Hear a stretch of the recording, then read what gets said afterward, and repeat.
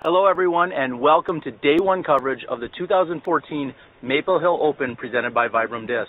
I'm Terry Miller, the Disc Golf Guy, and we are excited to get this national tour event off and running here and bringing you live coverage throughout the day. We're going to catch up with our 2 o'clock leader group, which is going to consist of Scotty Hotty Burtard, Paul McBeth, Joey Lutz, as well as our VibrAM Champion, Jay Nourse. For now, we're going to stand down for just a few moments. You're going to enjoy some previous clips from last year's action. Again, I'm Terry Miller, and you're tuned in to SmashBoxxTV.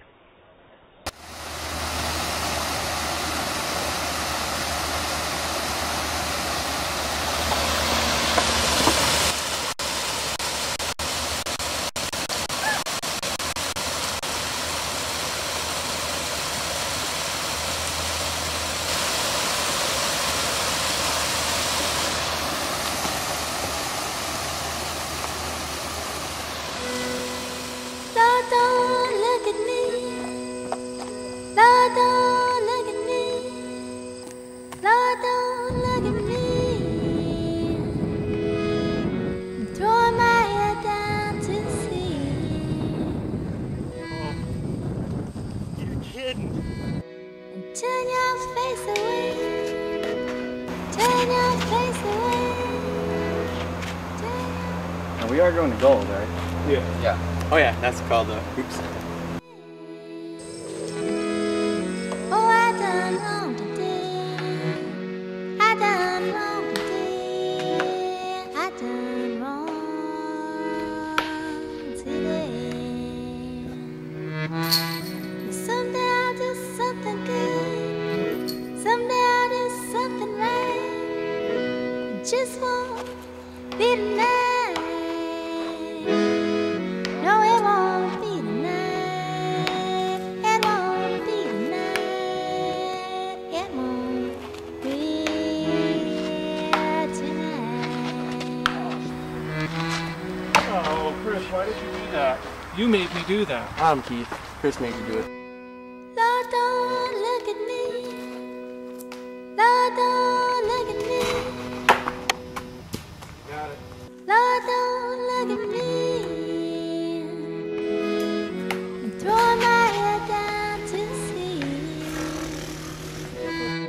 And turn your face away. Turn your face away. Turn your face away. Oh, I done wrong today. I done wrong today. I done wrong today. Someday I'll do something good. Someday I'll do something right. It just won't be tonight. Oh boy.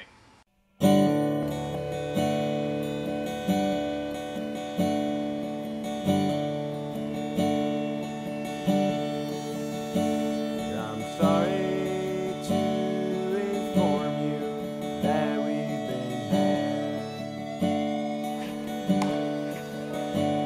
by a man who can't think his way out of a paper bag.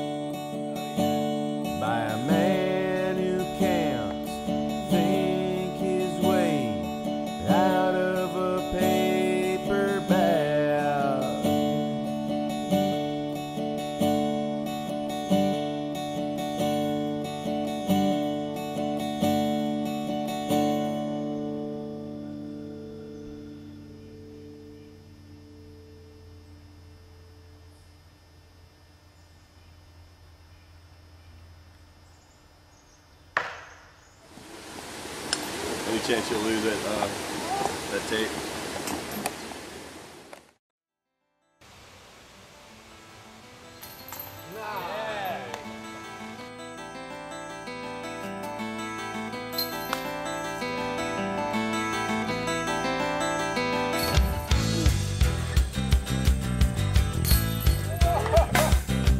All the watercolor Christmas carol cards adorn the porcelain sides of plastic walls. Well, I watch you paint my dreams and how speak your name a bit too loud, chase the silence down my empty heart.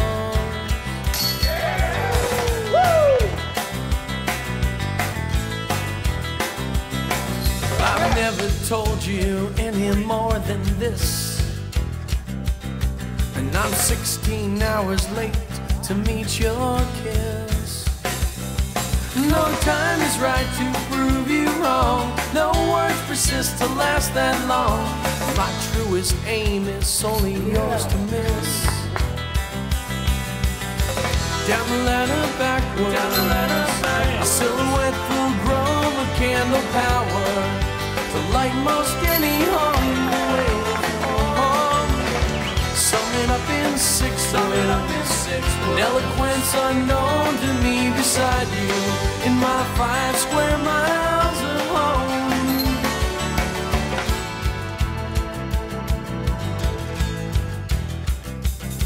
And while the purple buds crawl etched upon your stone, and my busy signals scurry from your phone, the porcelain sinks and shower stalls still dripping ink to find four walls. The touch I feel is very much my own.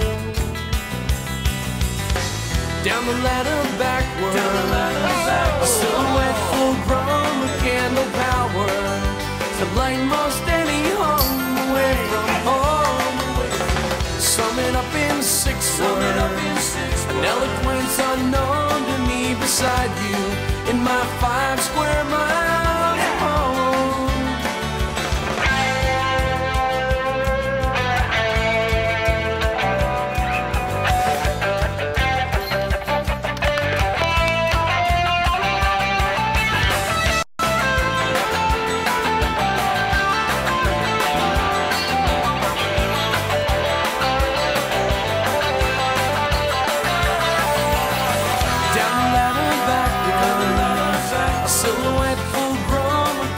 Power to light most any home away from home, away from. Sum it up in 6 words, an eloquence unknown to me beside you in my 5 square miles of home. Oh, in my 5 square miles of home.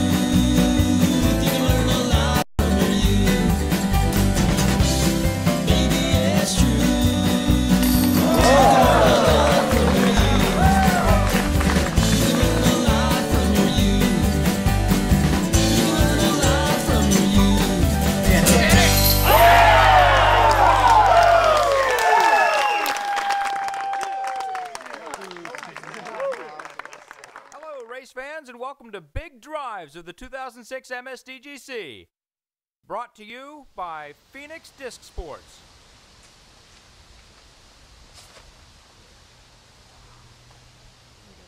Oh, yeah.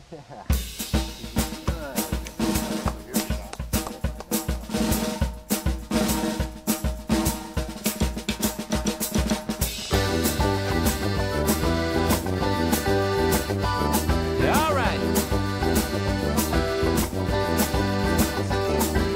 When I'm down or feeling low, I get up and go out to hear some Zydeco. It picks me up, soothes my soul. Ombate, that Zydeco. Play it once again, like Terrence Simeon. Let me hear you say, let the phone come relay. I can't let go, that Zydeco. I can't let go, that Zydeco. Two-step, y'all.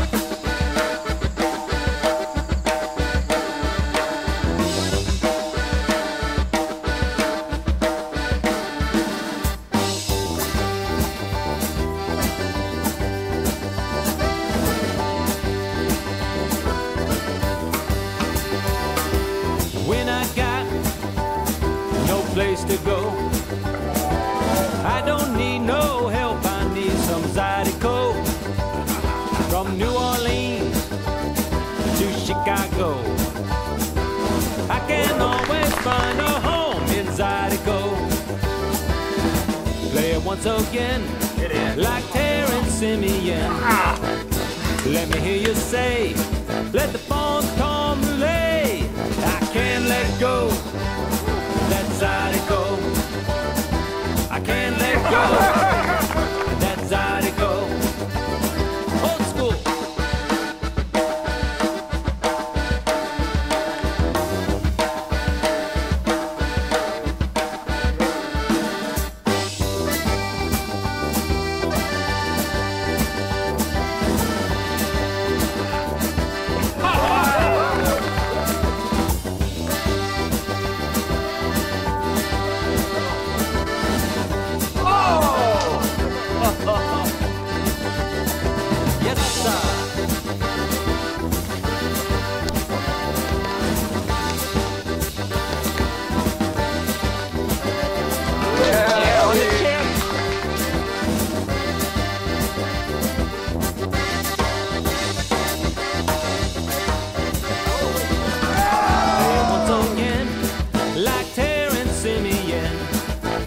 Let me hear you say, let the phone come relay. I can't let go, that Zydeco.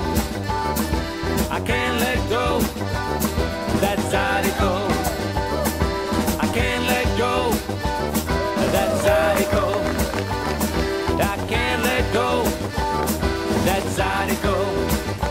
Last time, boys. The technician says that.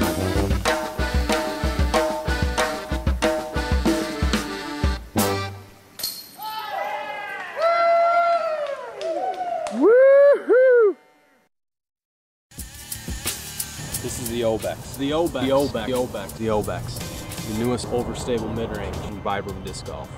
VibrAM saw a need for an overstable mid-range. What they did is combined the Ibex and the Ridge B for added stability and its consistency.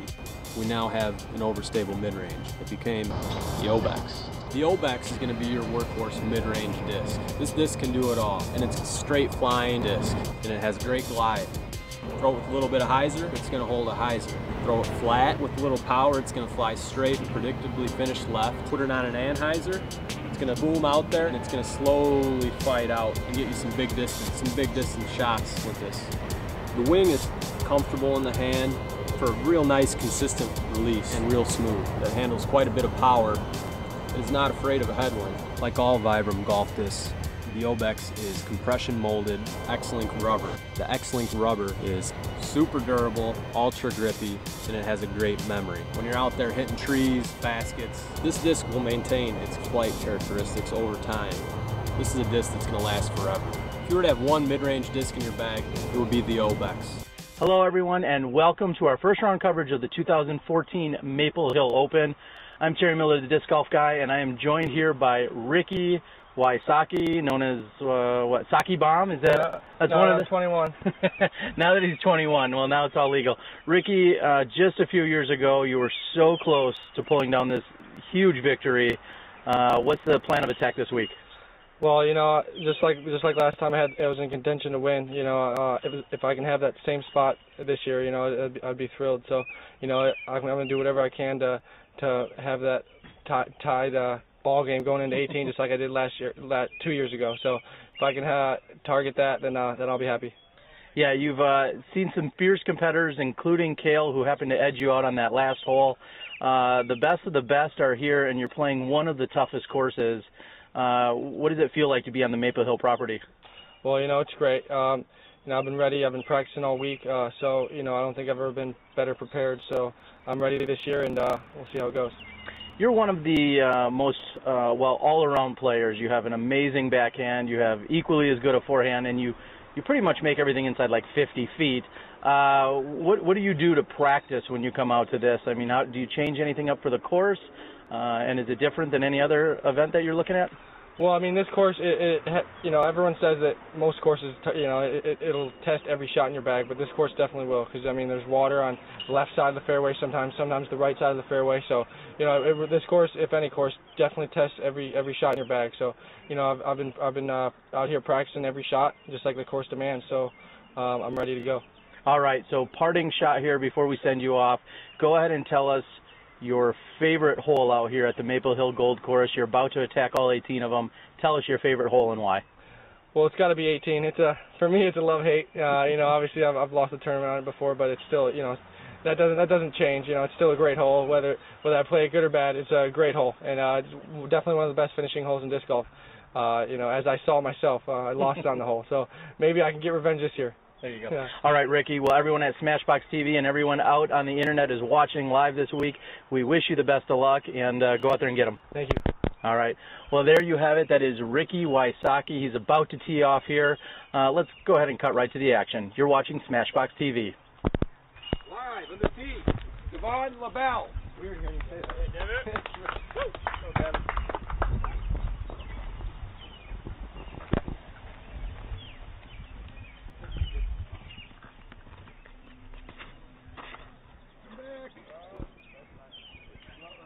And we are watching Devon LaBelle hang it out to the right. Just trying to stay out of the water here on this first shot. Next on the tee, 21-year-old Ricky Wysocki.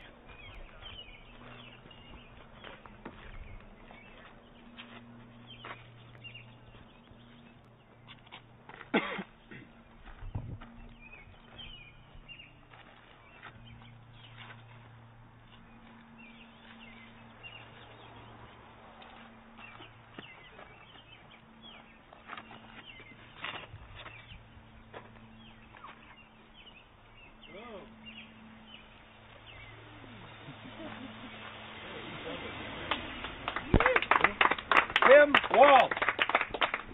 VibrAM's own Tim Walsh here, third on the tee after Ricky Wysocki absolutely bombed his drive here on this first hole.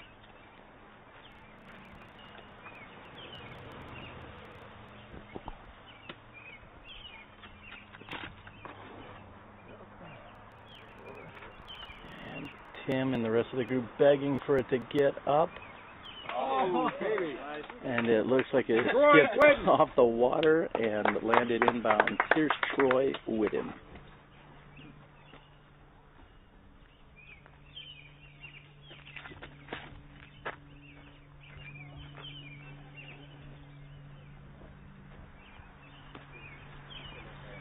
And there is Troy Whitten's shot. Looks like he has gone short and left. We're going to follow these players as they go ahead and move down the fairway here on hole one. Hi there, I'm Tony Inzana. I'm the tournament director of the Rochester Flying Disc Open, which is the closing event of the National Tour Series for the PDGA this year. I'm here to describe Maple Hill's hole number 1. This is a breathtaking hole, 785 feet, par 4. And this hole requires 480 feet to clear the water, and then it channels down into an island green surrounded by OB. The real question is, do you go for it and try to get over the water and risk flipping it over into the water, or do you lay up to the left? This is hole 1, a wonderful hole here at Maple Hill.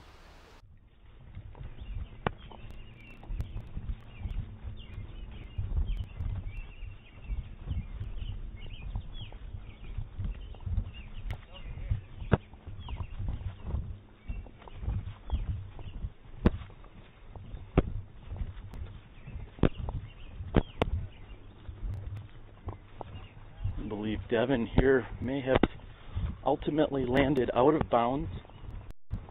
He'll be throwing from the short tee, which is considered the drop zone. I should say that is just the drop zone. There is a shorter white tee, however, that is further up the hill.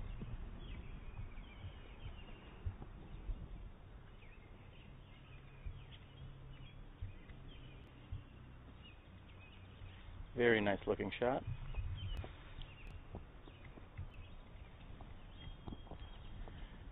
And looks like Troy's going to be faced with some awkward footing here. He is inbounds. He did not get into the pond after throwing his turnover forehand shot.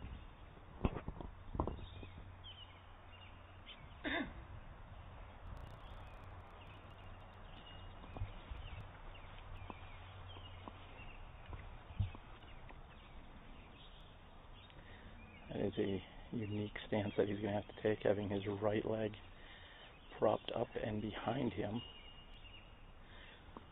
Looks like being a forehand player, he may have an advantage here over most.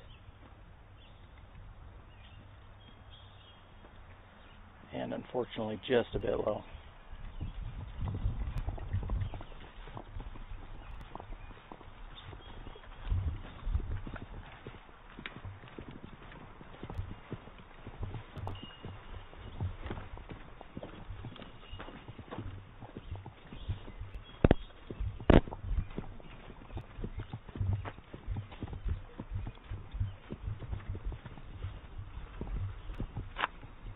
And right off the bat here, we will have a PDGA rules clarification, in that anytime you are within 3 feet of an out-of-bounds area, you can bring it up to 1 meter from that OB line. So Tim was to make sure that he was in fact at least 1 meter away from his out-of-bounds.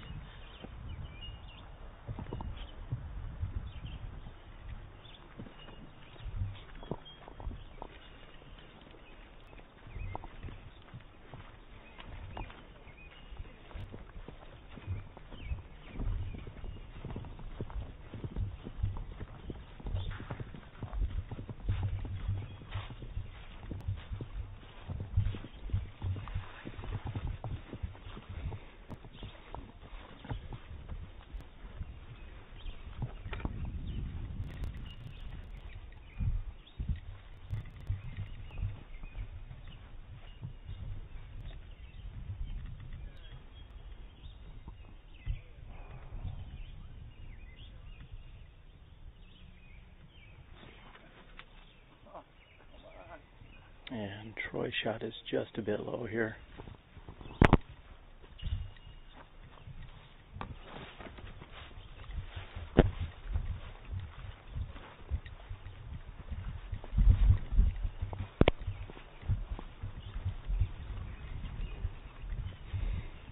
Hole 1 measuring in at 785 feet. And Ricky Wysocki has thrown this at least 550 plus feet, maybe closer to 600. I think he believes that.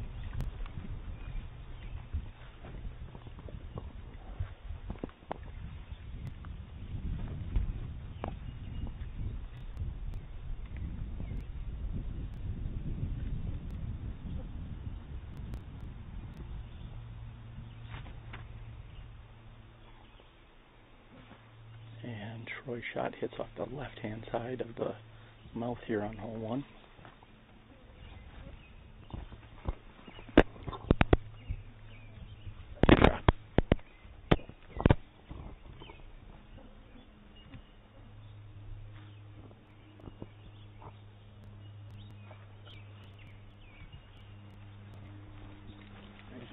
And nearly perfect into the mouth of the gap here. Ricky Wysocki is setting up very easily for his birdie 3.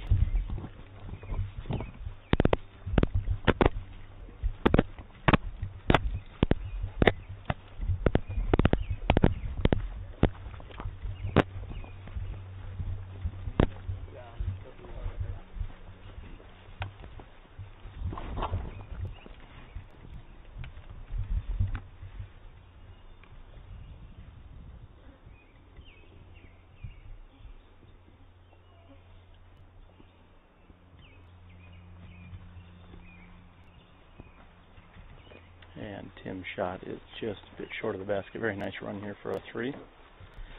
You have to settle for a 4.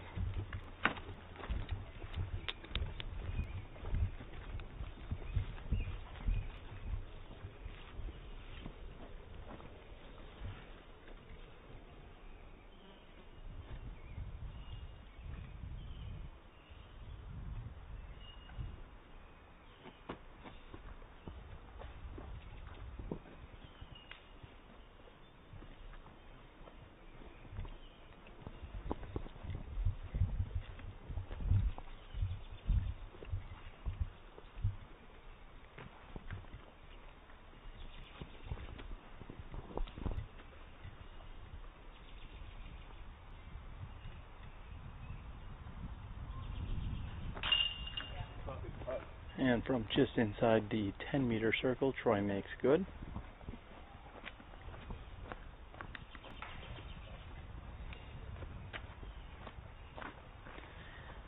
As you may have noticed this week and throughout the remaining time out here at Maple Hill Gold, the course will feature the brand new DGA Mach X baskets. These are in fact custom colored this beautiful orange, which make them very visible. I know that is a feature of DGA's basket manufacturing, is that you can get your custom colors. There you have it. That is hole 1. We're going to move over and take a look at hole 2. Hello, I'm Drew Gibson. We're on hole 2 at Maple Hill Disc Golf Course. 350 feet over a little crevice, I guess you could call it. Right hand side is all out of bounds over this wall you see right here. I just try to play it up the hill and give myself a putt.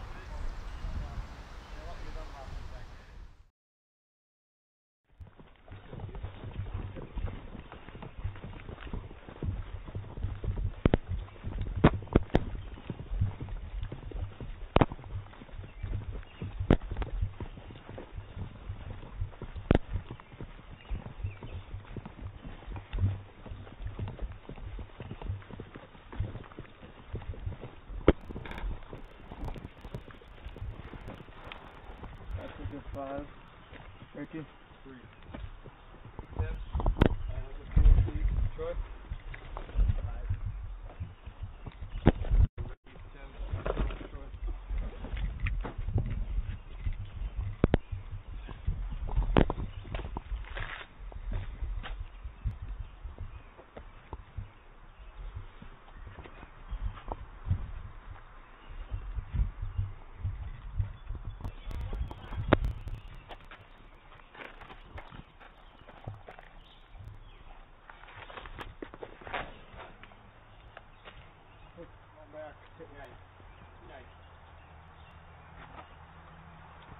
And it looks as if Ricky's shot has carried wide to the right.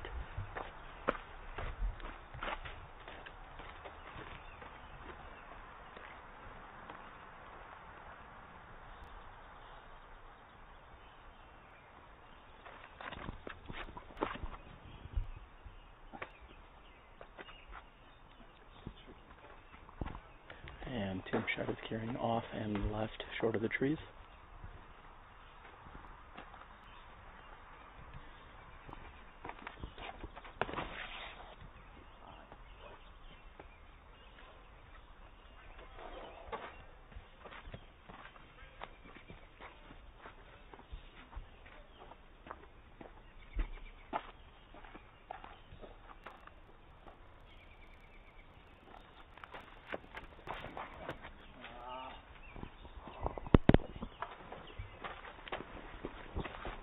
And there you have it. There's our tee shots here on the 350-foot hole number 2.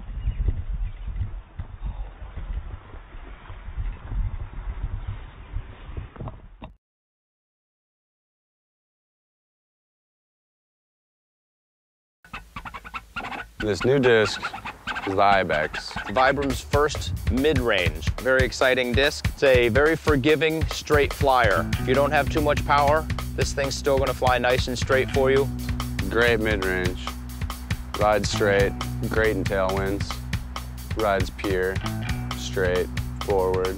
It's got a traditional mid-range width. It's got smooth round edges to cut through the wind. The wing is a little smaller, so it's easier to hold onto it. And you feel like you have more accuracy right away. And it has a little bevel, so it increases the glide, so you don't have to throw it as hard for it to go as far.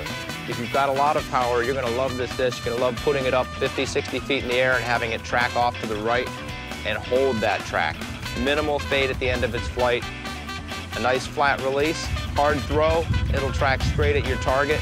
Any upshots that the fairway is a little tighter and you need more accuracy and precision, this disc is definitely gonna be the one that you wanna go to just because it doesn't go left and right like other discs.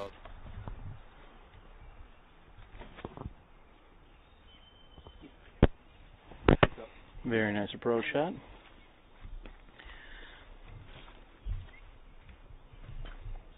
Looks like both Tim and Troy are ready to throw.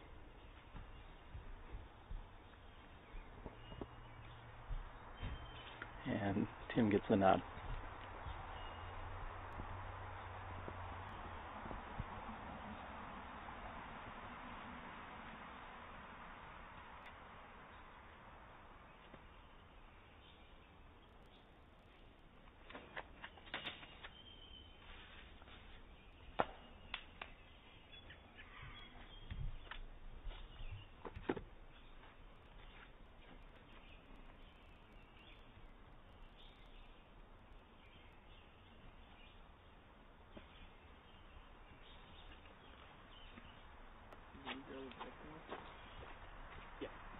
And a solid shot there by Troy.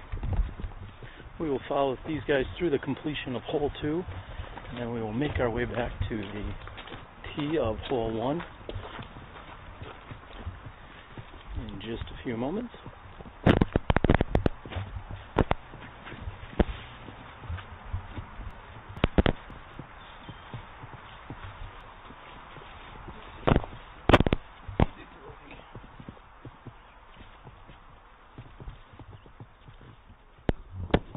Next to throw will be Tim for his par 3.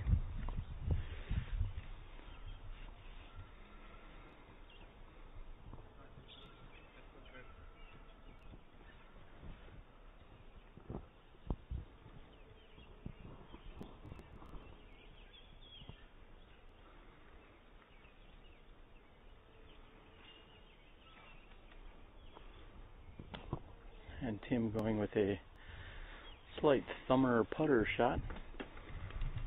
Heard that called many different things throughout the country. I'm going to call it the slight thumber putter shot. So what we're looking at here is Troy and Ricky are discussing exactly where Ricky had gone out of bounds. His disc did not hyzer back enough for him to get back in bounds. See Ricky taking his 1 meter relief from the rock wall, which is again the OB line. He's just outside that 10-meter circle, so he's approximately 38 feet, maybe 40 feet, slightly uphill. This is for penalty 3.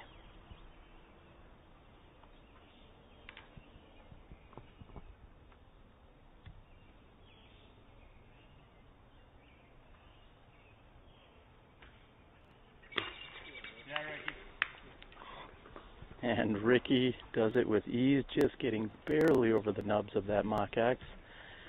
And he's going to have to be happy just carting a par 3 here on hole 2.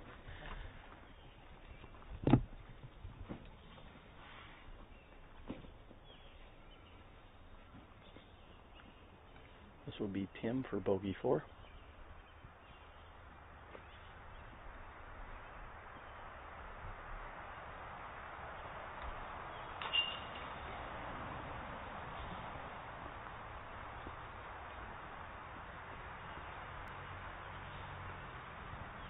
see Troy taking out as well his meter relief. He is not out of bounds, however he gets that 1 meter relief from the line. This will be for par 3.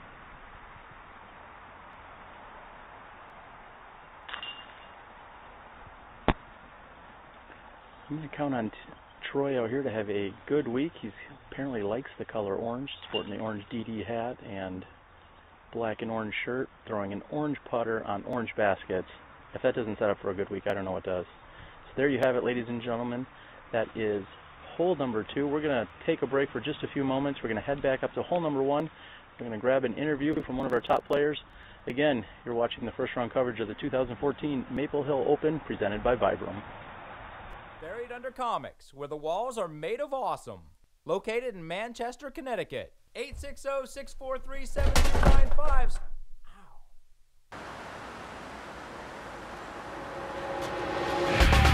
What you say is what you get. This 5, 6, 7. What you say is what you get. This 5, 6, 7. This is not a test of ours. Regress. This is not a test of ours. Regress. What you say is what you get. This 5, 6, 7. What you say is what you get. This 5, 6, 7. Let the brewers blow. We're the ready for the master roll. Let the brewers blow. We're gonna roar.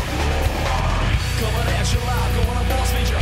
This information and I guarantee that what you're viewing is a real thing, 100% genuine from the top. Priorities here, no imitations here, just straight from the heart. Groove and dance from the worm town, any hearts from beginning to end. This is not a test, it's about what you feel. We'll take care of the ride. What you say is what you get. This 5, 6, 7. What you say is what you get. This 5, 6, 7. Let the brewers blow.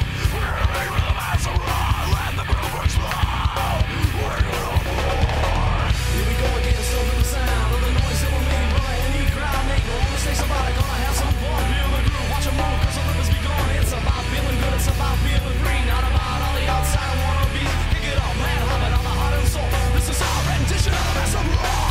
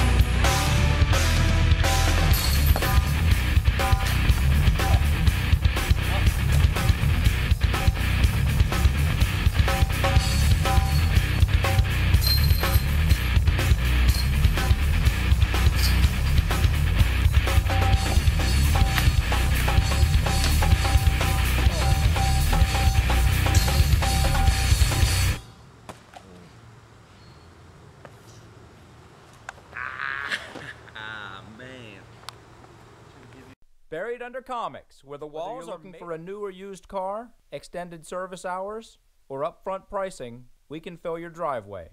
888-221-7294.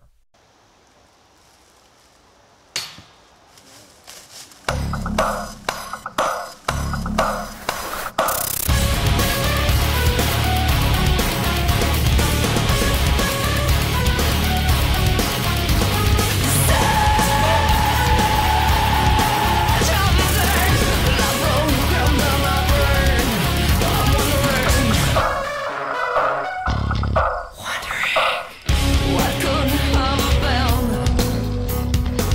How the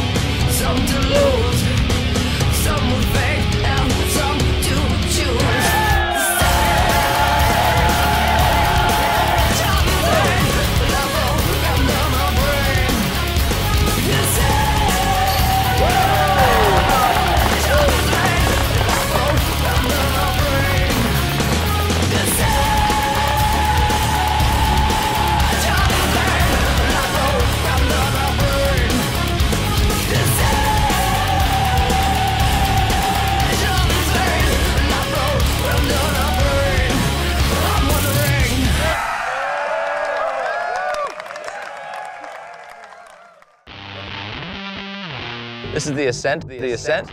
The Ascent. It's VibrAM's first driver. It's our stable, able to overstable fairway driver. Super stable. Love this disc. Got a nice beveled edge here. It's a very fast flyer, has minimal glide with a nice, consistent, reliable fade at the end. If you've got a lot of wind, she'll always be stable for you. Loves a headwind, loves a lot of power. You've got a lot of power. This is the disc for you. It's not going to flip on you. It's a great disc and very forgiving. It goes where you put it consistently. And do that all 2 more times.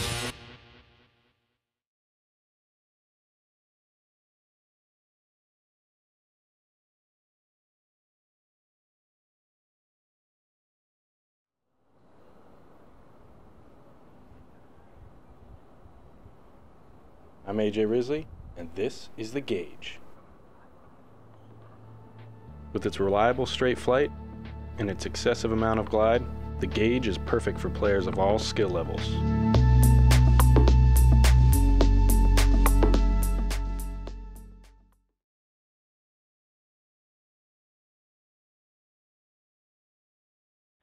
Hello everyone, and welcome back to our first round coverage of the 2014 Maple Hill Open presented by VibrAM. I am Terry Miller, the Disc Golf Guy, and I'm joined here by our 2008 World Champion. I don't have time for all of his titles, but World Champion from 2008, Super Tour Dave Fehlberg, as I like to call him. Dave, how in the world have you not won this event yet?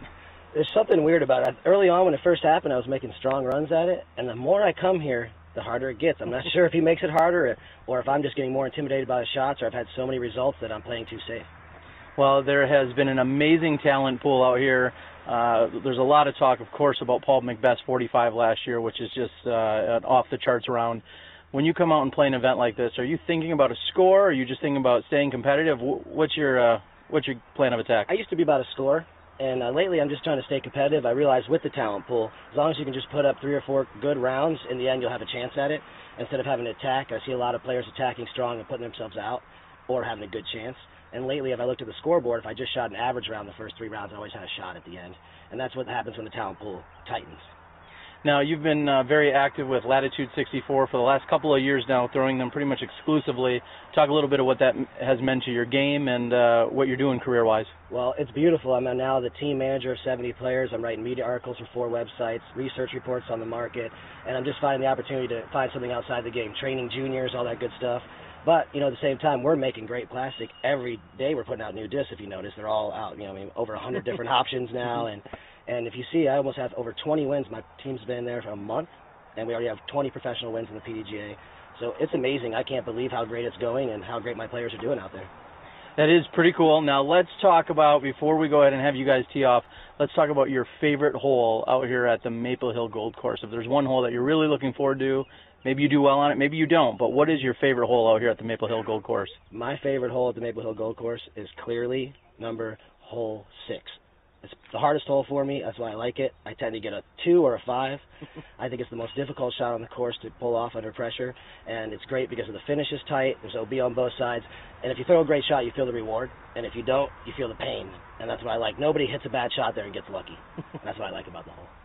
Well, there you have it. This is Super Tour Dave Fehlberg throwing his Latitude 64, and we're looking forward to a great show by all of our players. We're going to be covering our top card in just a few minutes. We're going to watch Dave and the rest of his card tee off. Dave, any parting shots here before we kick this thing off? Just want to say, for those of you out there, stick with the game. It's a great game, and remember, it's all about friends and family. All right, there you have it. There's some wise words from Dave Fehlberg. Best of luck to you, Dave. Appreciate it. All right, let's get to their tee shots. Yeah. We're live in the tee. Dave Fehlberg. Okay. No pressure, no pressure. My shoe came in tonight while I was shooting. This one won't have to wait so much. You guys can think about it.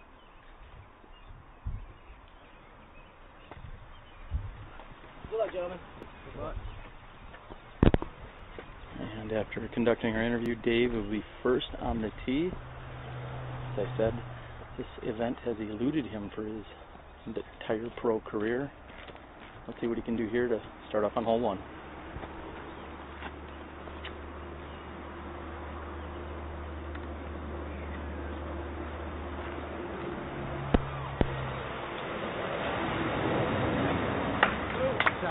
Jeremy, mount. Shot landing right in the opening. Should set him up very nicely to attack the green from there. Here's Jeremy Mount.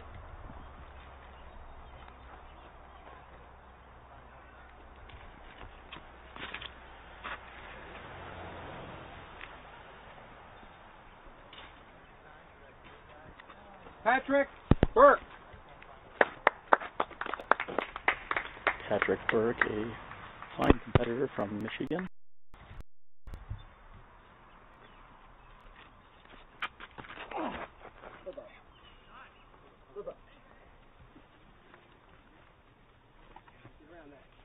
Oh yeah, that'll play nice.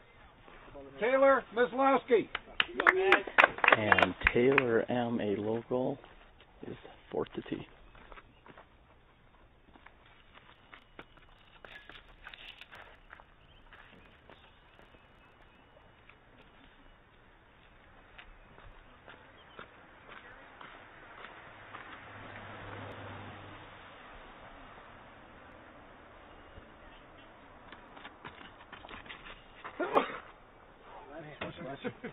Way to hold it.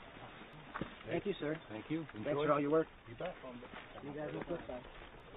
All right, there are your tee shots, and in just a few moments, Up next, our 2 o'clock group.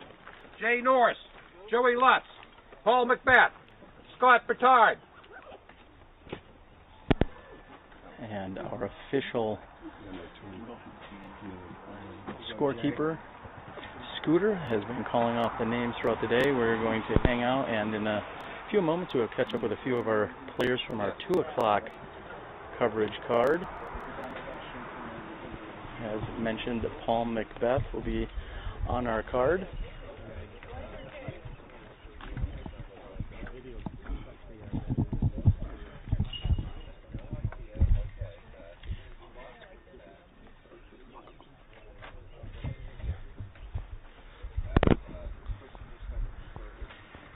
We're going to move over here to the practice area. There's not a lot of room up here on the top of the Maple Hill Gold Course to really let loose a drive, so one of the unique features of this course is some form of mesh netting that's been set up year after year where these players can really practice throwing hard into this net.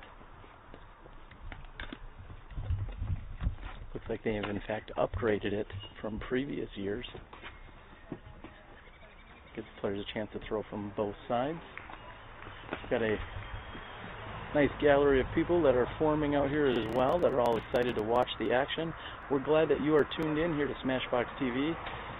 We are going to give you hole-by-hole action here for the entire 18 holes of this card, and the rest of the week we will be giving you leader card coverage. I'd like to thank Steve Dodge and the rest of his amazing crew and staff, everyone over at VibrAM, and all of the amazing sponsors that helped make this event possible. Again, I'm Terry Miller, the Disc Golf Guy. We have Boda on the camera today and Johnny V working the controls. And we're just glad you're tuned in. This is SmashBoxxTV.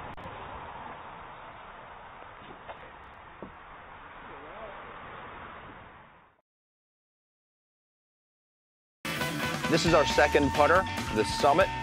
It's a fast, understable putter.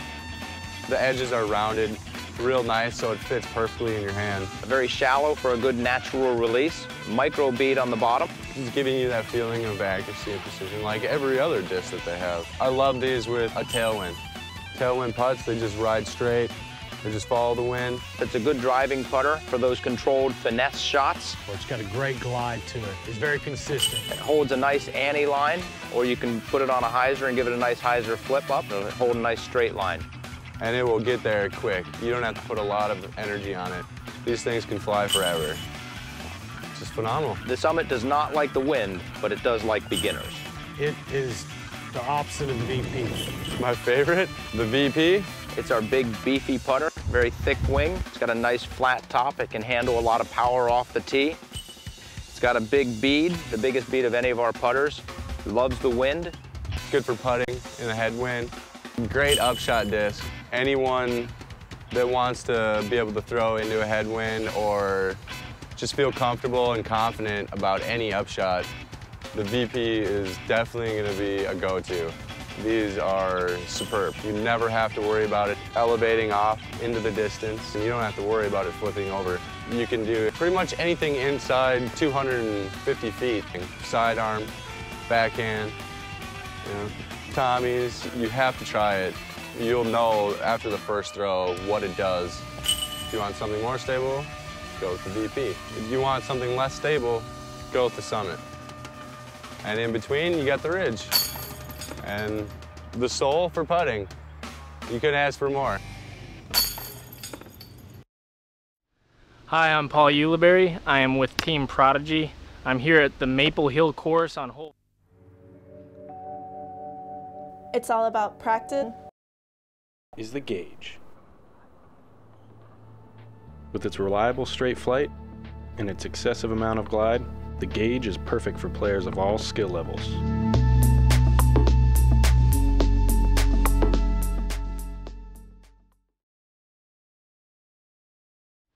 Hi, I'm Paul Uliberry. I am with Team Prodigy. I'm here at the Maple Hill course on hole 14. This is a par 3, downhill. The most understable one there. I can't reach it.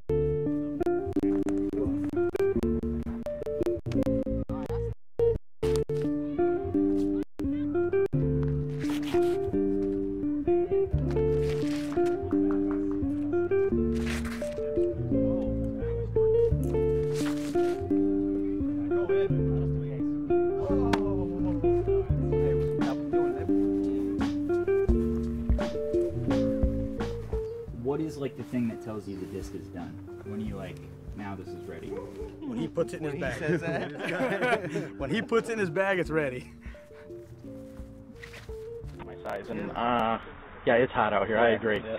All right, so Paul, lots of talk. Well, maybe I keep talking about it, but you're 45 last year, and now you're stepping back onto the course for your first competitive round since then. What are you going to do today? Just try to come in with a solid score. I think 54, 53, anywhere in that, you know, Ironman par area will be a good score, especially for day one. What have you been doing since last year's championship here, since you took it down? Traveling, playing, what have you been up to? Yeah, a lot of playing, a lot of traveling. I'm trying to enjoy my time a lot more now. It used to be show up, play the tournament, but now it's kind of like show up, get to meet people, play with some locals, and just enjoying my time more. Yeah, it seems like you've been traveling around. You're not, we'll say, grinding it as hard as you have been. I think even just last weekend you were in Michigan, doing kind of a smaller event where you were part of that with one of your buddies. Talk a little bit about that and how it's not all about the grind. Yeah, no, you know, I get a lot more breaks. I get to pick and choose more where I want to go. And my friend John Tompkins, he lives out in Grand Rapids, and we did something last year, kind of like an ace race type deal.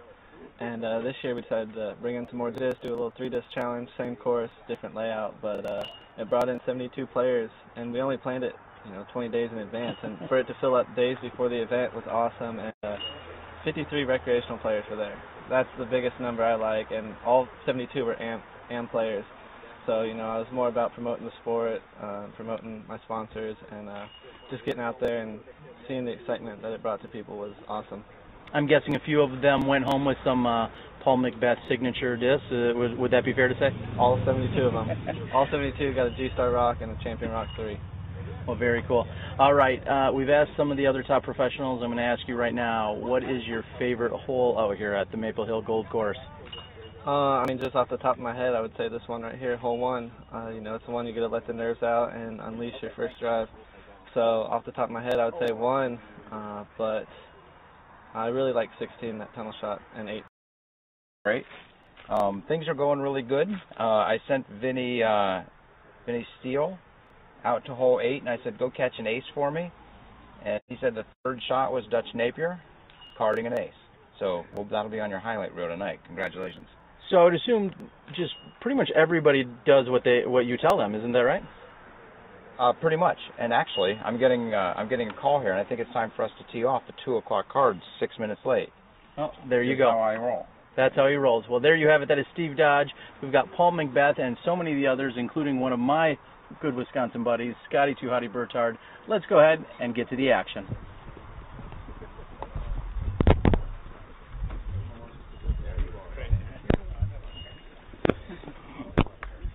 we are finally live on the tee.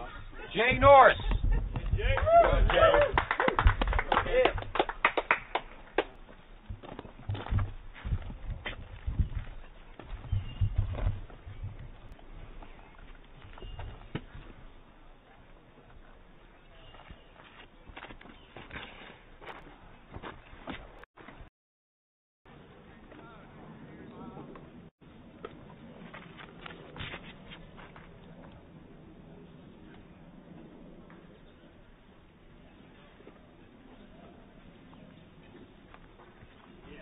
Paul McBeth. Paul?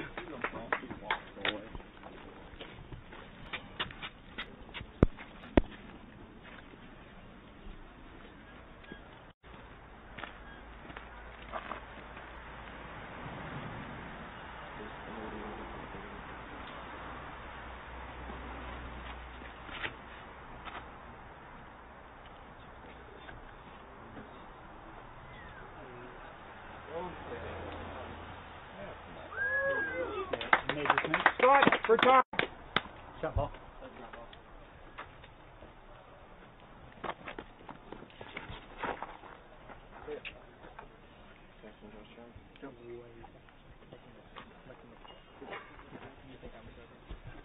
And there you have it. That is our tee shots by our group here on our 2 o'clock card, which we'll be covering for you here today on SmashBoxx. Again, I am Terry Miller, the Disc Golf Guy. We will move down as the players and gallery follow us. Where's the...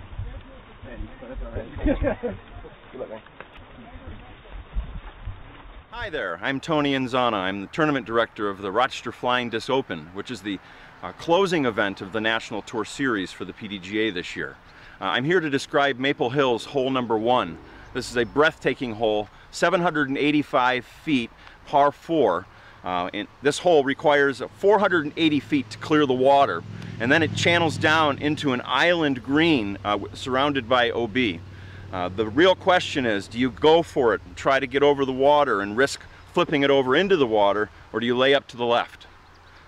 This is hole 1, a wonderful hole here at Maple Hill.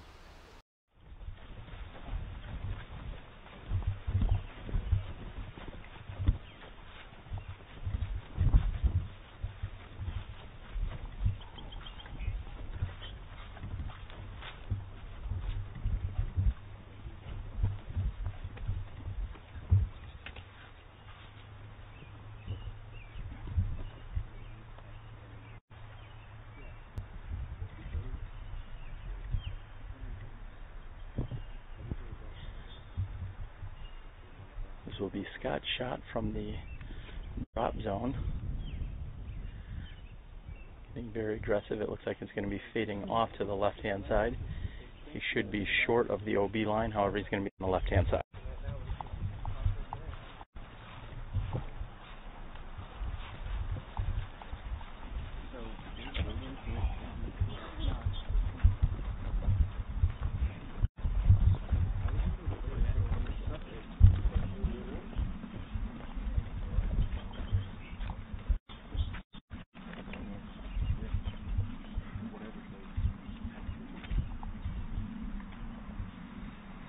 And from this lower left-hand side of the pond, we're not going to be able to see the exact land here by Jay's shot.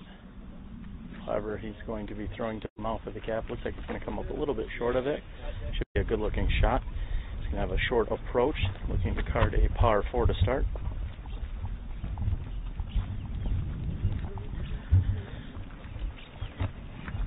And thanks to one of the many volunteers, along with the help of the amazing disc gear, looks like Scott's throw has been retrieved from this pond here on hole 1.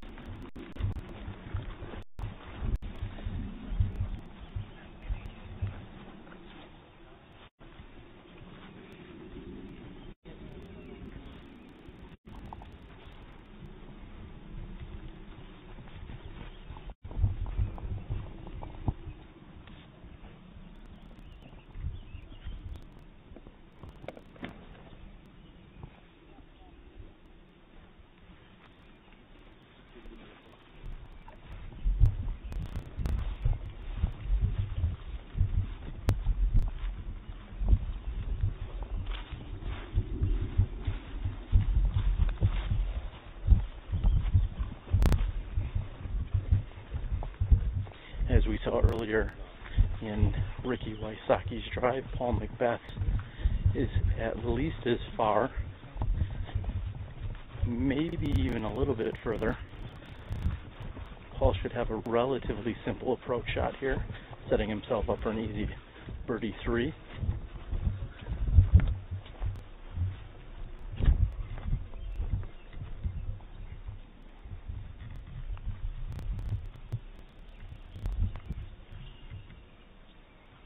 As Paul was mentioning during the interview, it is very hot out here, especially in the direct sunlight.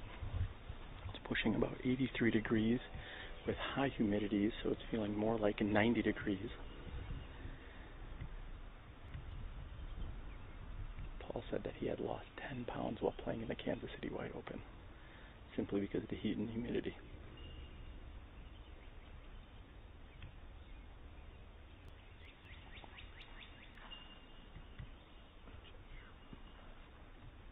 And landing within 6 to 8 feet of the pin is Paul's second shot. This should be an easy tap in, birdie 3.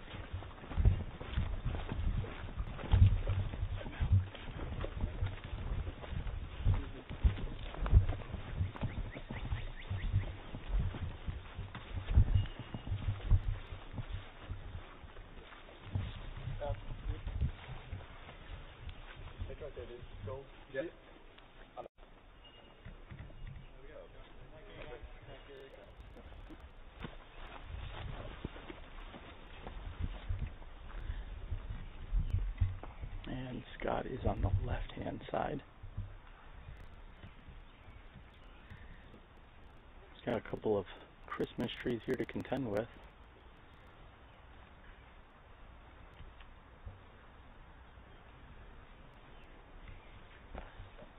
And he does so nicely.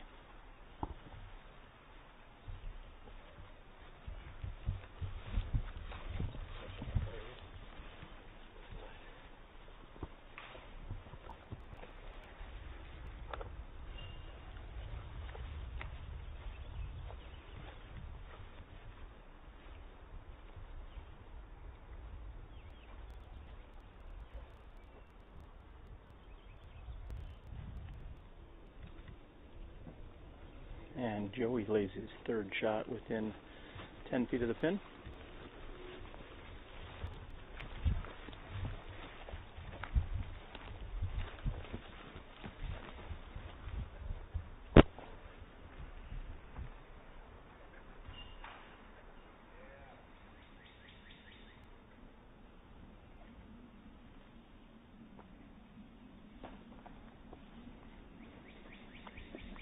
Just left side is Jay's putt.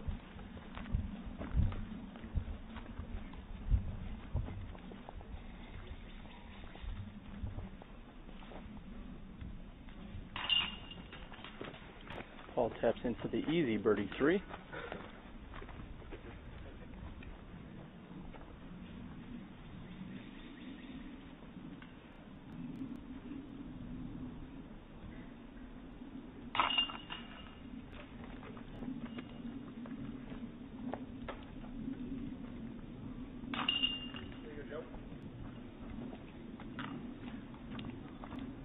Jay and Joey tap in, and Scott does as well. Scott taking the bogey 5 with penalty. There you have it. That is our first hole here at the Maple Hill Gold Course. Let's go ahead and check out hole 2. Hello, I'm Drew Gibson. We're on hole 2 at Maple Hill Disc Golf Course. 350 feet over a little crevice, I guess you could call it. Right hand side is all out of bounds over this wall you see right here.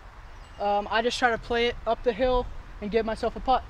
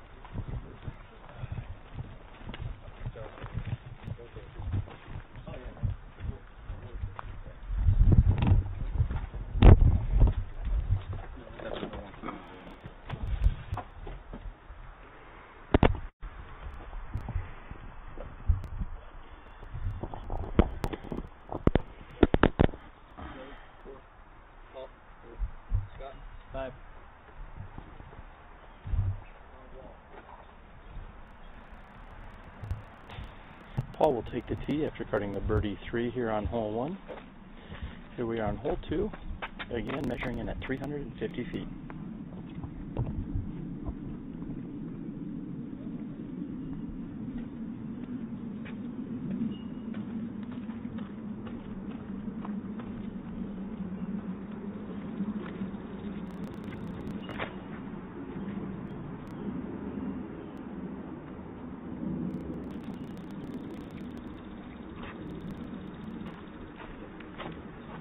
Paul just hitting the left-hand side of the trees. Second on the tee is Jay Nourse.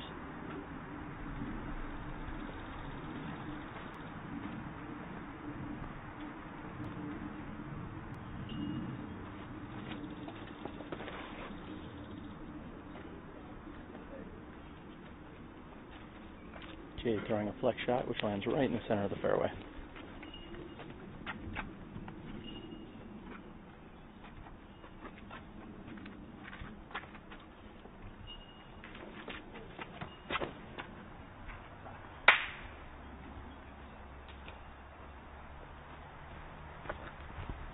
Joey's forehand shot is wide left.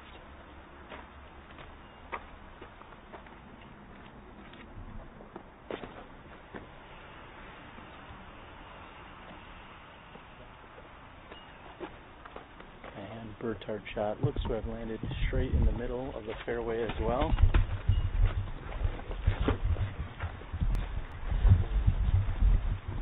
I will give a little insider information here. Level, so don't blink when he is up because you may miss him throwing.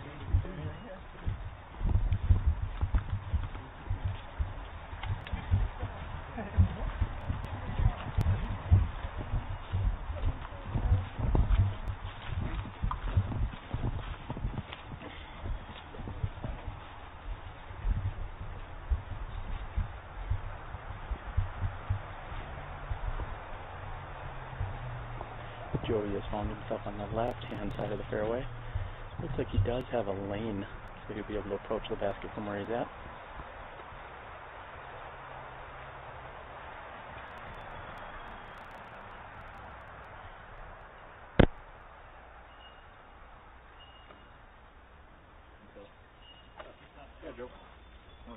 And a very nice shot to within 3 feet of the pin.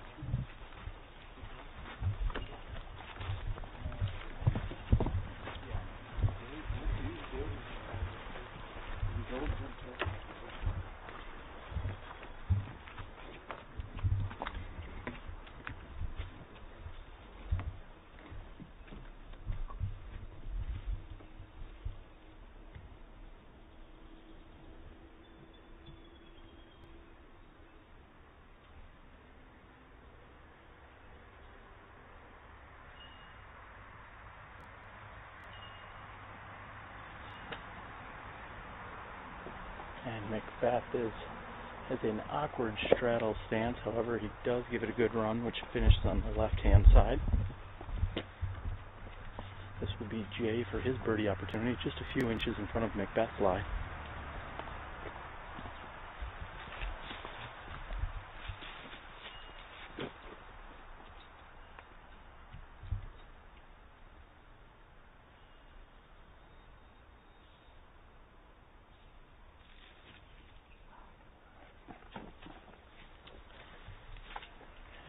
Last to throw will be Burtard.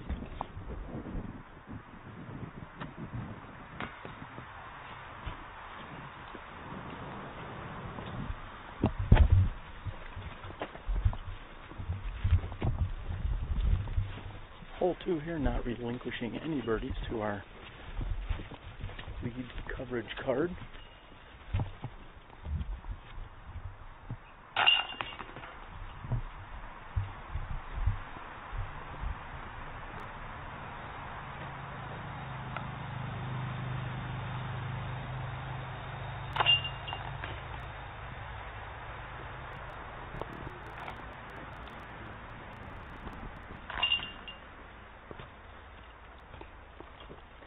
And all 4 of our players have tapped in. They will be carding par 3s.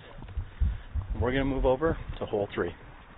Hi. I'm Katrina Allen of Prodigy Disc. We're here at Maple Hill Disc Golf Course on hole 3, 365 feet, par 3. Steve Dodge's S.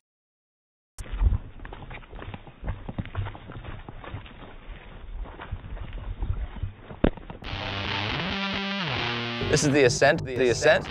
The Ascent. It's VibrAM's first driver. It's our stable, able to overstable fairway driver. Super stable. Love this disc. It's got a nice beveled edge here. It's a very fast flyer, has minimal glide with a nice, consistent, reliable fade at the end. If you've got a lot of wind, she'll always be stable for you. Loves a headwind, loves a lot of power. You've got a lot of power, this is the disc for you. It's not going to flip on you. It's a great disc and very forgiving. It goes where you put it consistently. And do that all 2 more times.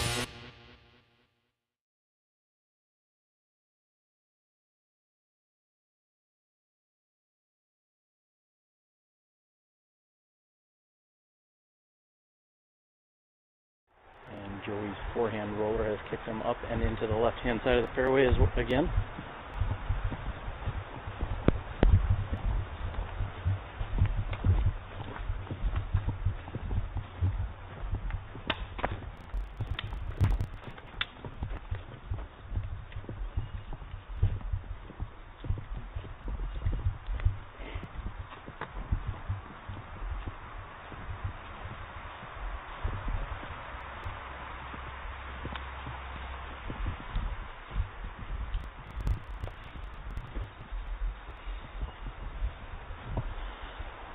McBeth is weighing out his options here as he does not have a clear line to this basket. He's going to need to make something work from here. Looks like he's going to take the left route from his stance.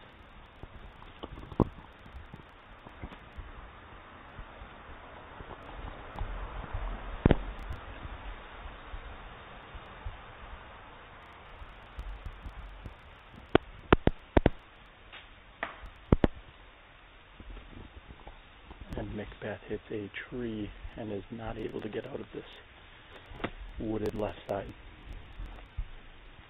And we are feeling some raindrops coming down on us. We are in one of the more heavily wooded areas of the course here off to the side on 3, and we will be in the woods for the next few holes. However, it has started to rain.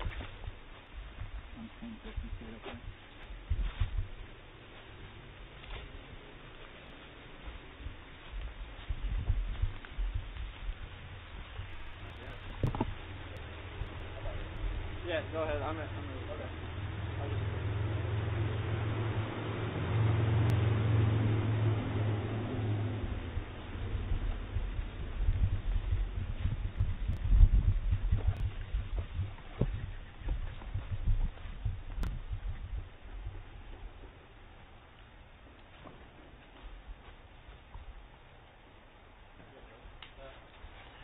And a very nice forehand shot. Go ahead. Paul discussing if they need to find Scott's throw before he throws. Looks like Paul's simply going to throw.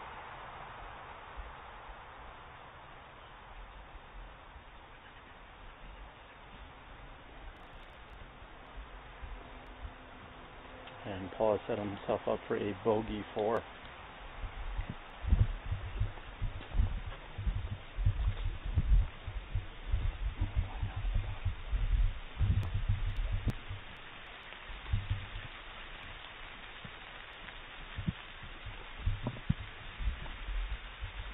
Burtard is off to the left-hand side. He's going to be able to give this a run, but checks up within 5 feet of the basket. He's going to settle for a par 3 here.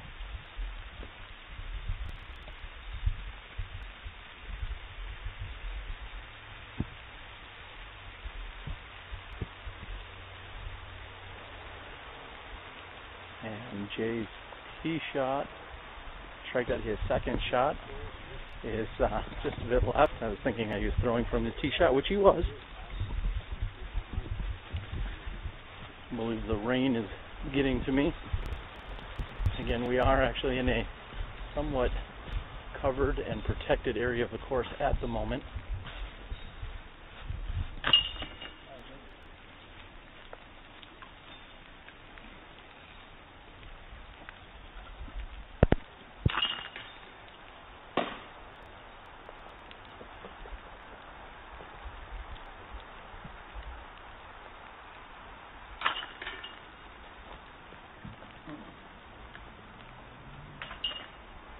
And Scotty, too Hotty, taps in for his par. We're going to move over here to the tee of hole 4.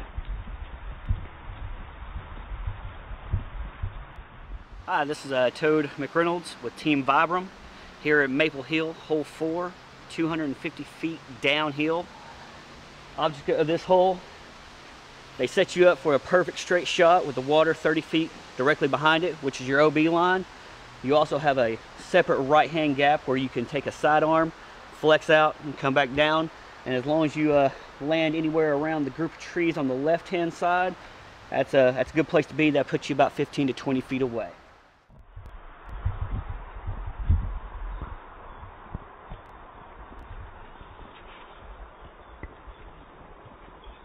And Jay's shot going straight down the fairway. Like if you kick something on the left-hand side, it is rolling down and to the right at the moment.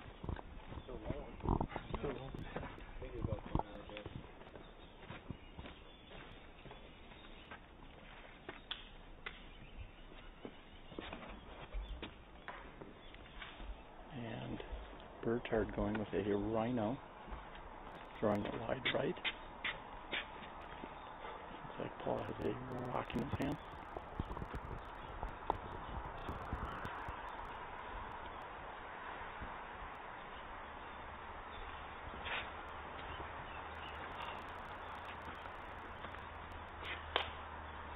And Paul throws a very nice shot, giving him a chance at birdie 2.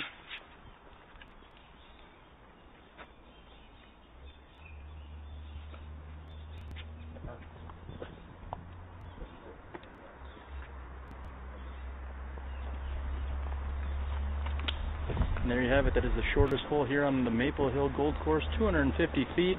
Also, one of the most wooded.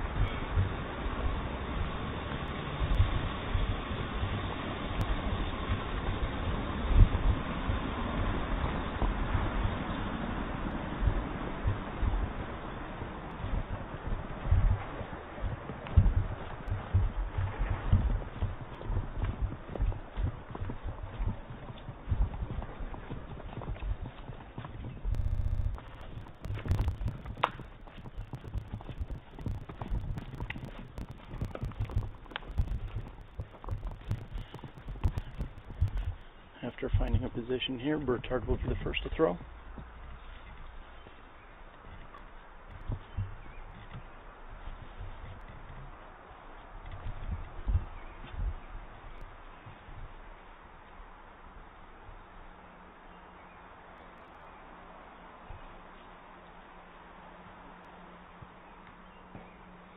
And Burtard's turnover shot has hit a tree, still leaving him with less than 30 feet for his par.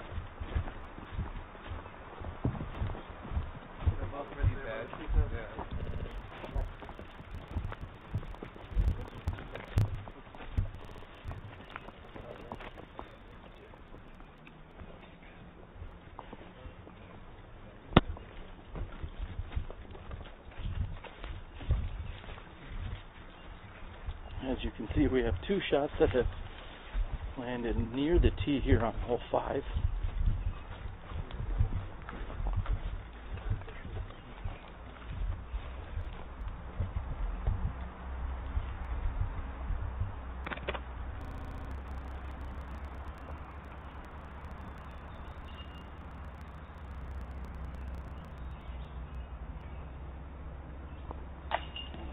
And Jay's putt from 40 feet is just a bit high. Joey has 38 feet for his birdie 2.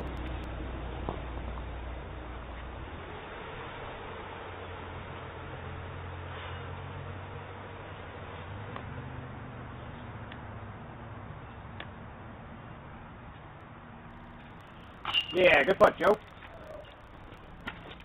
And Joe's caddies hit it best. Good putt.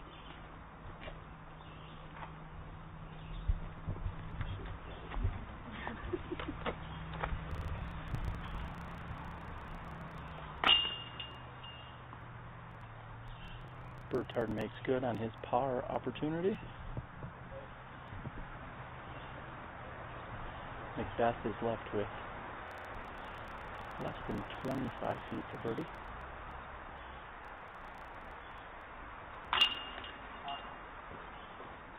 And McBeth makes good. Birdies by McBeth and Joe. Pars by Jay and Burtard. We're going to stand down for just a moment and move behind hole 5.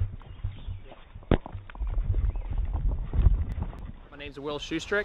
I'm with Prodigy Disc. We're on hole number 5 at Maple Hill. There's 2 routes on this hole. The main route is a big anhyzer out over the water. The basket's about 15 feet inbounds on the other side. A lot of people either throw sidearm or a big turnover.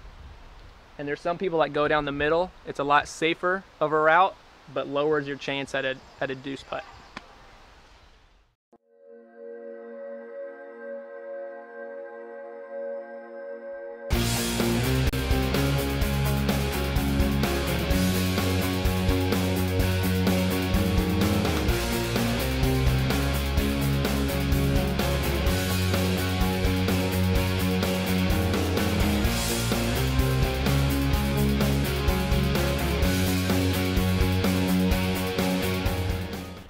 Here we are back on hole 5.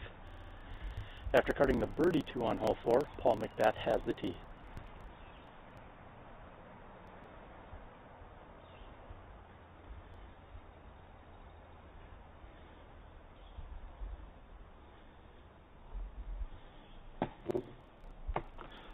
And kicking perfectly off the tree, checking up nicely to within 8 feet of the basket is Paul McBeth Nova. Perfect shot, looking at a birdie 2.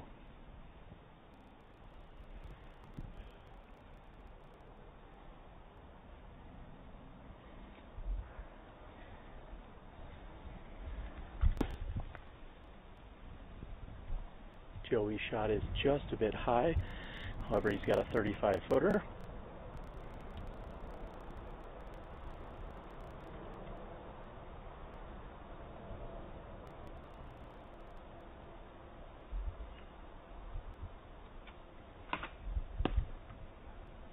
Jay's shot also comes in nicely, hits around the 33-foot mark and rolls toward the basket. He's left with less than 28 feet.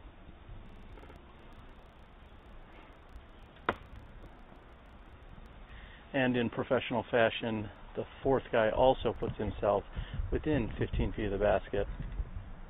Very nice shots by this card. Everyone looking at an opportunity for birdie.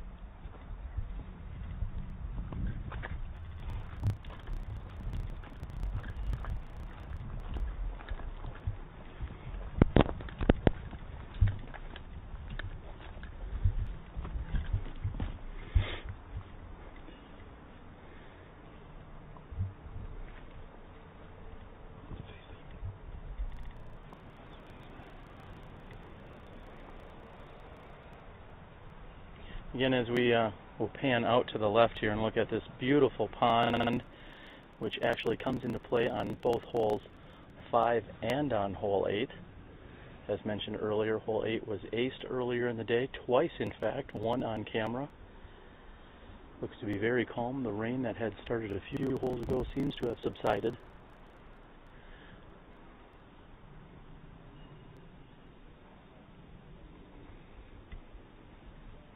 It appears that Joey will in fact be out, as he is about 35 feet from the pin after throwing a forehand drive off the tee. After Joey will likely be Jay, then Burtard, and finally McBeth.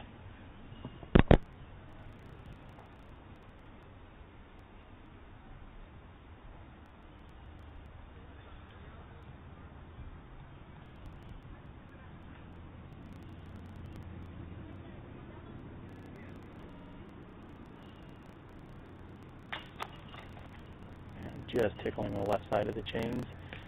Jay's going to have to, correction, Joey will have to settle for par.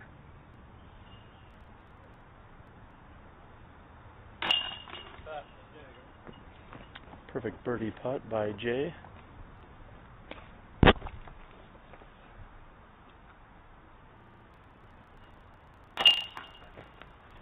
And Burtard is also in for his birdie too.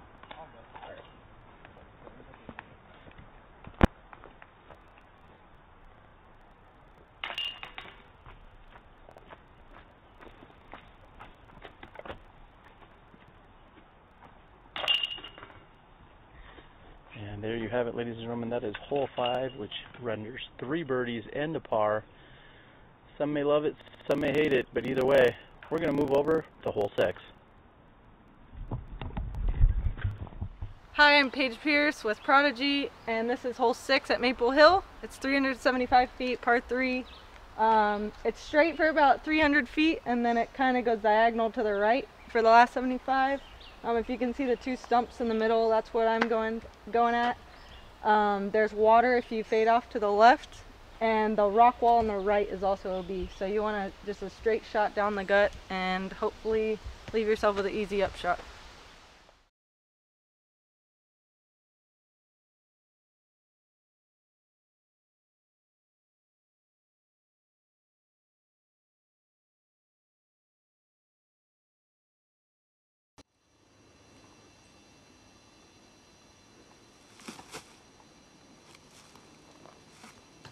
Great job. Sweet. Thanks, Caddy.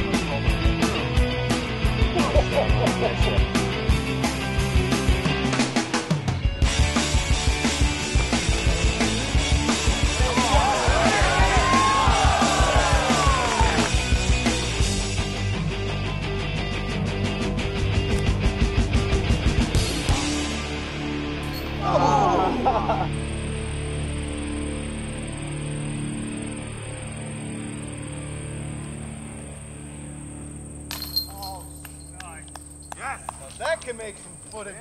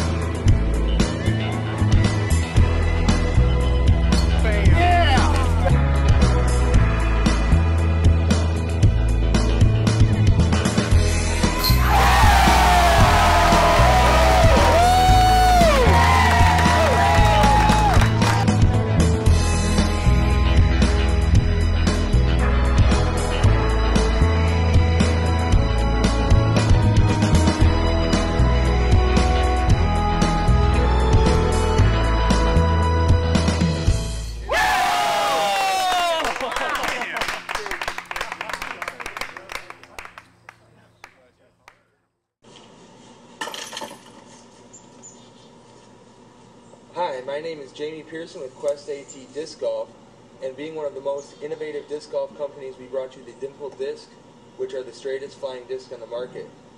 And coming soon, the new Wonder Brew home brewing system. Check us out at questat.com and wonderbrew.com.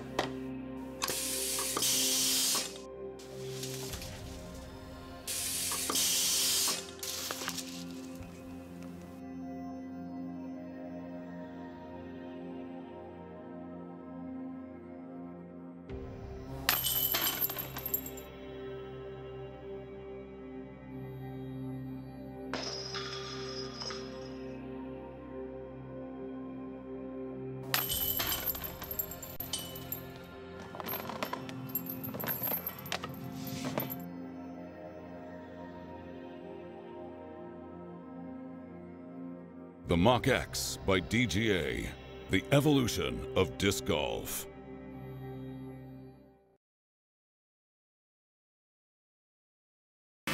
This is our second putter, the Summit.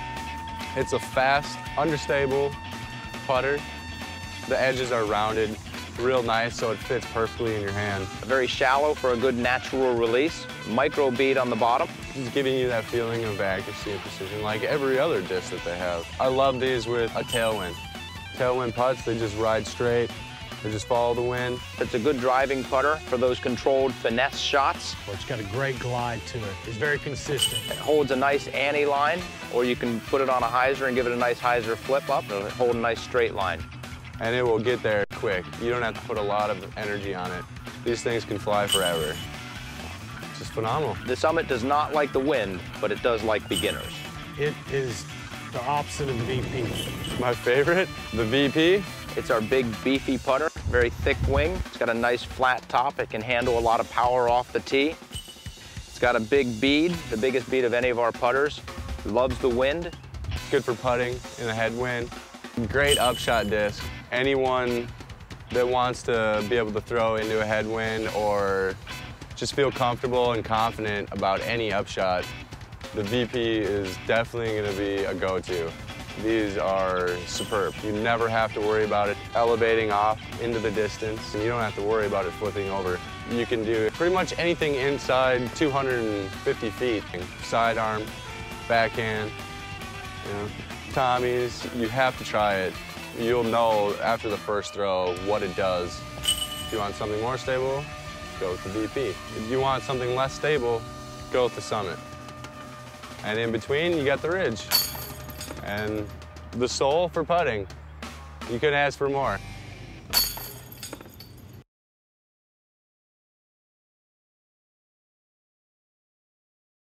Strands of chain together at an angle, designed to redirect discs into the basket. The unique recoil chain design fuses chain elements together near the base of the chain, absorbing the disc's energy while maintaining the proper amount of tension on the outer chain to catch even the most errant putts.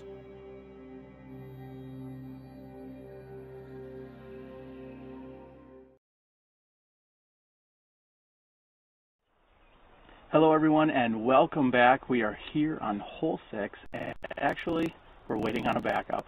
So that's why we're going to be back to you with some more coverage in just a few moments. What we're going to do is we're going to catch up with the card that we see Steve Brinster on, which I believe is 2 or 3 cards ahead of the 2 o'clock tee time that we've been waiting on. We've seen some pretty sweet action here.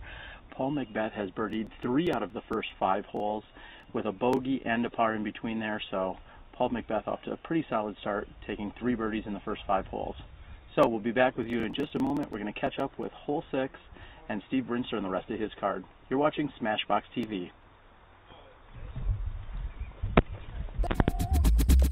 Your 2007 World Champion, Nate Dawes.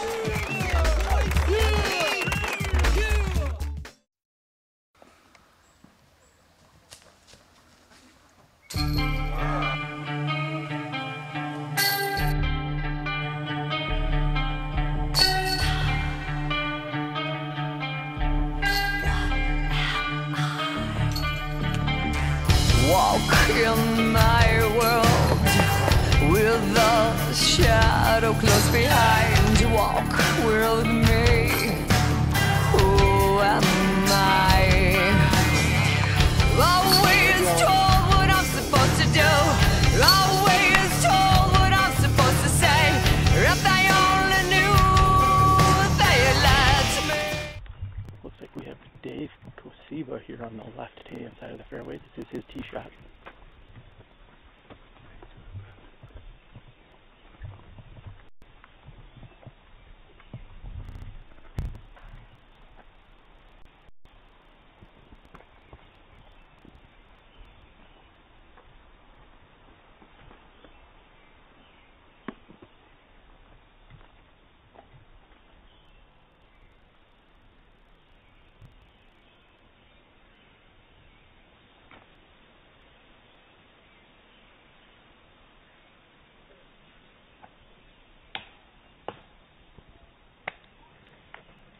Dave has a very narrow window he was attempting to navigate.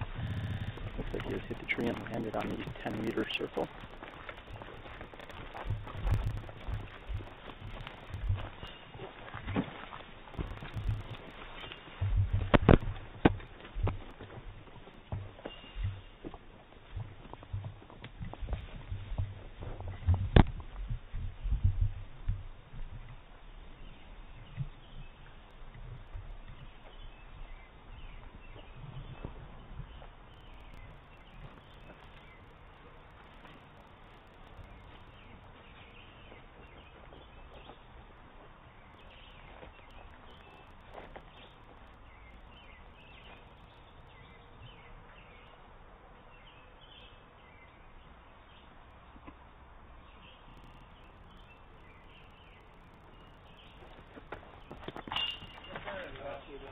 And Mark Roberts makes his jump putt from 36 feet.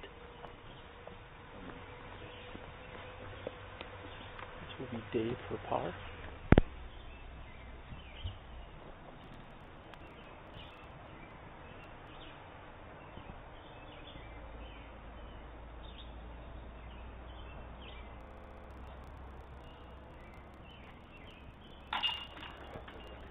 Right into the heart of the chains. Dave makes a very solid par putt. This is Steve Brinster for bogey 4.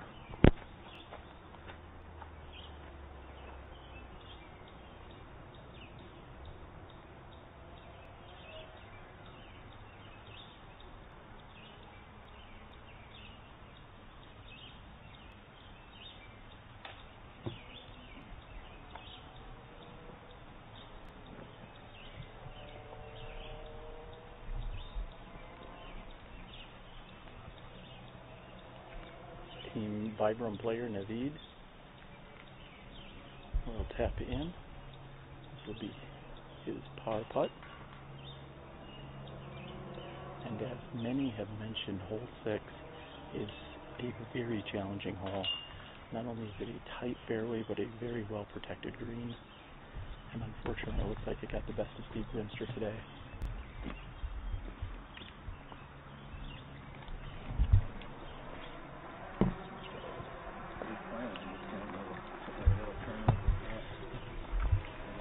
Just a few moments here, we're going to move over behind the basket of hole 6, and we will wait for the next group to come through on that.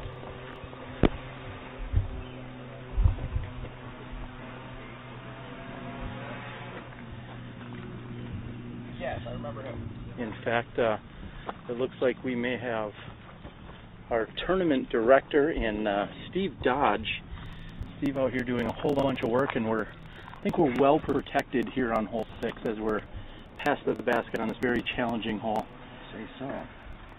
What's going on out there? It's I think the weather's holding off. I think lunch was delicious.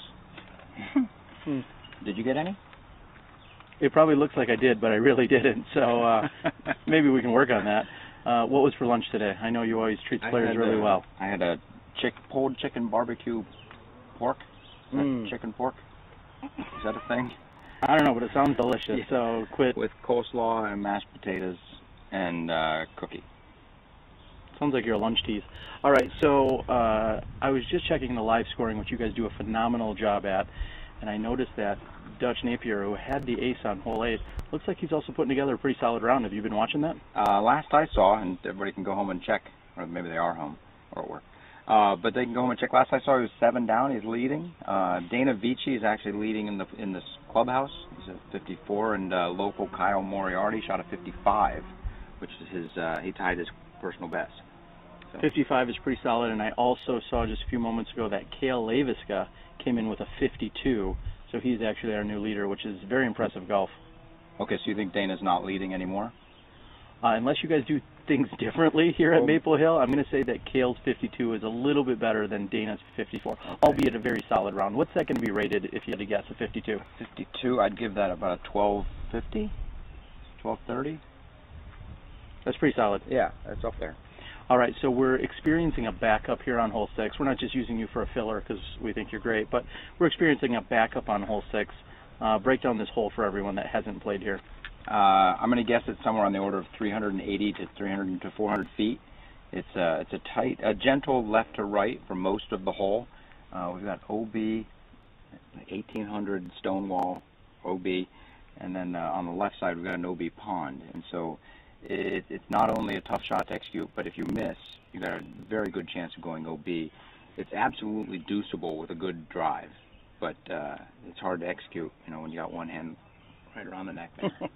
I think we saw a couple of pars from the previous group, and unfortunately it looked like hole 6 might have bit Steve Rinster a little bit. I think he carded a 5 without a penalty, so it proves just how challenging that hole can be, as he's one of the best in the world. U.S. Open champ, I'm going to bet he'll bounce back. I bet he will as well. Well, there you have it, everyone. That is Steve Dodge, our tournament director, and well, he just fills in anywhere and everywhere, carrying around umbrellas, teasing people with lunch plates, and we're going to get back to some of the action here, experiencing a little bit of a backup. That just gives you guys more golf. We're live here on SmashBoxxTV.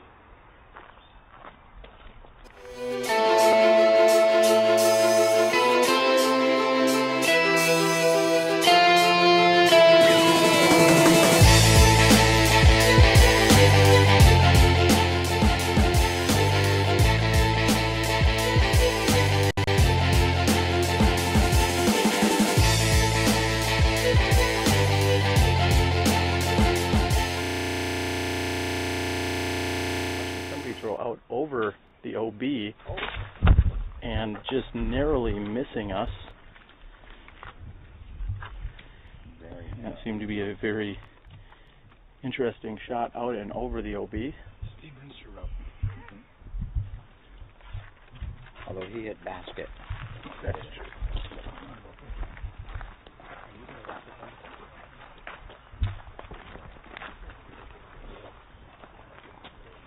All right, with that being said, we're going to get back on track here, and we are going to move upward toward the fairway here on hole 6. We're going to see what other action we can get for you.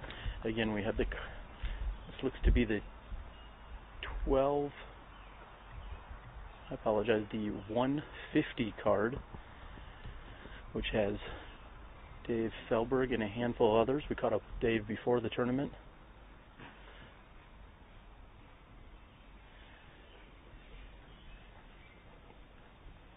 Dave had talked about so many great holes out here, and hole 6 again proving to be one of the more challenging tests for these players.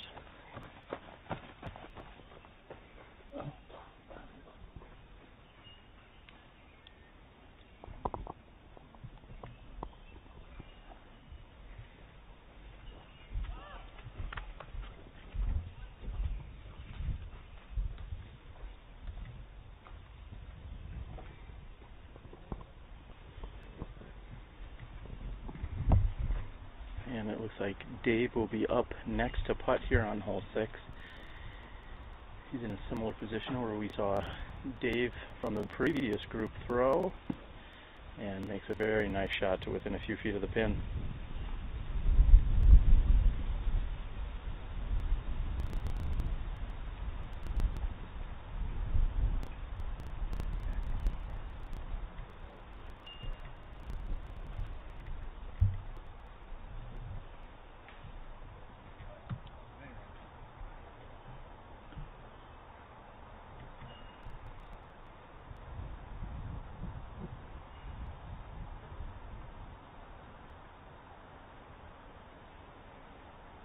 If I'm not mistaken, I believe this is local player Taylor M. I'm not going to even attempt his last name.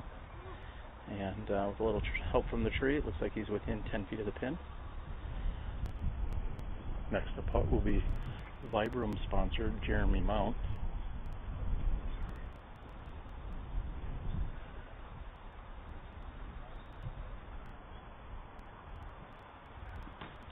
And even with a very solid look of determination on his face, Jeremy is just a bit short and left on his attempt.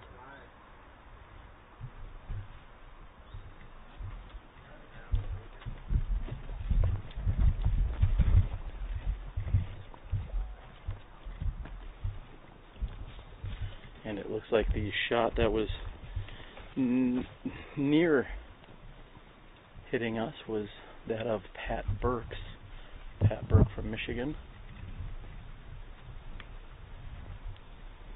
We are going to set up directly behind Pat Burke. A pro tip for anyone that's watching disc golf in a live capacity: more often than not, you're welcome to stand in someone's line of sight. However, you need to stand perfectly still, as we are doing. I am also out of range, so that Pat was not able to hear me. Comes up just a bit short and left on his putt.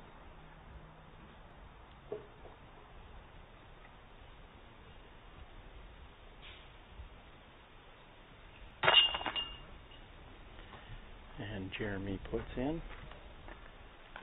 These players will be tapping out in just a few moments, and we will move upward on hole 6.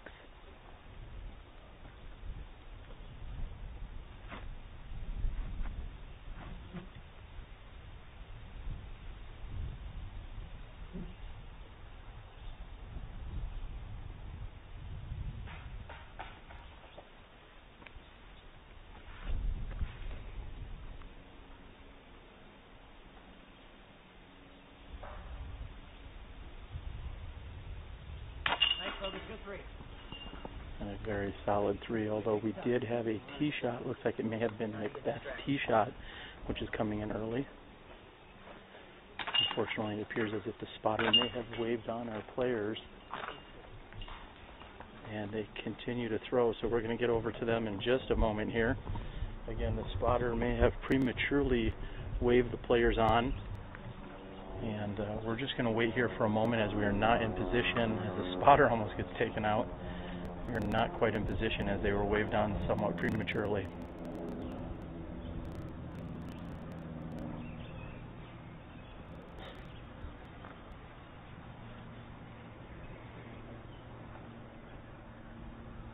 In the meantime, we see Jeff Bennett and a few other players walking from hole 1 over to hole 2.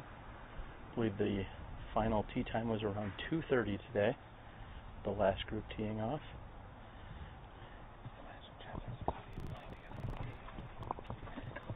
And as I said, now we will move down and get into position. We were just about to do so, and all of a sudden we found drives coming in on us on the putting green. Taylor had to stop and regroup. He did so very nicely to still take his par 3, as Dave Felberg mentioned.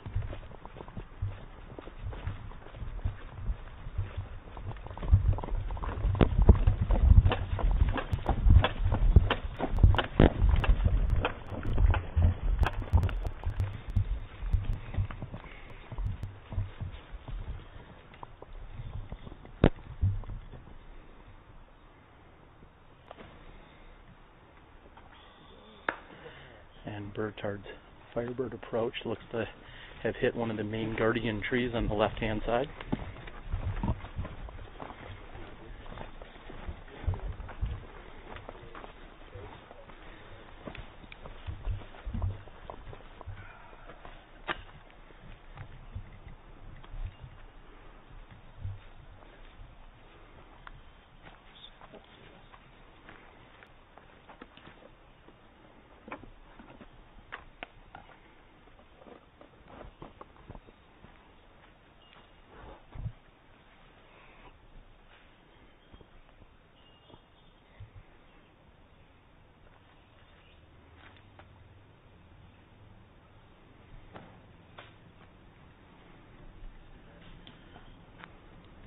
Joey's forehand hits the left-hand side as well, and then kicks somewhat over to the left.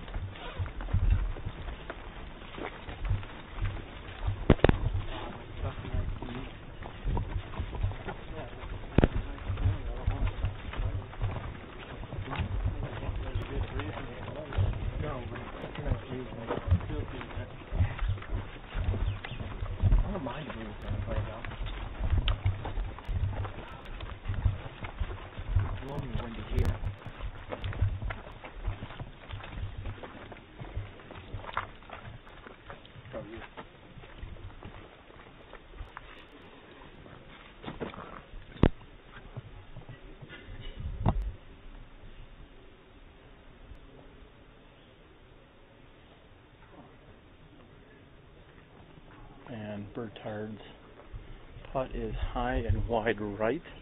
I'm going to have to settle for a bogey 4.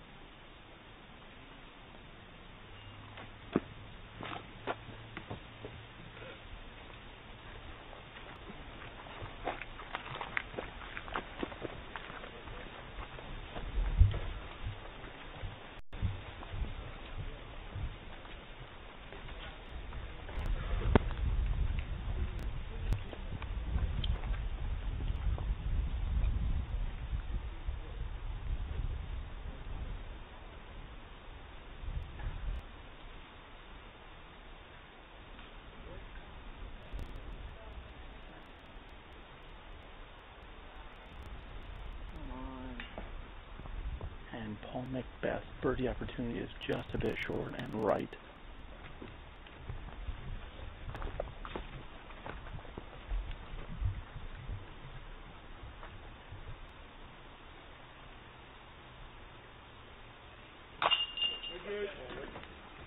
Jay makes good on his par.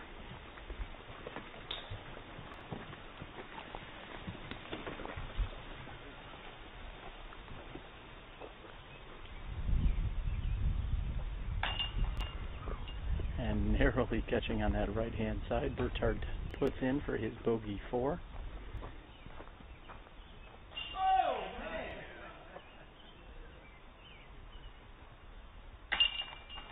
And Joey puts in as well.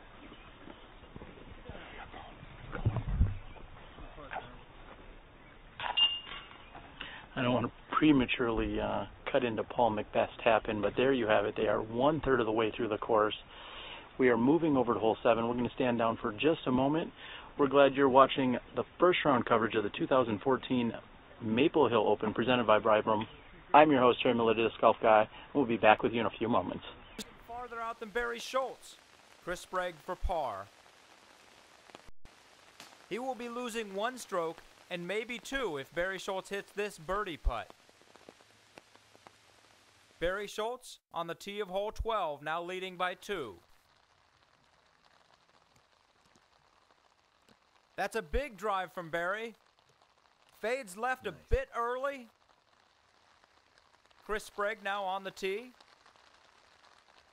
A low line drive, a short line drive. He's got a pretty big up and down to try to save par. Here's his second shot. Nice and easy. He's got about 15 feet for par. Barry Schultz has no look. Does a hammer. Gets plenty close enough. Here's Chris Sprague for par. Barry Schultz hits his par, and with 6 holes to play, has a 2-stroke lead over Chris Sprague. That drive fades left a bit early, dies a bit fast. He's left himself with about 30 feet for birdie on hole 13. Chris Sprague now Whoa, that's quite a pull. Very strong to the hole. Flies about 35 feet past, cuts left into the woods. He's got about a 70-footer for birdie. I'll call that a par. Barry Schultz now to take a 3-stroke lead. Off the top of the basket. Barry has missed an opportunity to grow the lead to 3. We go to hole 14. Barry Schultz leading by 2. It's a little low. Heiser's a little late. Barry is out of bounds on his drive on hole 14. This could be the most important drive of the tournament for Chris Sprague. With a birdie here, he could produce a 2-stroke swing and be tied with Barry Schultz with 4 to play.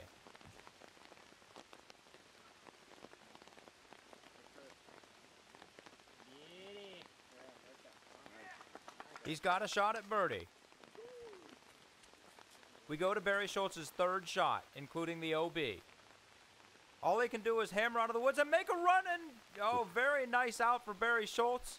And here's Chris Sprague to tie for the lead.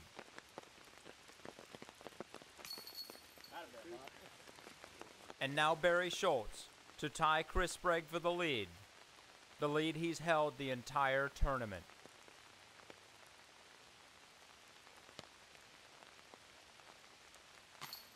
We have a new leader, folks. Chris Sprague on the tee of hole 15. He pulls that drive a little right. Oh, nice kick out.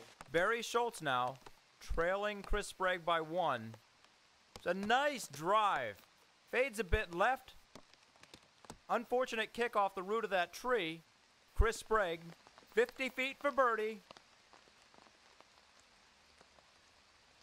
Oh, hits the basket. And now Barry Schultz with a chance to tie. On to hole 16. Chris Sprague leading by 1. Oh, it turns a bit early. Oh, kicks way left. Chris Sprague is in trouble off the tee of 16. And Barry Schultz has another opportunity. Turns right. Oh, hits a tree. He's got an easy par, though. And Chris Sprague is going to be struggling for bogey. Here's Chris Sprague's 2nd shot. That disc cuts through the woods. Fading left. All right, we are back here on hole 7, measuring at 370 feet. Paul McBeth on the tee.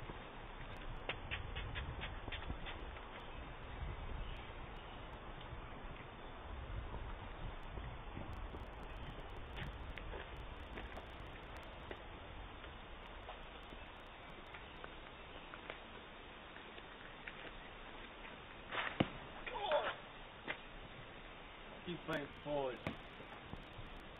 And Paul McBeth looks as if he has slipped on the tee, hitting the left-hand side of this fairway. Jay Nourse up 2nd. No clue, I don't know.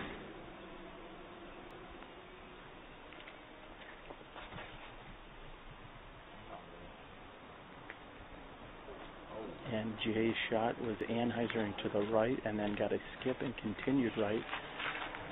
And here is Scotty to Hotty Burtard.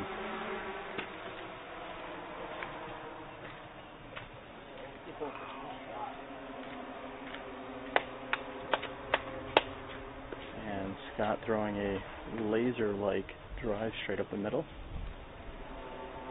4th on the tee, Joey Lutz.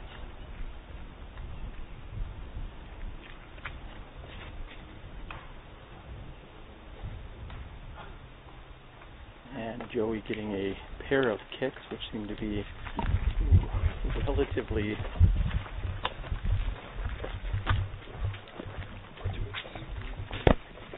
gratuitous. Yeah, that would be a good word that I was looking for. That was one that came to mind. I don't know that Joey was hoping to avoid them entirely. However, a couple of kicks that still placed him in the center of the fairway. He's going to have to take that as a Maple Hill blessing. Hi, it's Naved Hasnain. This is hole 7, a 370-foot shot. Just trying to take it right up the middle with my Obex. Oh my God, man.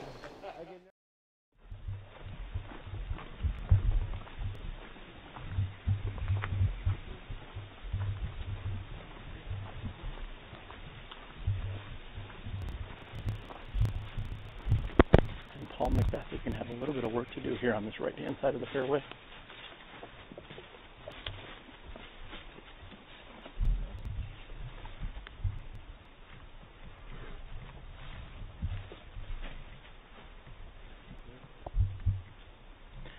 Paul confirming that he is in fact out between him and Joey, and if he is, it looks like he may be setting up for a forehand approach.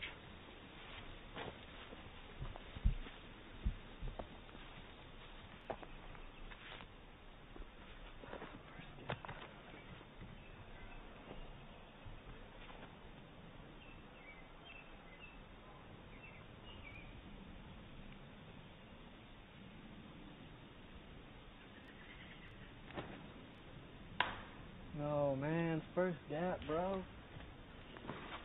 All you gotta do is hit your first gap, man.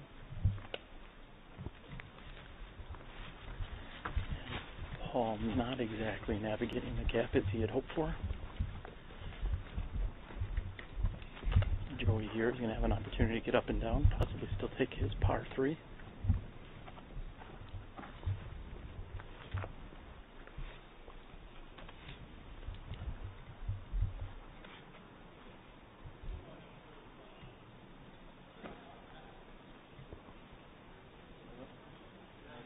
Shot, Joe. And a perfect shot by Joe.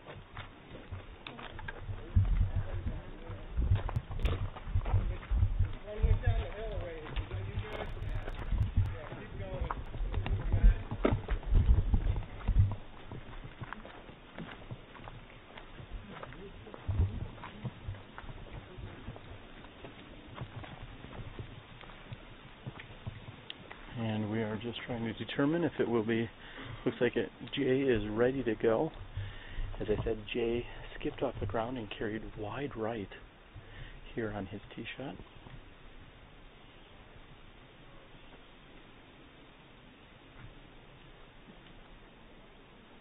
And he has thrown a very nice shot to within 10 feet of the basket. This would be Paul's 3rd shot.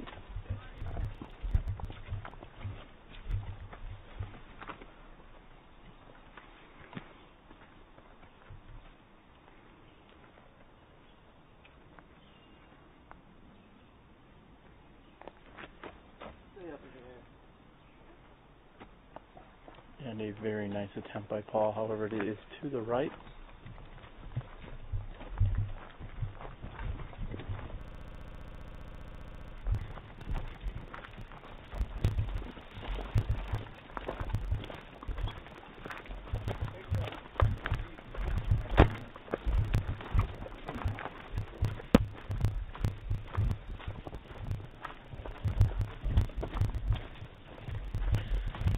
Left with his birdie opportunity is to Hotty. Looks like as if he has carried approximately 30 feet outside the circle, so he's left with at least 60 feet to the pin here.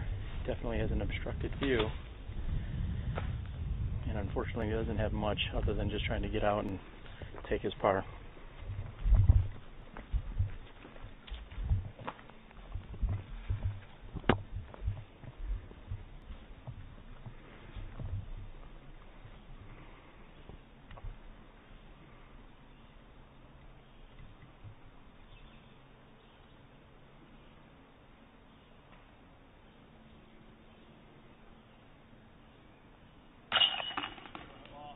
And McBeth puts in for his bogey 4.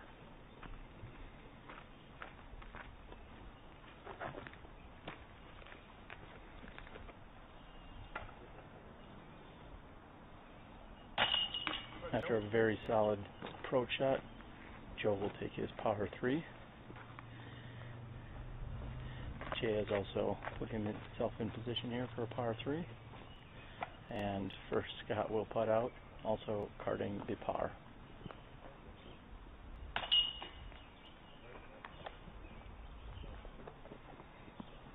And there you have it as Jay puts out. We're going to hustle over to behind the basket on hole 8. You're watching SmashBoxxTV. I'm Terry Miller, Disc Golf Guy. This is the Maple Hill Open. Hi there. I'm Steve Dodge, and this is hole 8 at Maple Hill. It's a par 3, 320 feet. It's no woods. It's all water, 310 to clear it. One thing you don't want to do is push your disc off to the right, the way the winds want to push it.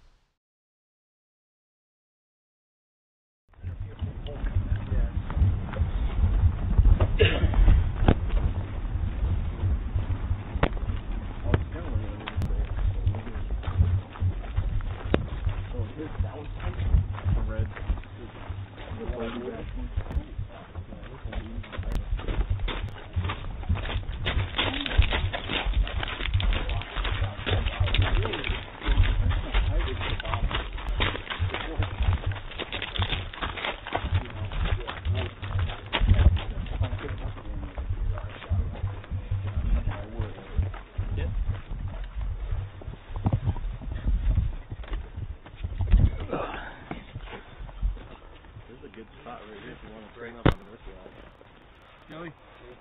Oh. Scott. See. Have fun with it.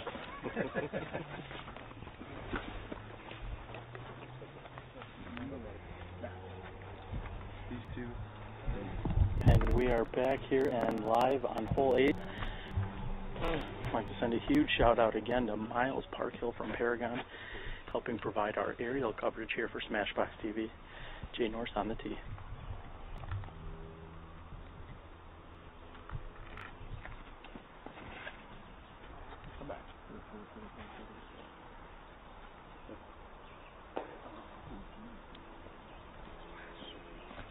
Looks like Jay has gone OB.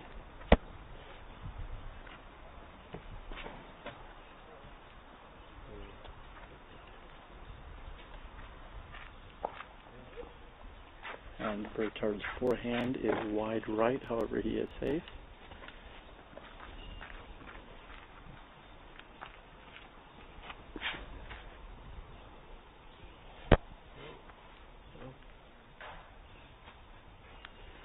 And coming up just short is Joe's tee shot.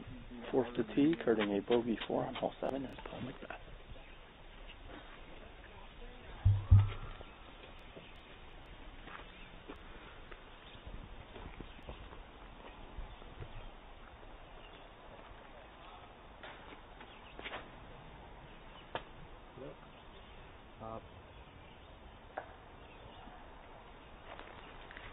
And we heard Paul McBeth's shot hit the rock wall on the side where the basket is. Unfortunately, it appears that he will still be out of bounds.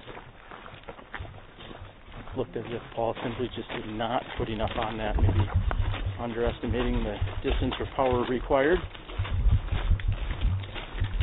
We're going to stand down for a moment and move over to the drop zone here on hole 8.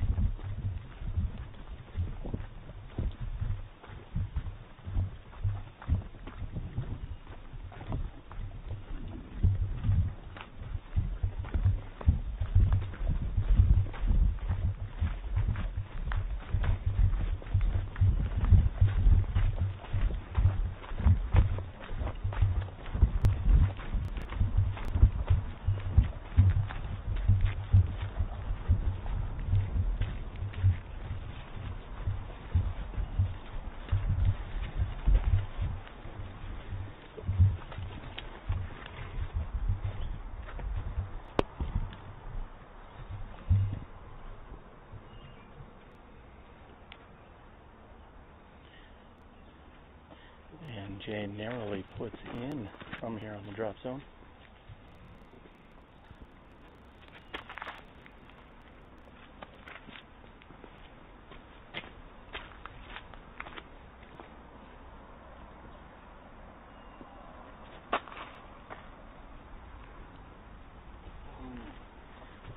Paul McBeth is within inches from carding the penalty 3 here from the drop zone. Unfortunately, 3 of our players will have to settle with bogey 4.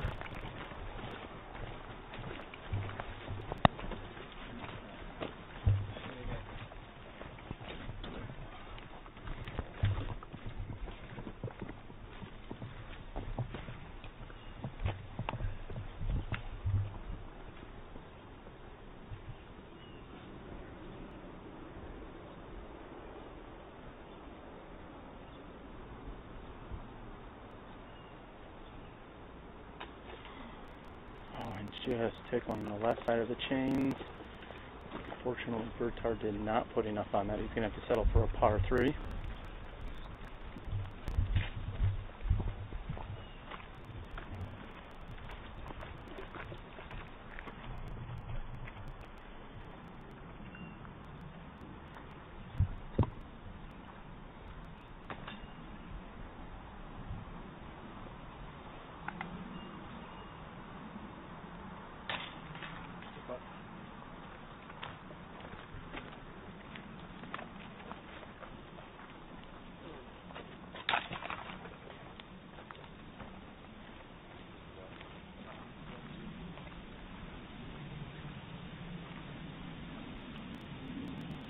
With a patented Scotty to Hotty bag on the back approach, Scott puts in, and there you have it. We have 3 bogeys as well as 1 par here on the 320-foot hole 8.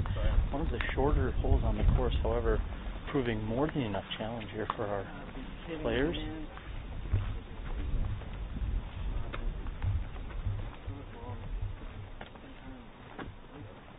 Some action as these players are able to retrieve their disc. Looks as if Paul had gotten his out. Unfortunately, I don't believe the other 2 players did. We're going to move over to the very challenging hole number 9. My name's Aaron Doyle. We're on hole 9, 420 feet, par 4. What you want to do is throw a drive up here on the crest of the hill and then throw it down and get the easy birdie.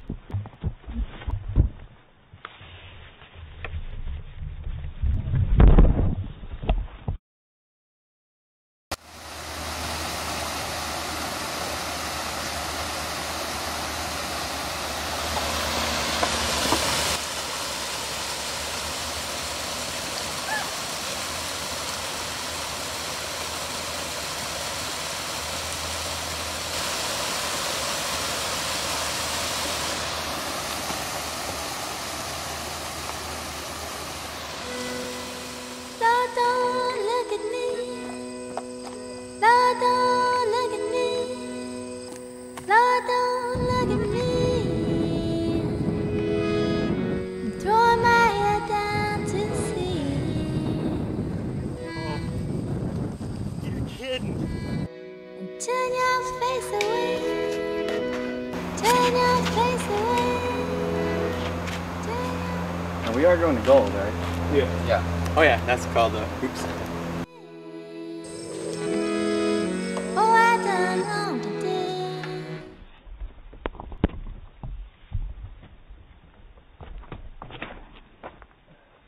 And Scott Burtard hits a tree on the right-hand side. He is up the fairway, however, he's on the right-hand side of the mound.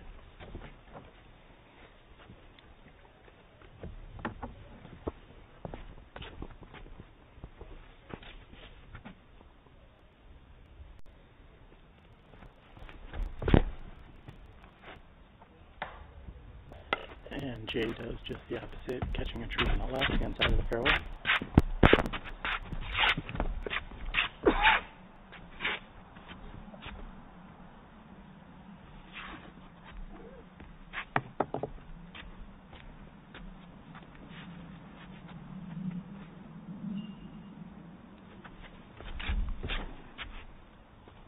Yeah, Joe. Joel throws a very nice forehand approach.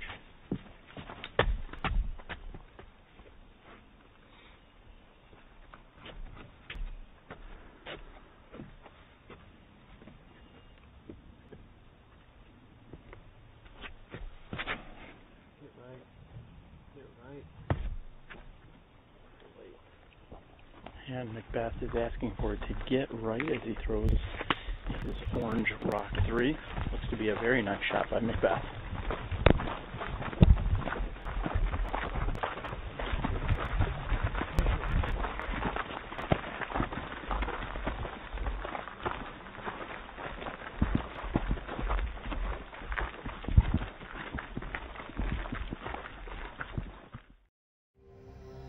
The Mach X features a unified chain assembly connecting both layers of chain to a single point. The soft outer chain slows the disc on impact, while the high-tension X-pattern inner chains stop all forward momentum, securing the putt.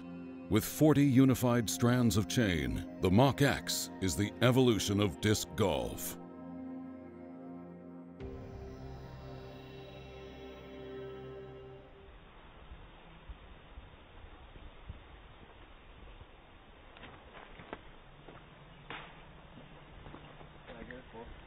Very nice shot by Jay.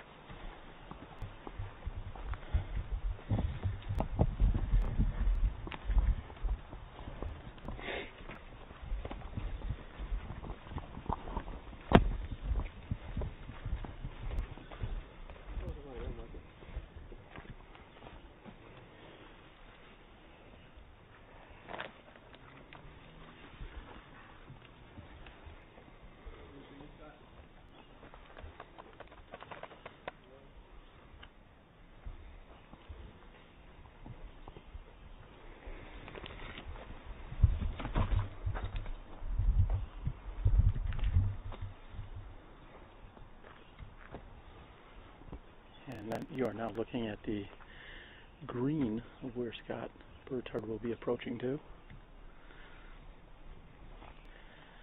It's got approximately 240 feet from the pin. And I only know that because I can see the blue T sign, so I'm not going to take too much credit here, folks. He is just behind the blue T.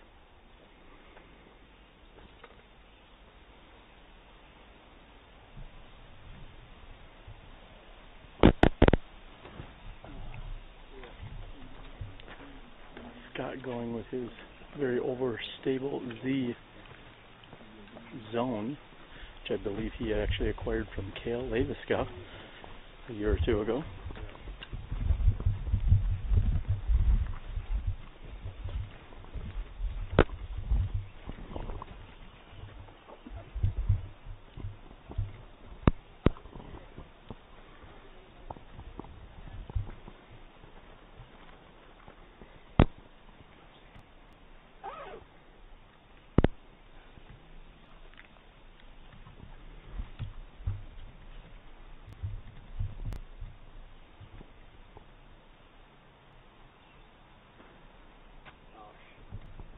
And it looks like Joey has carried his shot off into the right Unfortunately, he has gone out of bounds. Looks as if Paul's shot has made it cleanly all the way to the bottom of the hill.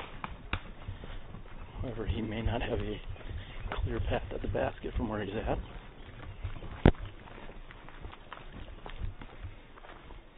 It's going to be a very challenging shot.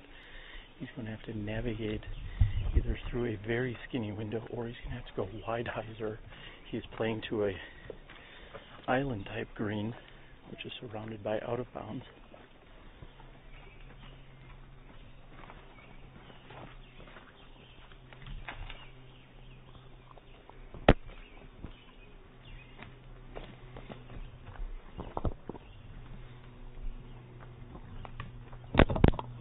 This is going to be a very challenging shot for Paul McBeth.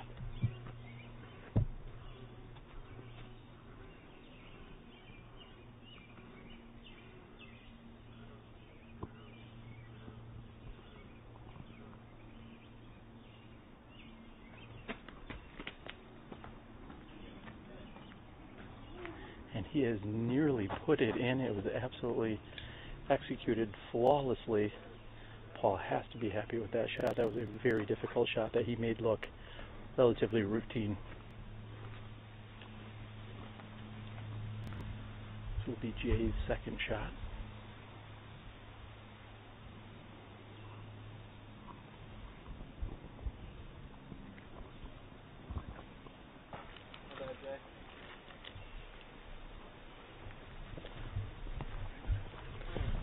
Paul saying, my bad, so to speak, saying that he feels as if he had gone out of turn. Anytime you're playing in competitive disc golf, generally the furthest player throws first. However, I was slightly confused as to where Jay was located.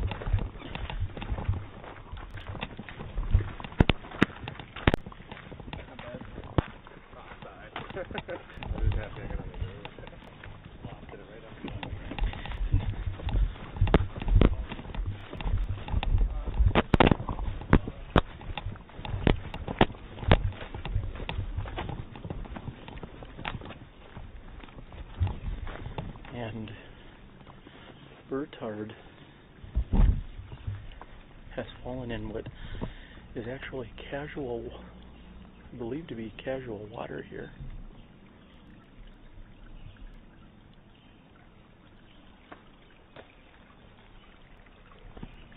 Or maybe it is not. I'm truly not certain as to what the ruling is here. He had played it over the edge of the bridge right in an awkward stance. I am not certain if that was in fact out of bounds or not. Yeah, you went right over the bridge, and I think the edge of the bridge is straight.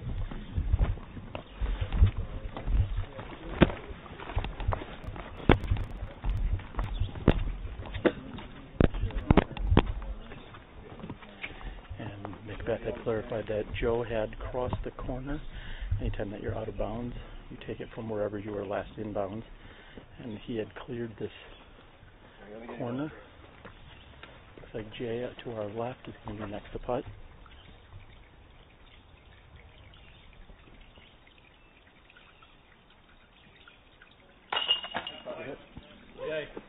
Solid 3 by Jay Nourse.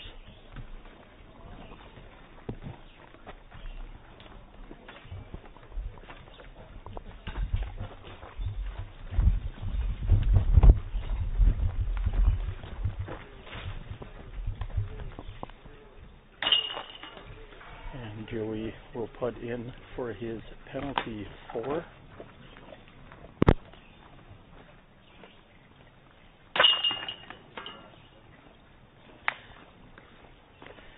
McBeth taps in for a very impressive 3.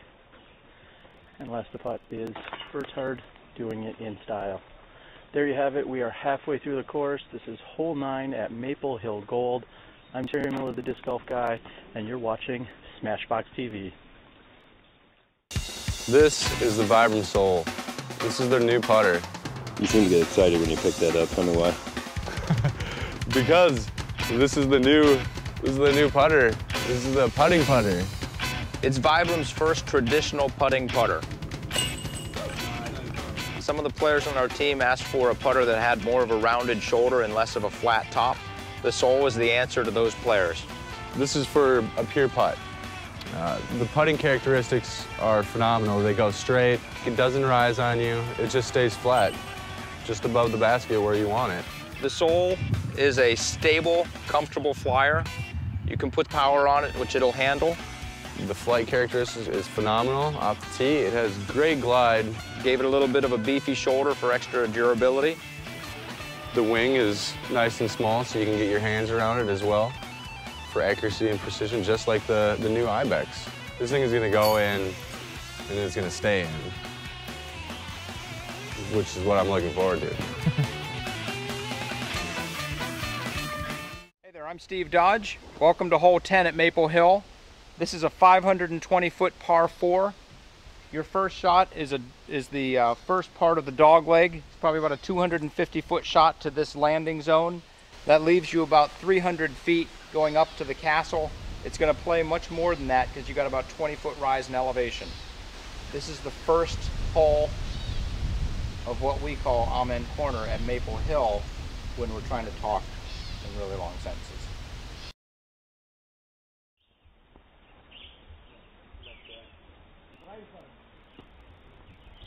And in very deceptive fashion, just when you thought Dave Elberg's disc may have been going right into the basket, it actually comes up at least 25 feet short, hits off that wall. We are here in the middle of hole 10, which is essentially the landing zone for this very challenging par 4.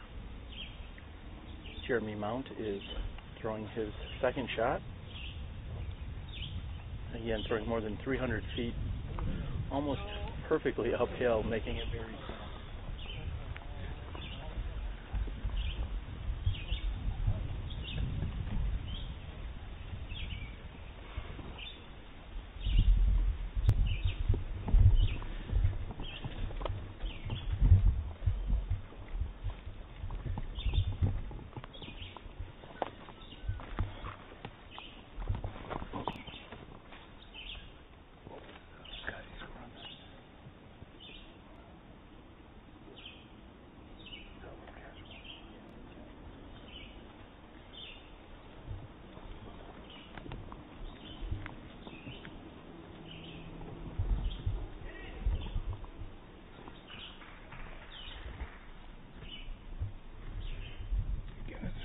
hole for people at home to figure out what's going on.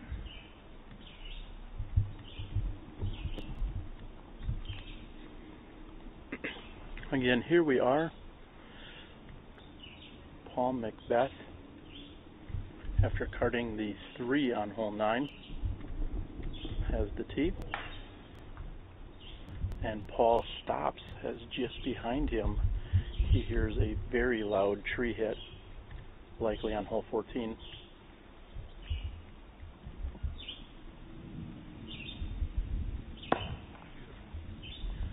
And Paul has thrown a very nice shot, landing him at the shorter tee pad.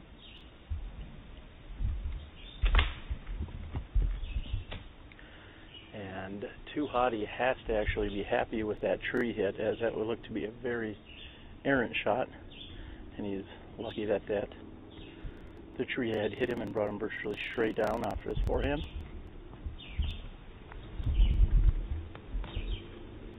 Jay throws a very nice looking forehand. He's approximately 20 feet behind McBeth's shot. And fourth on the tee is Joey. Looks like he's also throwing a forehand.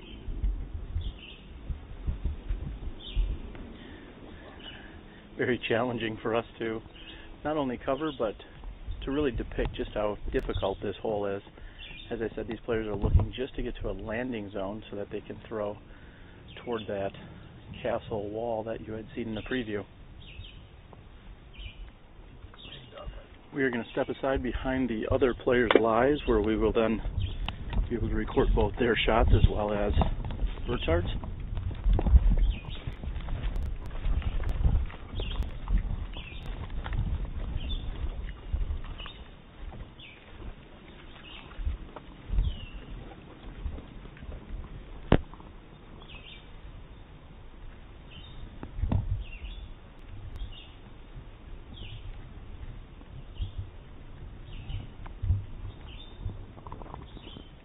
Burtard looks like he's going to be faced with another forehand shot.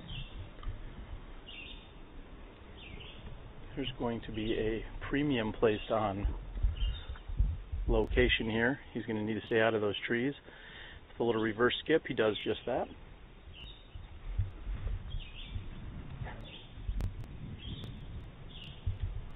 Off in the distance, we hear what appears to be the rumbling of a storm or some kind of inclement weather, yet very few clouds in the sky, and the sun is shining directly above us.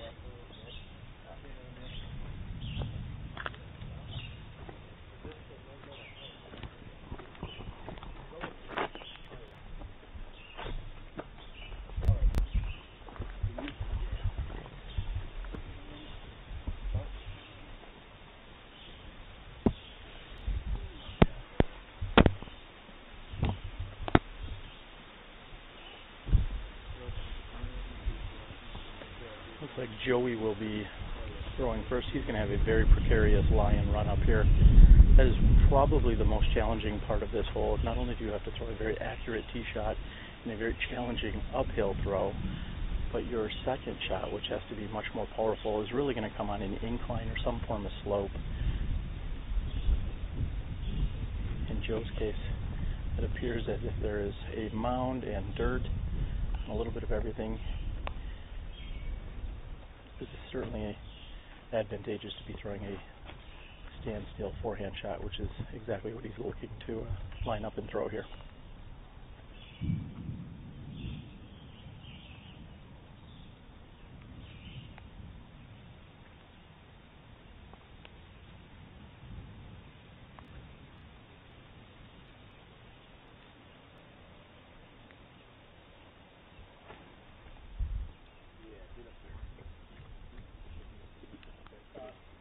A very impressive shot here by Joe, throwing a nice forehand.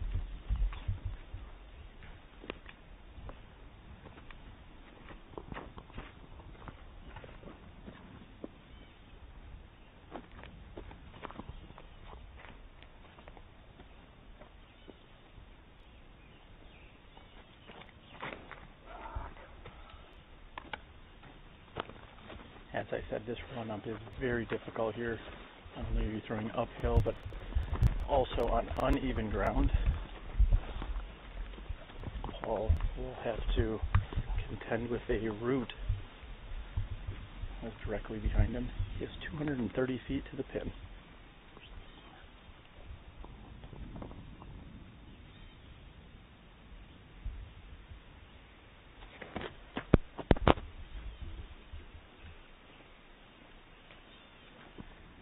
Paul getting up near pin high on the left-hand side of the castle wall.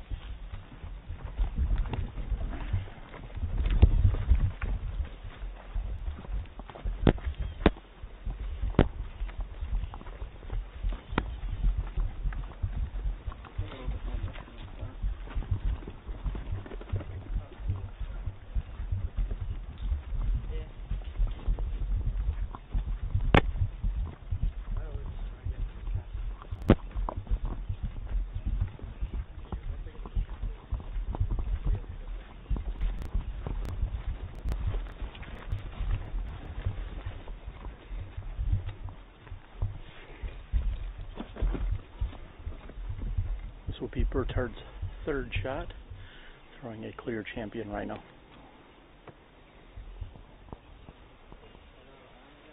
And it looks as if he is hung in a little bit wide right. In fact, thoroughly unimpressed with his shot by his facial expression.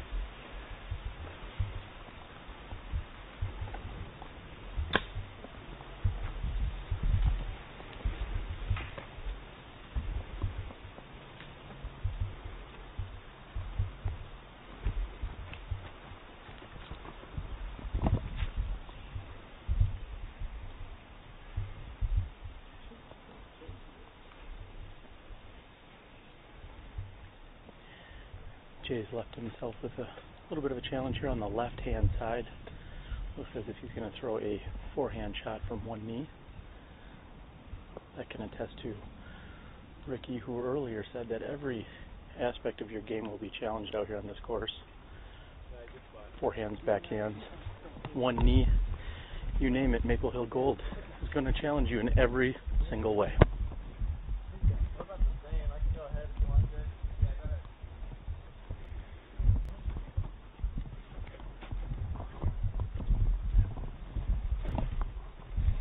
As you can see, as we're approaching the castle wall here on hole 10, some amazing sponsors for our tournament, including Paragon Disc Golf, Night Eyes, and DGA.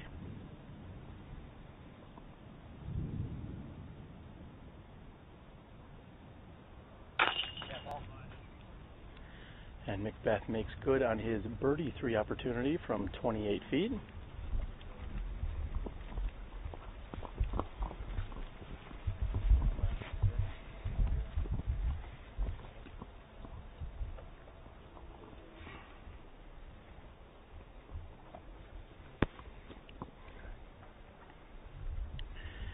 And my good friend Scott Burtard had given me the look, saying he was unimpressed with his shot, and he has to be happy that he actually hit the flagpole on that, as that was definitely high and carrying over the basket, leaving him a much more challenging putt. However, looks as if he has stayed up on top.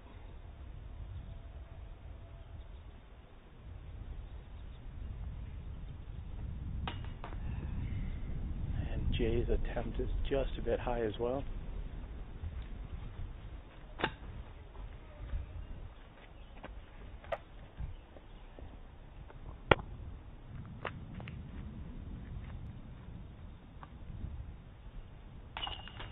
And Joe taking advantage of the lack of wood between him and the basket once he straddled out.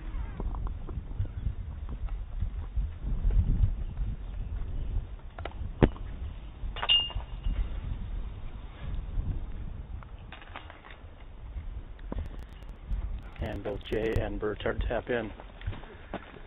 As we said, Night Eyes, Paragon, the PDGA, DGA, and so many other sponsors helping make the Maple Hill Open one of the best events on our national tour. I'm Terry Miller, the Disc Golf Guy. You're watching SmashBoxxTV. We're going to move over to hole 11. Hi, I'm Paul Uliberry. I'm with Team Prodigy. I'm here in Maple Hill Disc Golf Course. We're on hole 11.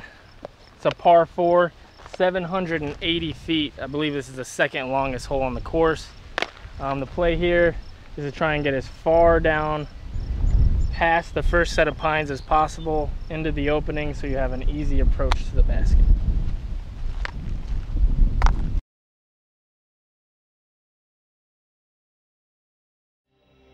The Mach-X's M-Link system takes basket performance to a new level, allowing for more outer chains without the excess weight.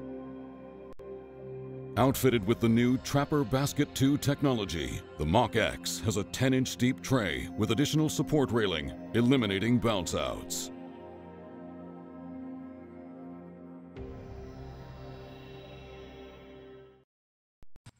Jeff Bennett started out slow, throwing his very first drive of the final round into the drink on hole 1, quickly losing a stroke to Cale. Cale then opened the lead up to 4 on hole 4 with this birdie putt. And that's when the wheels fell off for Cale. Losing 3 strokes on hole 5 as his drive hit the top of the wall. Losing another 2 strokes on hole 7, getting stuck in the woods. On hole 8, with Jeff and Cale tied for the lead, Jeff throws this strike and takes the lead at the MSDGC for the first time. He continues to throw strikes, at one point birdieing 10 of 12 holes on this Maple Hill Airplanes course. But Cale continued to answer the challenge, especially when he hit this big birdie putt on hole 14. On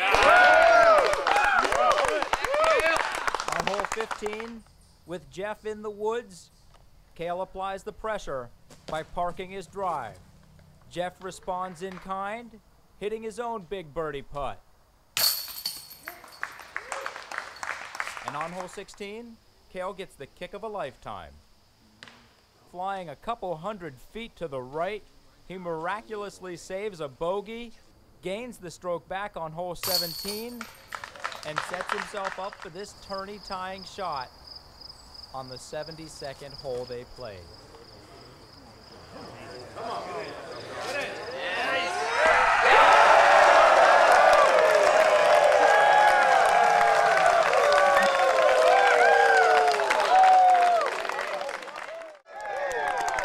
First on the tee, Del Leviska.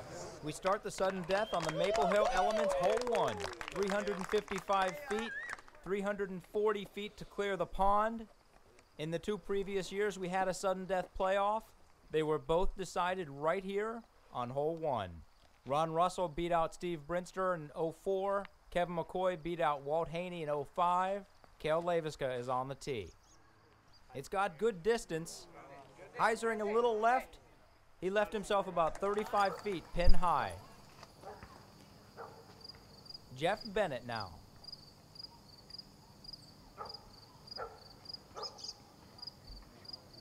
He puts it out left. It Heisers back.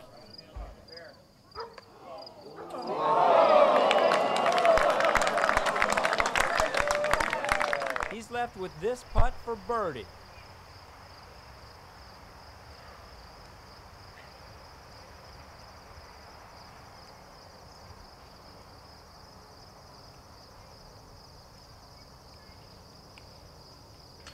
Two inches higher, that would have made it in. He hits the front of the basket, glances off right, and Cale Leviska to win the MSDGC.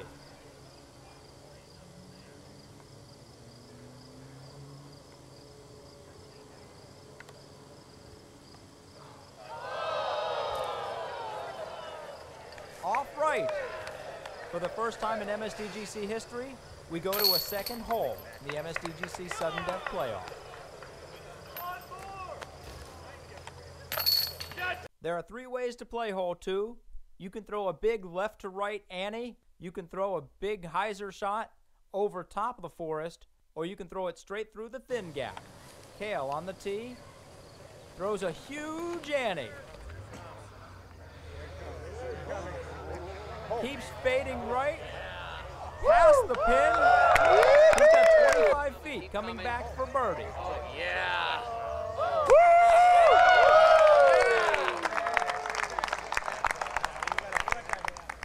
Apparently there's a 4th route. Jeff looks like he's throwing a hammer over the top.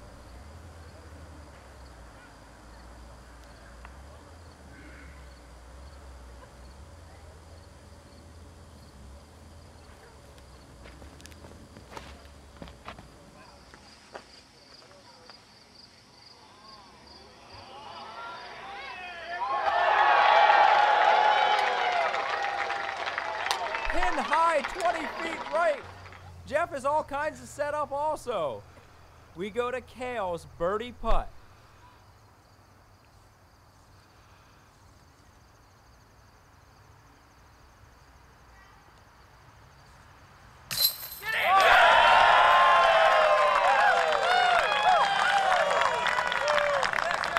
He pushes it off left. The chains make a great catch.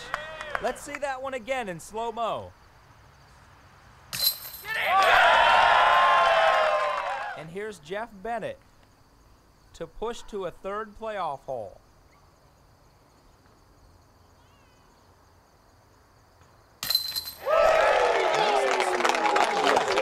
We are going to the airplane. One goal!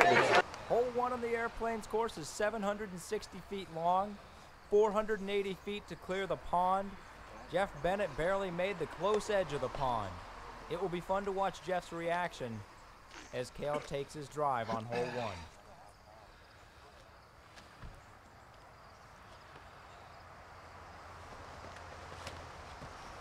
Yeah. Oh, yeah. Come back. Booyah. Come back. That's right, son.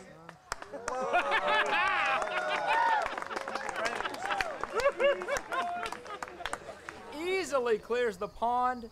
There is a lot of pressure on Jeff Bennett to come through right now. He's throwing a flick. His backhand went right in the drink.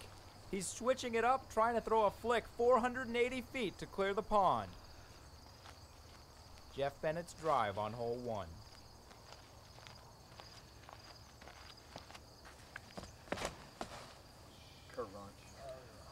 Wow.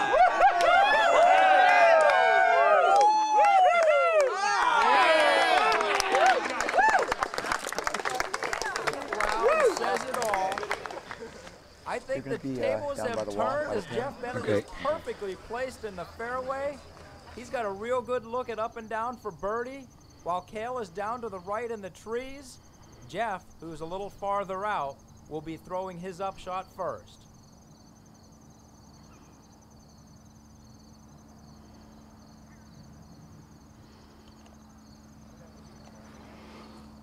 Oh, hits a rock, stays in bounds. He's got about 50 feet on a fast green for birdie. Here is Cale's second shot. He leaves it a bit short. Let's see if we got that from another angle. It trickles through the tree. Jeff Bennett started out.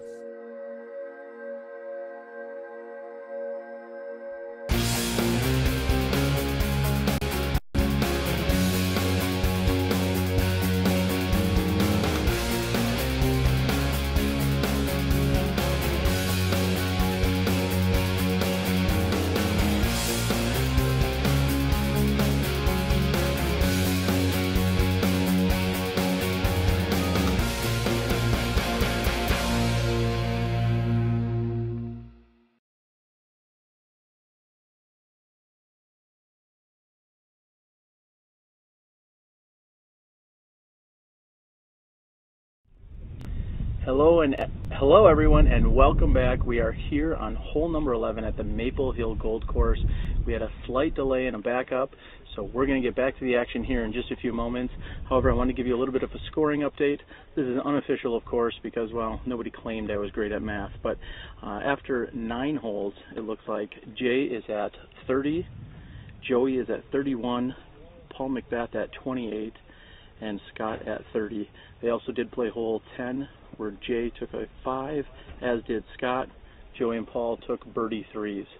So there you have it. We are a little more than halfway through. We're going to get to the second longest hole here on the course. Again, that's hole number 11, 780 feet. We have Paul McBeth on the tee.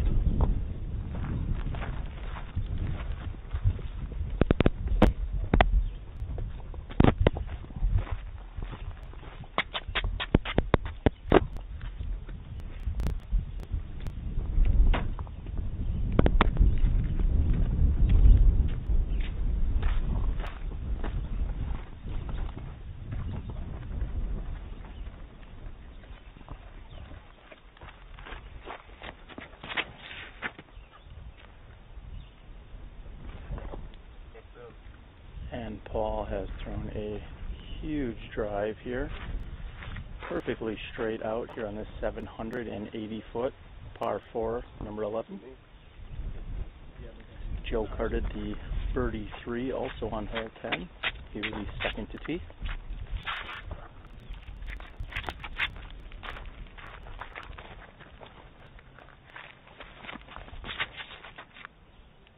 Yeah, Joe. Hey, I can't backhand for it. You have to put that back now. And Joe has also thrown a very nice shot. We're feeling a slight left to right window here.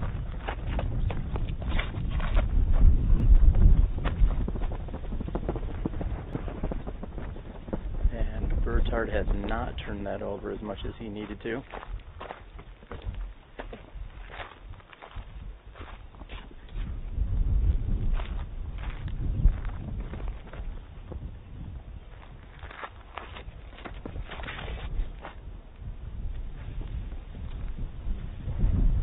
Jay's looking for that to hook up and finish to the left, and he is in the opening on the left-hand side. Those are our tee shots here on hole number 11. You're watching SmashBoxxTV. I'm your host, Terry Miller, the Disc Golf Guy. Let's get to it.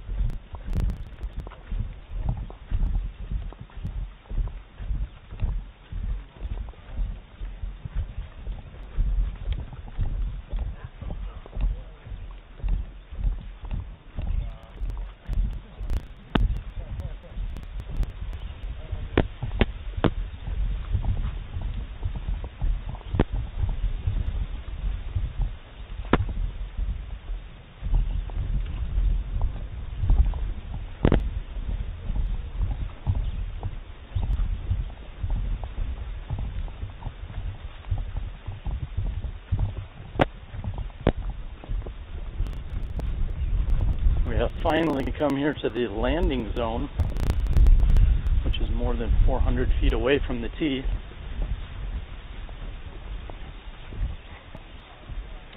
Joe has said he was glad that they took out the short pin placement here, otherwise he was going to be very close to it. In fact, Jay has landed just a few feet from it. Jay literally a few feet from the short tee, which is where they had played to in yesterday's skins match, the Champion Skins, where Nate Doss was the big time winner, we'll say, with 15 of the skins, taking home more than $2,000. And Burtard has quickly thrown, because I said that's what he does. He throws very quickly. He's on the right hand side.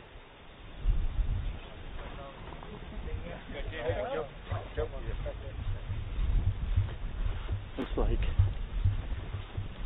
Jay will be next to throw.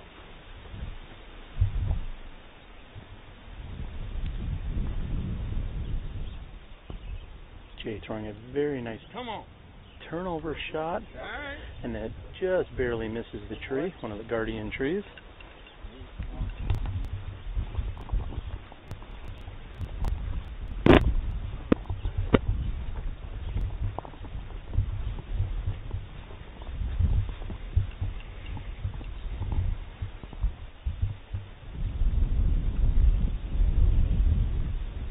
Joe has thrown a very nice shot as well.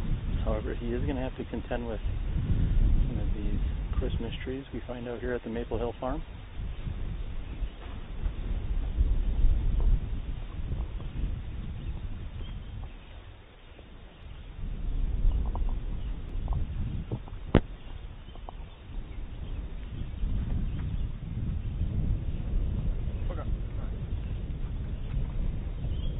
And throwing a very nice shot for his approach. It's going to give him a look at birdie 3. Of course, we'd like to take just a moment to thank each and every one of you that has tuned in and is watching live disc golf coverage here on SmashBoxxTV. You are able to watch it on both mobile and PC devices, as well as your Roku.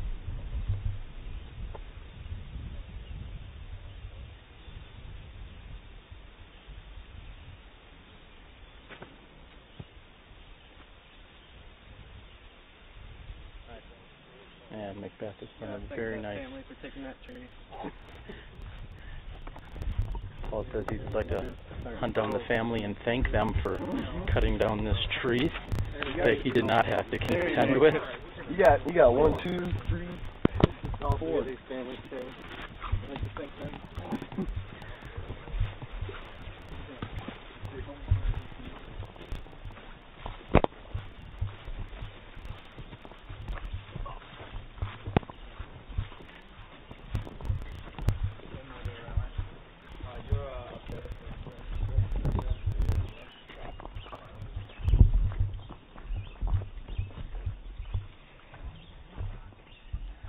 We are still pushing high heat and humidity. However, it feels like it may have cooled down just a couple of degrees.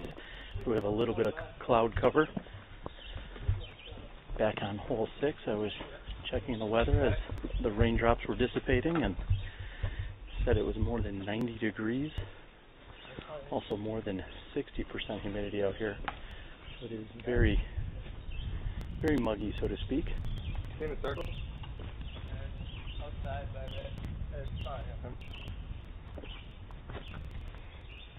After a brief conversation, looks like Burtard will be throwing his third shot first.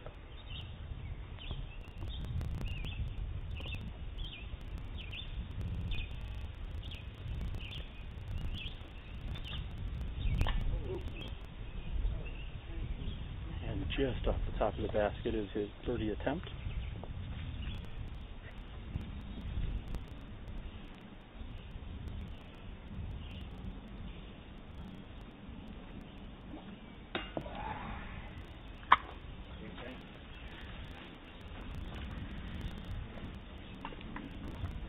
Horse's birdie is low here on this beautiful Mach X by DGA. I'd like to thank the entire DGA family out on the West Coast in California for providing such amazing disc golf baskets here at the Maple Hill course.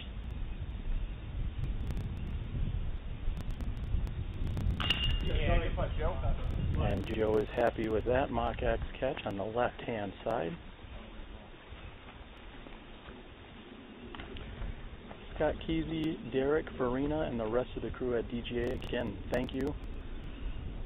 DGA has been putting in more disc golf baskets than any manufacturer for the last 30 years. All started by our founding disc golf father, Steady Ed Hedrick.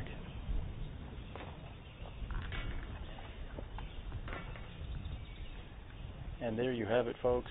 Hole number 11. We're going to move over to hole 12, which continues to change year after year. This year we're going to have a new pin, 630 feet. Let's get to it. I'm AJ Risley from Legacy Discs. We're here at Maple Hill Gold. This is hole 12. Last year we played to this basket right here.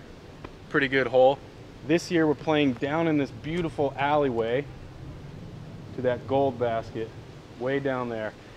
It's about 630 feet. It's par 3, kind of a tough par 3. But what I'm trying to do on this hole is just throw a big flex shot and land right about here.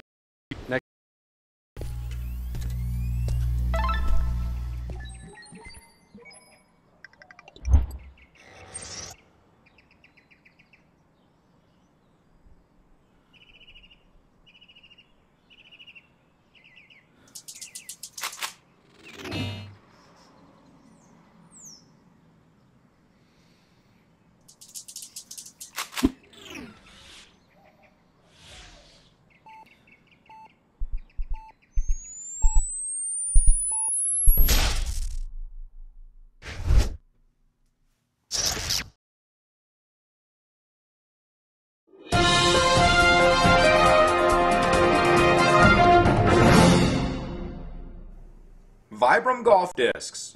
The VP, our inaugural putt-and approach. This is a big, beefy putter. This disc can handle the wind and real power off the tee. It has been called the best driving putter and has a consistent, predictable end-flight fade. On the green, it works best for power putters and windy days. VibrAM's second putt-and approach disc is called the Summit. It's perfect for those touch approach shots. Where the VP is beefy and overstable, the Summit has a low profile, a natural release, and will hold a controlled anhyzer. On the green, it makes a great lob or straight line putter. And our third putter to join the VibrAM putt-and approach crew is the Ridge. With a stability rating between that of the VP and the Summit, the Ridge makes an amazingly stable approach disc. It flies straight and finishes true. It can handle a little snap and quite a bit of wind.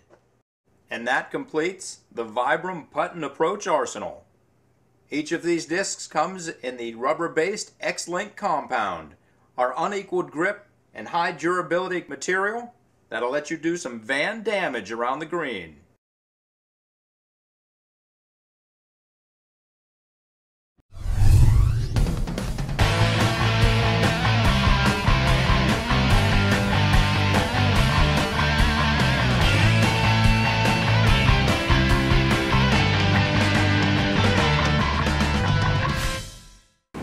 I'm the Disc Golf Guy, and this is my video blog. Today I had the amazing experience of visiting the VibrAM factory to see how VibrAM disc golf discs are produced. Let's catch up with Steve Dodge so he can explain the process. First we drop the rubber and all of the chemicals into the banberry. After the banberry mixes them up for 5 to 8 minutes, making sure all the rubber is fully homogenized. It comes out of the bottom of the banberry where it's worked on the mill for the final homogenization. The next day, the material is ready to be extruded into biscuits. First we'll put it on the breakdown mill where we'll get it back up to temperature. Once it's warmed up, we'll send it across the conveyor belt to the feed mill. Once it's on the feed mill, we wait until it's at the right thickness. When it's the right thickness, we'll send the strips of rubber into the extruder. At the extruder, we chop the biscuits up into the designated weight They check the weight of every 7th biscuit to make sure it's accurate. The biscuits get cooled down quickly in the water bath and then sent down so they're cool enough so that humans can touch them and load them onto the racks. It goes around this circular device, makes it cool enough so humans can put it on the racks. The biscuits are then weighed so that they will come out the right weight when they're out of the mold. The label is put into the mold. The biscuits are put on top of the label. The press closes. 10 minutes later, the press opens, and we've got ourselves a disc. The flashing is ripped off, the disc is trimmed, it's put in the storage box and shipped to your local store. Then it's hooked and goes into the basket every time. And then you pull it out of the basket, and you have everybody sign it, because you got an ace with it, and they all owe you $5. You've already made money. Welcome to VibrAM Disc Golf.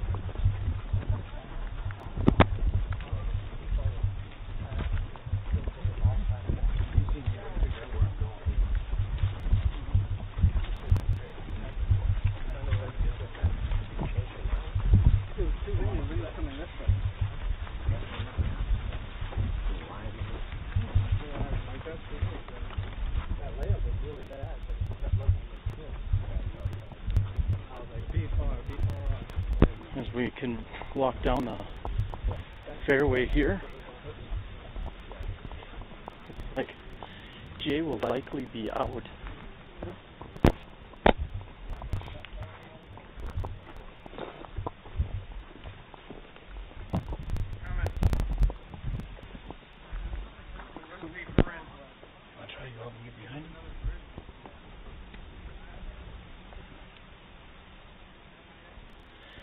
And Jay is searching around for his disc out on the hillside. Trust that any moment now they will find it.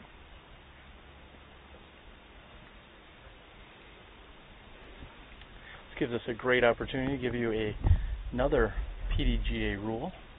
You have 3 minutes to locate your disc. If you do not find your disc within 3 minutes, you must throw from where you previously threw from with a 1 throw penalty. That 3-minute timer should start once all members of the group have gotten together and decided to start looking for it. Someone should start a clock at that point, so to speak, a stopwatch for 3 minutes. And again, if that 3 minutes expires and you have not found your disc within that 3 minutes, you take a penalty stroke and go to your previous lie. However, within a few seconds, Jay's was found, and he's going to have a very tough shot to try and navigate down and through the gap, and looks as if he has hit something up on the right-hand side. And now it has gotten up and rolled. I don't think that's going to hurt him in this case.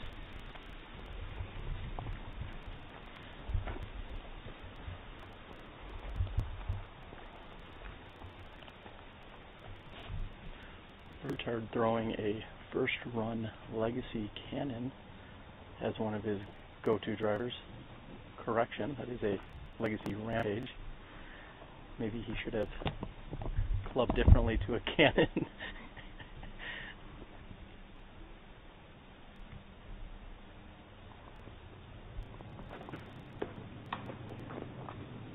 And from a very awkward stance, he has put himself in position to play down to the basket. However, the best he can hope for here is now 4.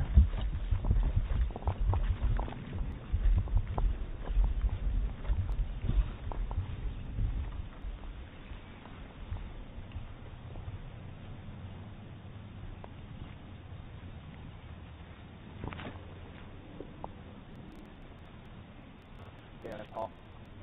Yeah, Paul. Perfectly throwing his in of a Nova. Paul has put himself within 10 feet of the pin.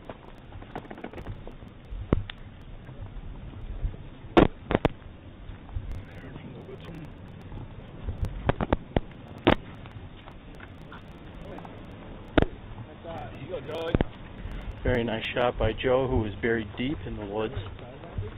Yeah.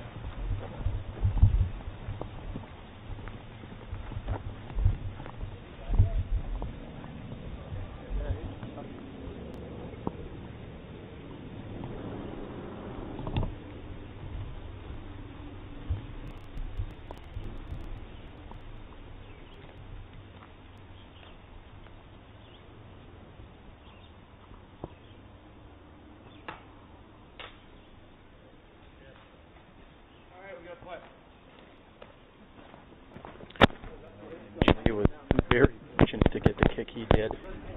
He kicked off a tree on the left-hand side.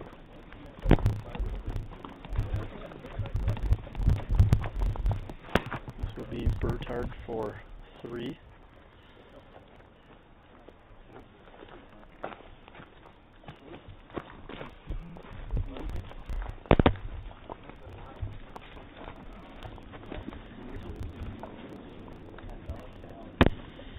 And if Paul McBeth doesn't have enough discs, he's looking to pick up a few more on the course.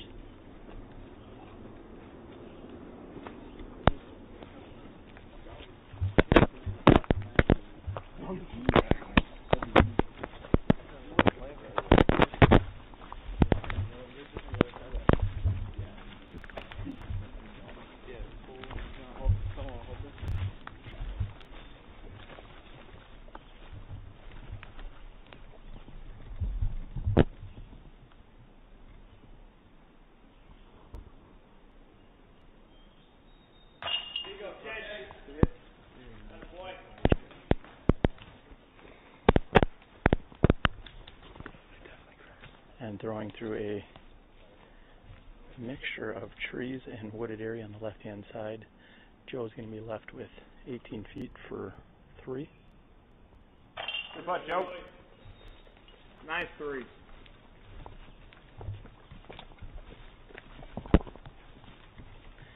And we expect a tap in here from both Burtard and McBeth. We hope you're enjoying our live coverage here. We are 2/3 of the way through this course. We're going to move over behind the pin on the downhill, hole number 13. We'll be back with you in just a few moments. I'm Kelsey Wilmerding. We're here on hole 13 on the top of the Maple Hill Disc Golf Course. It's a 405-foot shot downhill. There's some trouble on the left and the right, so I like to throw a straight flying mid-range.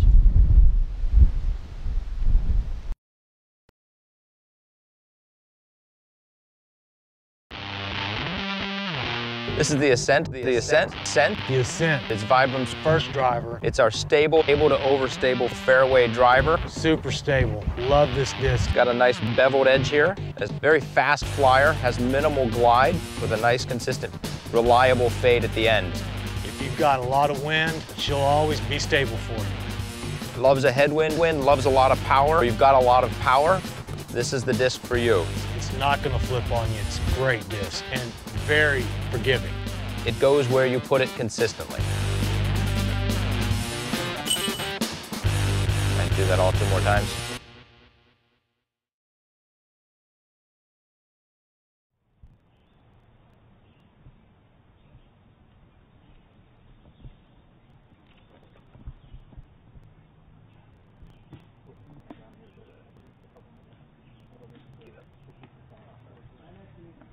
Farther out than Barry Schultz.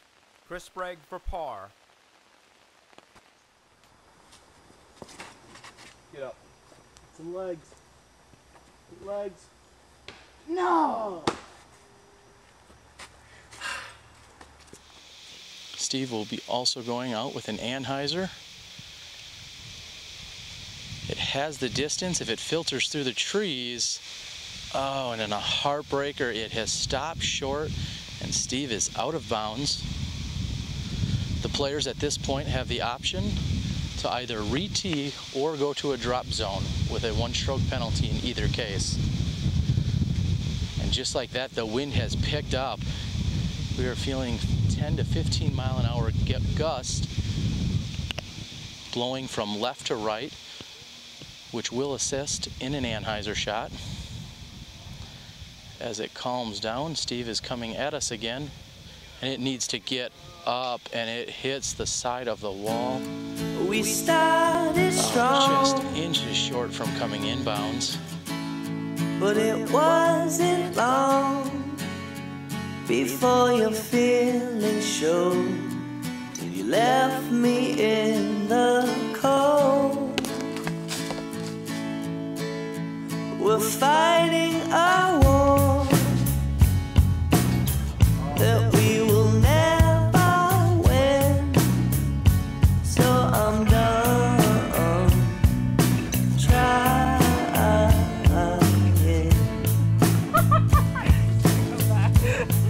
I'm handing in my ammo, 'cause I'm losing you. Where are you? You've gotta let me know. Should I abandon you, leave you? Tell me what to do. You lied to my face,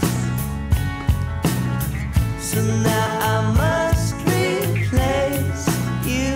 Yeah, you tried, but I'm afraid you let me down. So it's no surprise I feel as though I'm losing you. Where are you? You've gotta let me know. Should I abandon you, leave you?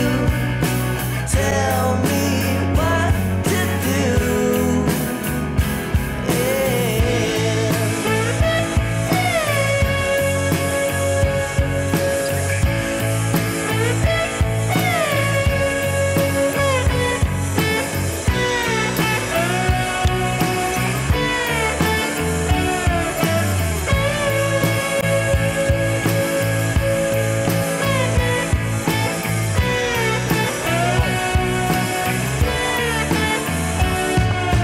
Losing you, where are you?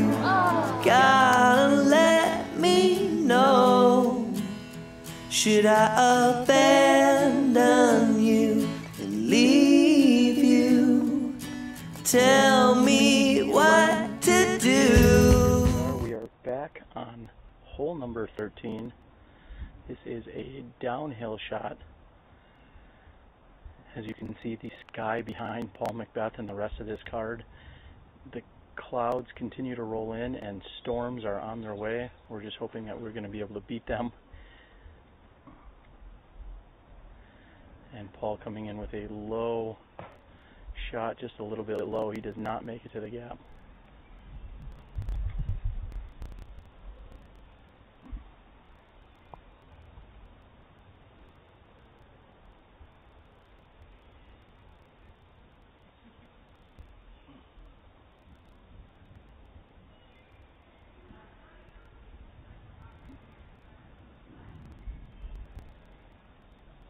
And Joe's shot is turning over, needed to get inside that tree. Unfortunately, it looks like it has clipped it.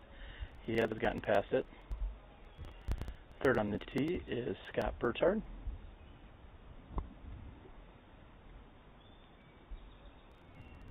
Scott's shot coming in very nicely. Hit some of the hills and mounds that are just behind the basket. He's going to be left with less than 25 feet to the pin for his birdie.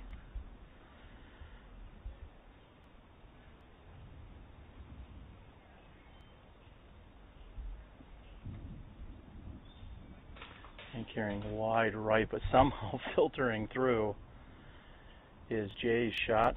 We are going to move out of the location that we're in, as we have been informed that the signal is not as strong as we'd like, so we're going to move out here and see if we can get you a better reception for you.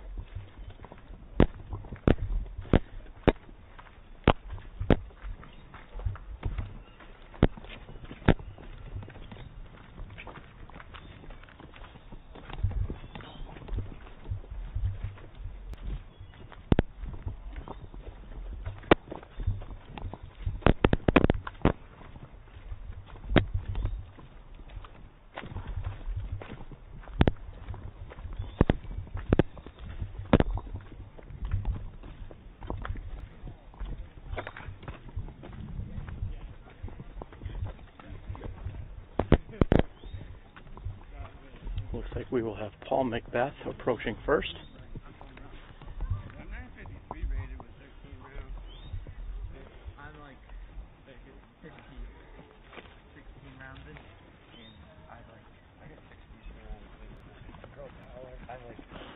Three tournaments that aren't even in yet.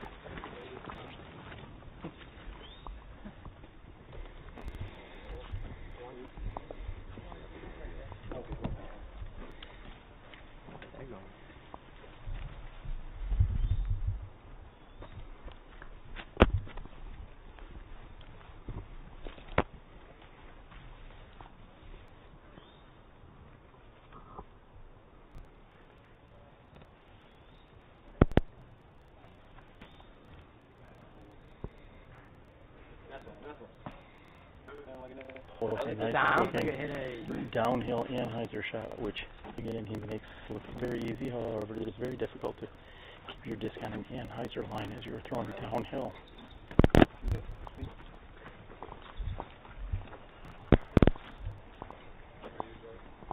I'm done here. I believe that it will be Joe maybe throwing next. I believe that he is further out than Jay, however they're going to have to decide here in a moment. Oh yeah, he's right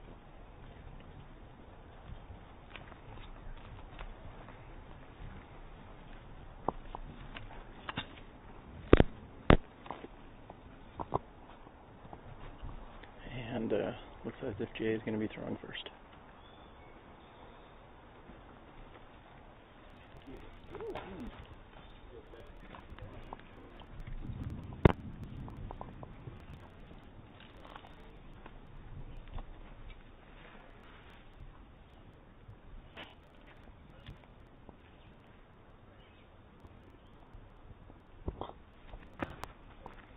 Great. And coming up just a bit short is Joe's very nice attempt here at birdie 2.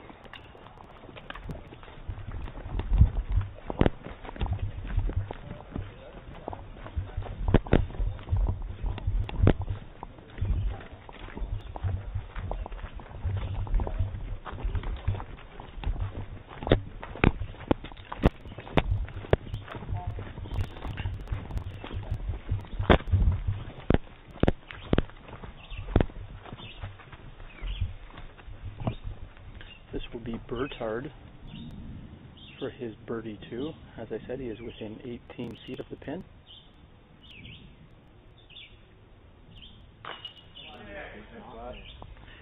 And Burtard cards the only birdie here on hole 13.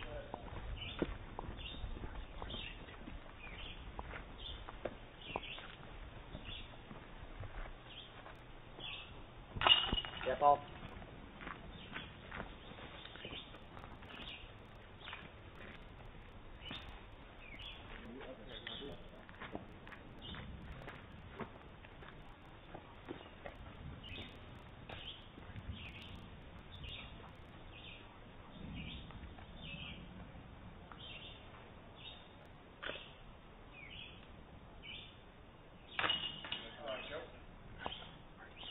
Joe with no problems here, and Jay left with somewhat awkward straddle stance here on his 15-footer.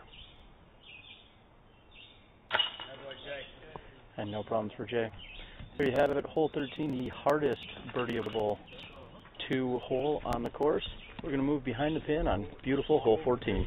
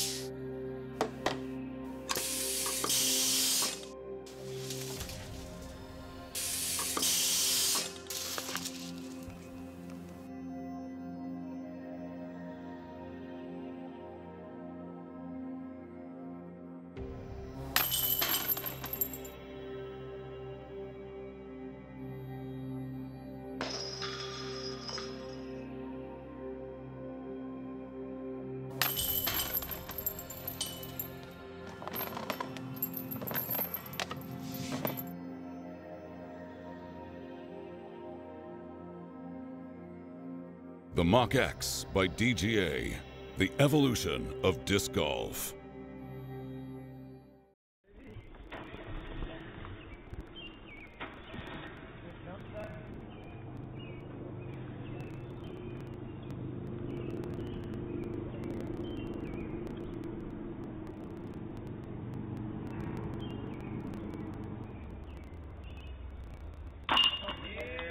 And Michigan's Pat Burke puts in from 18 feet.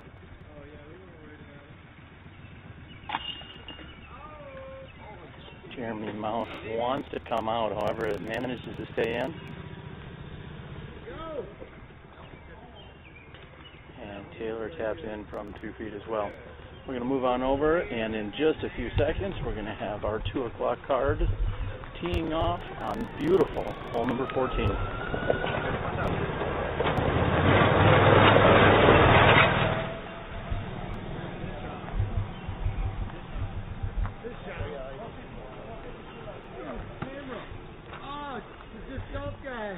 Seem to have a couple of characters hanging out here behind hole 14.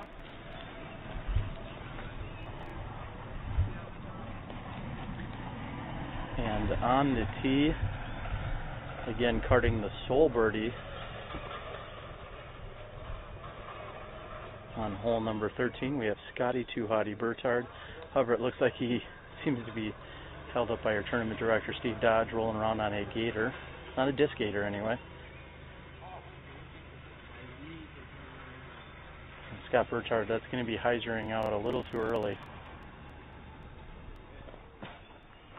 And he is approximately 40 feet from the pin.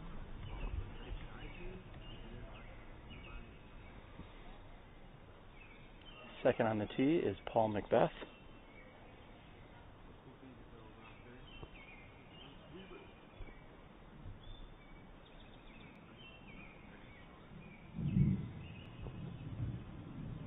And Paul hangs it out. Unfortunately, it looks like it has a little too much stability in it.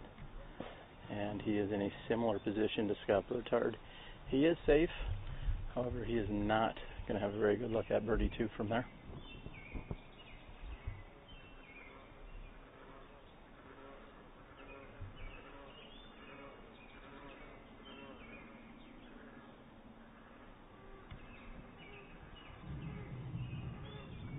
Joey's shot is coming in again.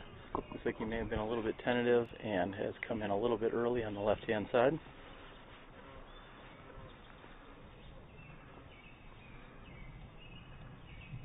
And 2 weekends ago, the VibrAM Championships were played, and this is your winner, Jay Nourse.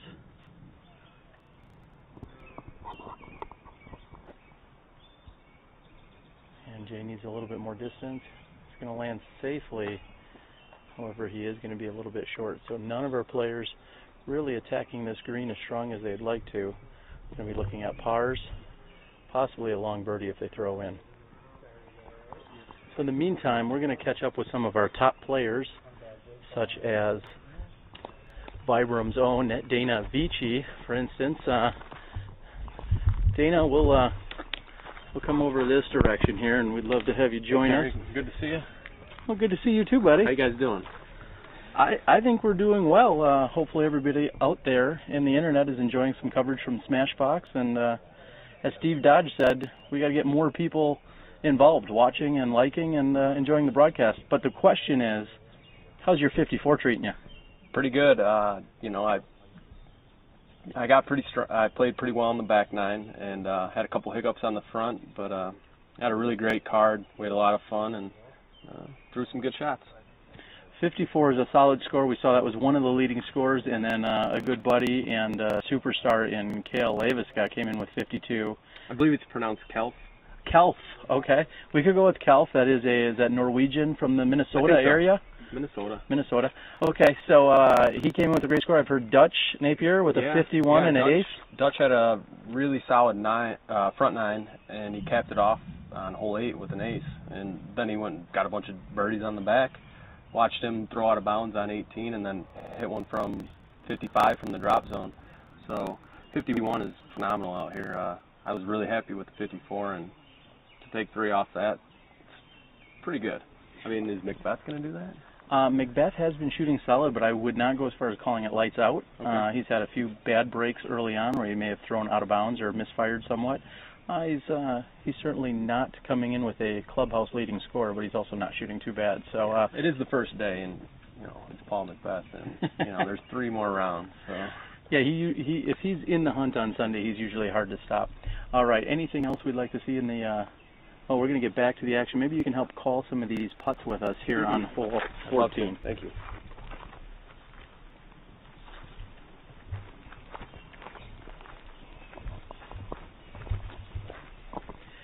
Looks like we have Joey Lutz out of Chattanooga. Have you played with Joey before? No, I haven't, but okay, that sat down for him nicely.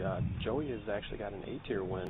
I think there's been 4 or 5 new A-tier winners this year.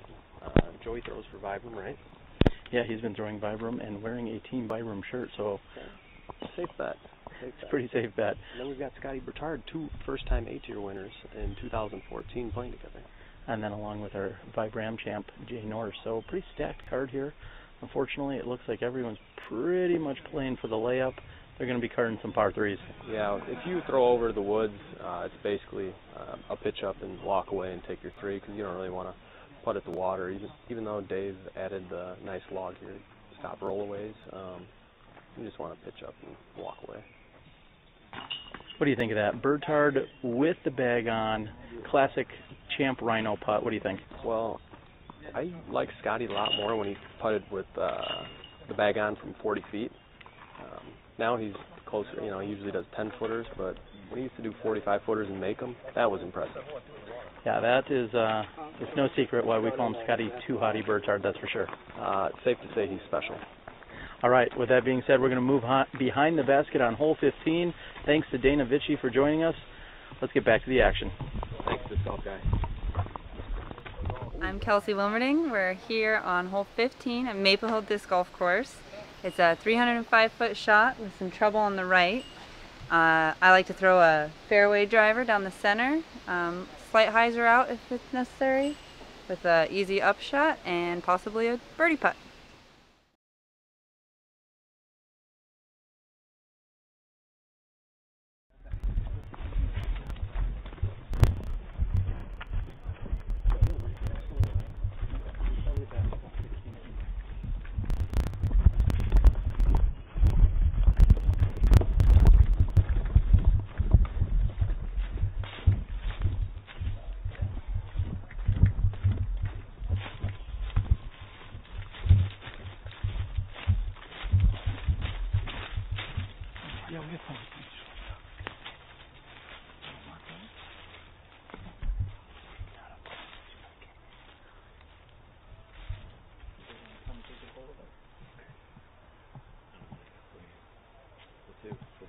Yeah, you'll be with me. I'll ask you questions. We'll do it.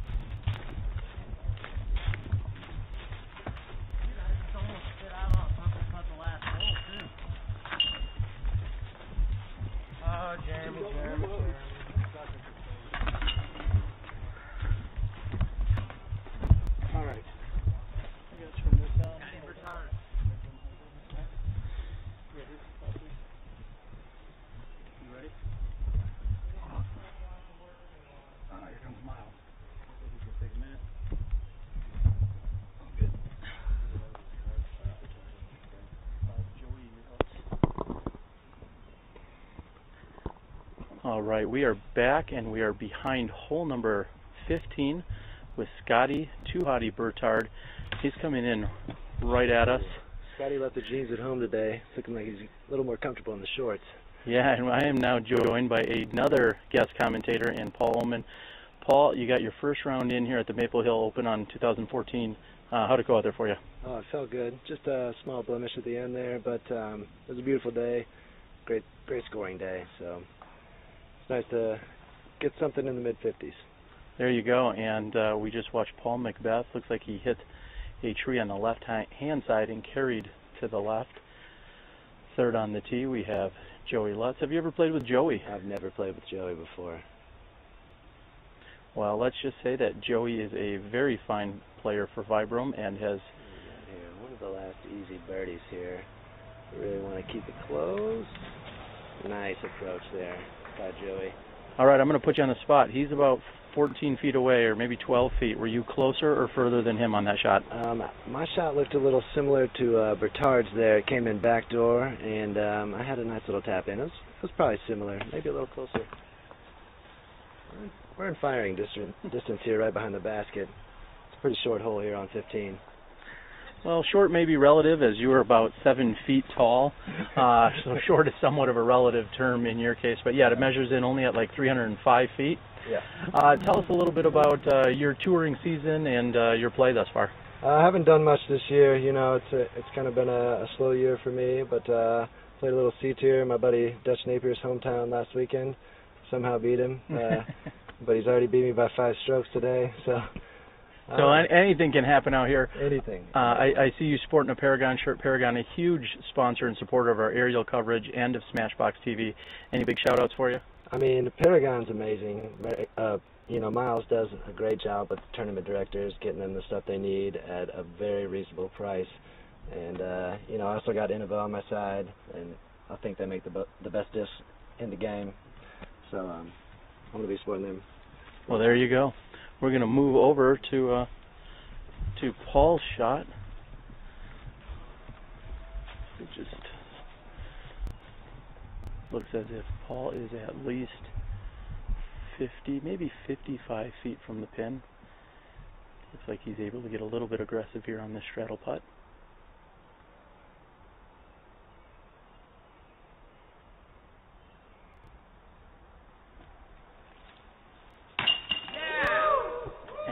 Paul makes good. He does not want to let this birdie slip away on him.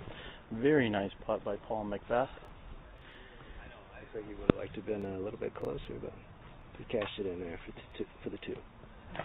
A 2 is a 2 in my book, no matter where you're putting it in from, right? Right. We don't write side notes on the cards for each hole. It's a 2. Getting the congratulatory handshakes, fist bumps, high fives, low fives, you name it.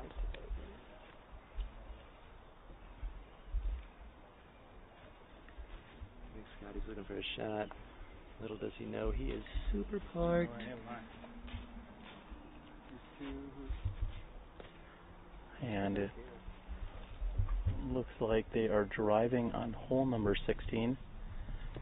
We got Felberg up there. I think we had a little equipment malfunction with the Mach X. Nice putt, last hole. Yeah, I did catch a little bit of that. We've been discussing just how well these Mach X's seem to be catching all these baskets. Our sponsor DGA here at the VibrAM Open, or the Maple Hill Open, presented by VibrAM, and somehow it seems like Felberg didn't get the break on one of these Mach X's. You know, man, that's a mouthful. It is. It really is. And I don't know. You know, Felberg's a great putter. I certainly didn't have any problems today. A couple of guys I was riding with, they did pretty well.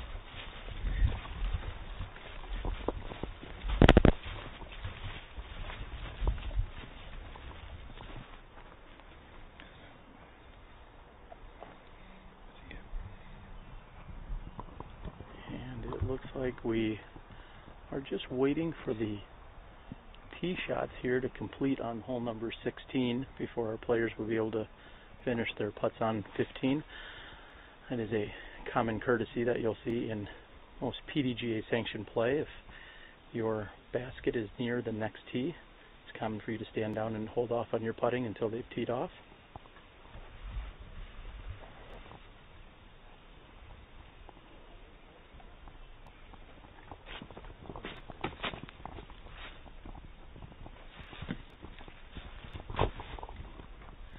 And Jay has an obstructed putt here from 35 feet behind the pin.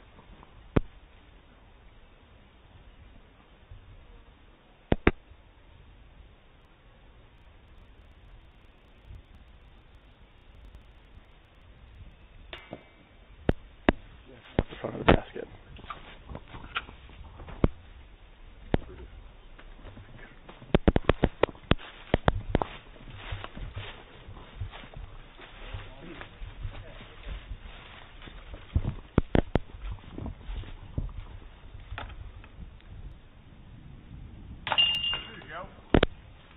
Makes good on the easy birdie drive. Scotty to Hotty. And what do you think of that, Paul? Scotty to Hotty putting in from 8 feet, and like you said, he left the jeans at home this weekend.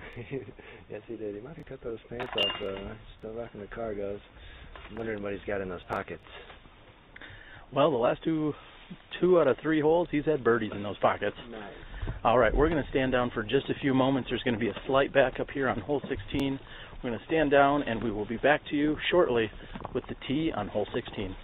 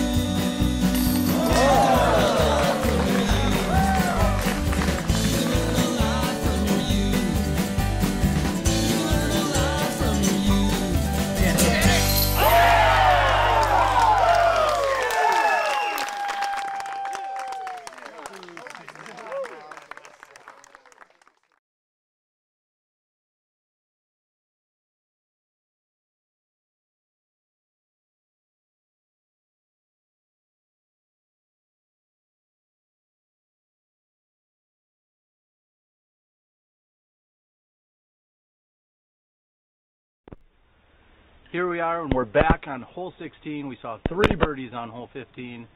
16 measures in at 530 feet. We got Scotty to Hotty Burtard from Wisconsin on the tee. Let's see what he's going to do.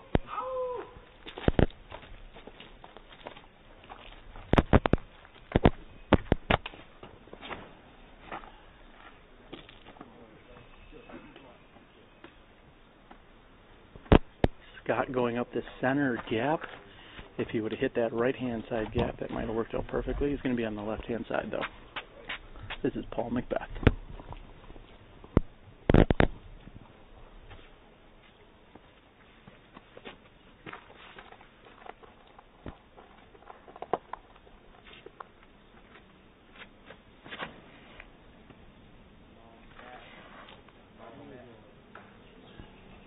And McBeth Eagle carries wide right, and he is sitting on top of the mound.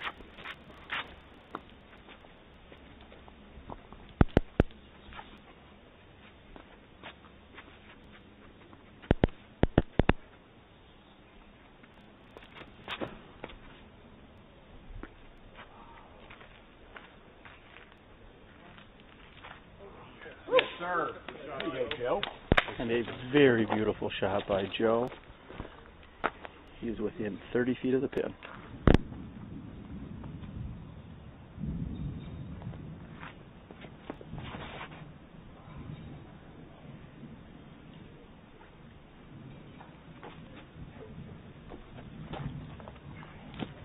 And Jay's shot carries wide right. Very nice looking shot.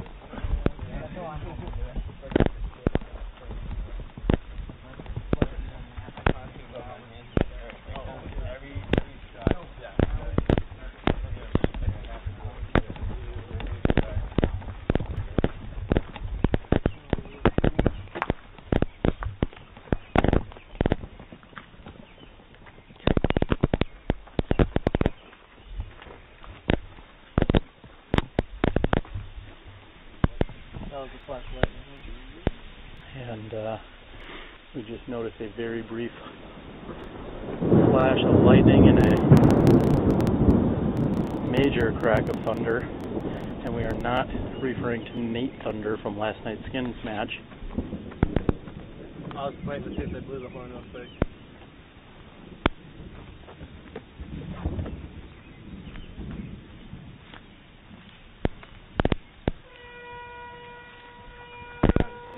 And there you have it. That is the horn.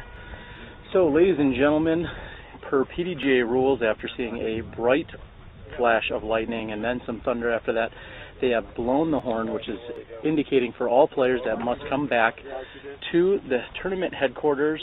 They're going to simply mark their disc or their lie wherever they were. They're not throwing any more shots. Everyone is going to have to bring it in and come back to tournament headquarters. Unfortunately, that's not going to bode well for here at SmashBoxxTV. What we're going to do is we're going to run some action for you, some previously seen footage, and some other things that have happened in the past. We'll be back with you soon. We will give you an update as soon as we know what's going on. Again, we're here on hole 16, and we'll be back with you as soon as they're allowed to play. Hello everyone, and welcome to our course maintenance minute. I'm here on hole 20 at Kaposia Park, and I wanted to talk about what I say is a standard in disc golf tee pads. For starters, we are raised up. We have a wall right here. The ground is very uneven here, so they've built up a wall just so that we could get to a nice level surface. Then, on top of that, as we move on down, well, we'll call it a driveway basically, they have plenty of concrete here. Looks to be at least 6 to 8 feet wide. And then we come all the way up here. We will bring you along this nice long, this might almost be too much concrete. We'll bring you all the way over. Again, another retaining wall over here. This helps with erosion control, and it lets it so that dirt and other things don't get onto the tee pad, and so that the tee pad stays in place. And then last but not least, They have a nice finishing touch here, which some would call a fault or a foot fault line. And what that means is if you are standing on top of this red line when you release your disc, you have actually foot faulted. So you don't run all the way up to the edge as it shows here. You really need to run up to this spot. So you need to play as if this spot was the edge of the tee pad. This is simply for you to be able to fall over. And what's great about that is that also reduces erosion in front of the tee pad. Many of you go out to a course and you see a big dirt spot in front of your tee pad. Well, when you have a foot fault area here and then it's blocked off, then you're not going to have that big dirt spot right in front of the tee pad. So, hole 20, very unique hole, very unique tee pad situation out here. An enormous tee, retaining wall, wall on the back, nice and level, lots of concrete, and there you have it. So, I'm Terry Miller, the Disc Golf Guy, and that is your Course Maintenance Minute. Hello, race fans, and welcome to Big Drives of the 2006 MSDGC. Brought to you by Phoenix Disc Sports.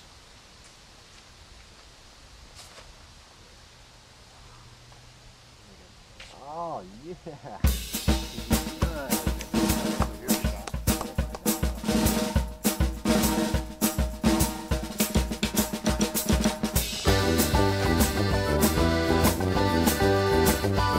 All right.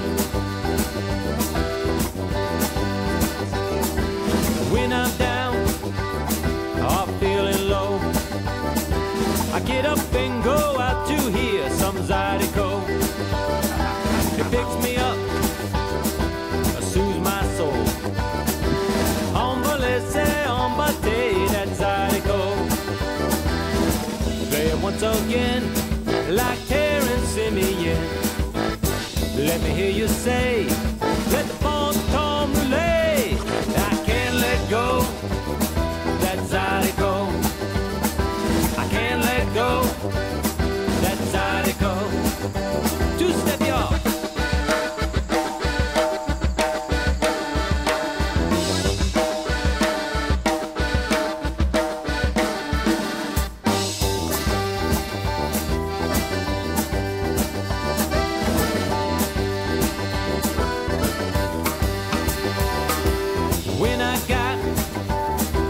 Place to go. I don't need no help, I need some Zydeco. From New Orleans to Chicago, I can always find a home in Zydeco. Play it once again, like Terrence Simeon. Let me hear you say, let the phone come relay. I can't let go, that Zydeco. I can't let go, that Zydeco. Old school.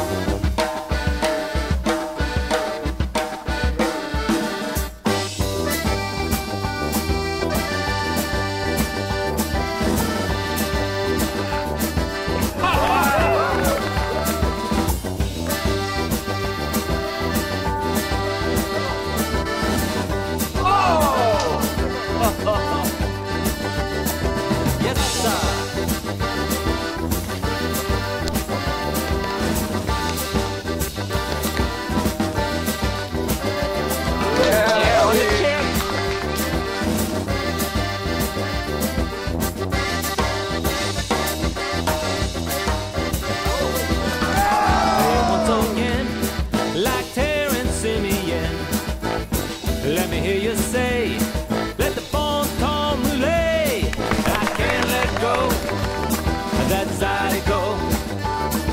I can't let go, that Zydeco.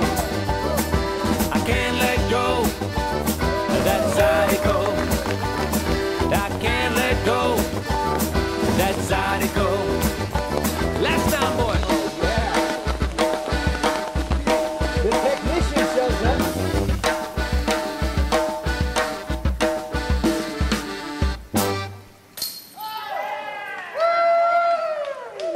Woohoo! Buried under comics, where the walls are made of awesome. Located in Manchester, Connecticut. 860-643-7295.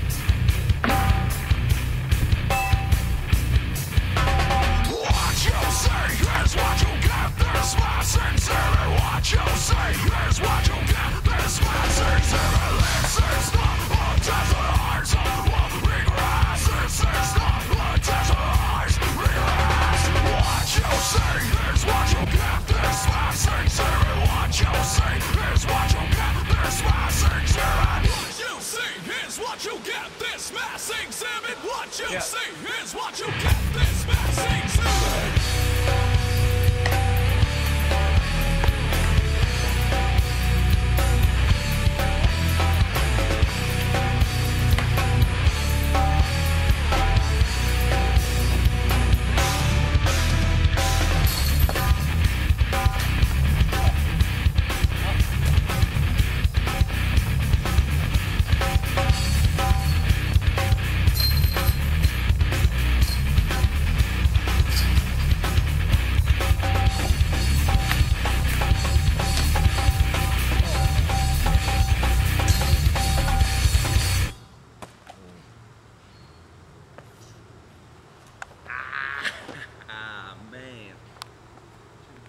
Buried under comics, where the walls are made of awesome.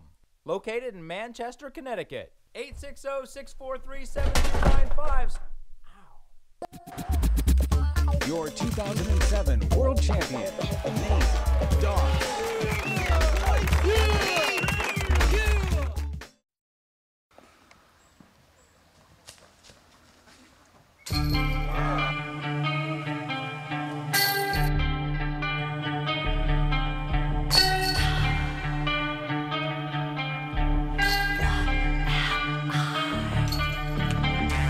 Walk in my world with the shadow close behind. Walk with me.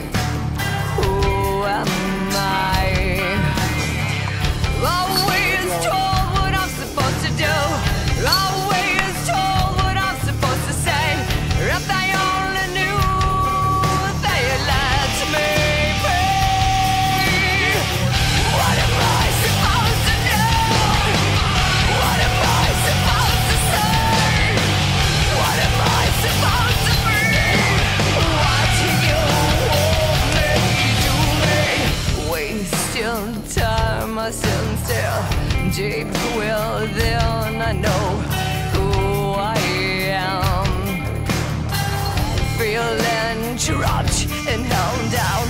They want me to fear being strong. I've been confined, I'm taking back my life. What am I supposed to do? What am I supposed to say? What am I supposed to be? What do you want me to be? What am I supposed to do? What am I supposed to say? What am I supposed to be? What do you want me to be?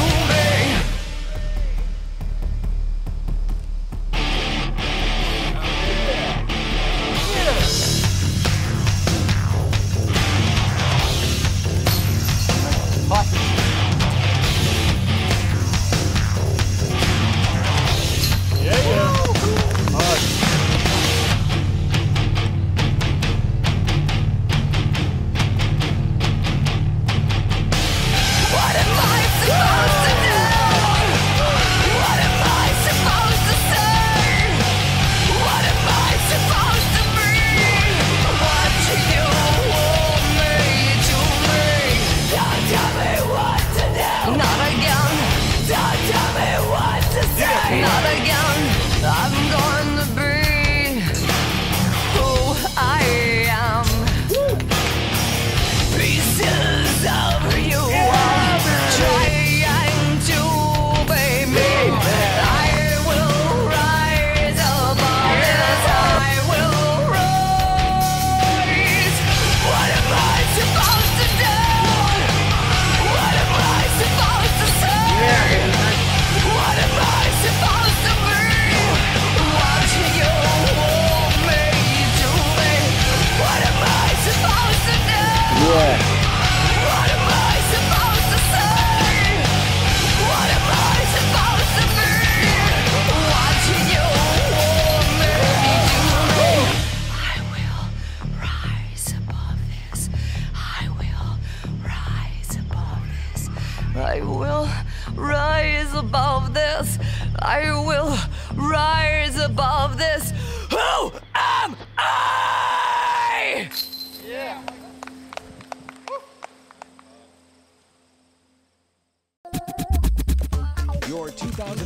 2007 World Champion, Nate Doss.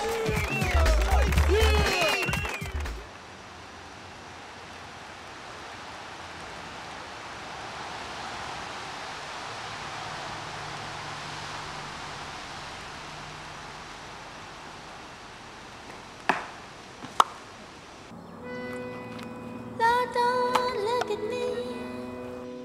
Lord, don't look at me. Lord, don't look at me.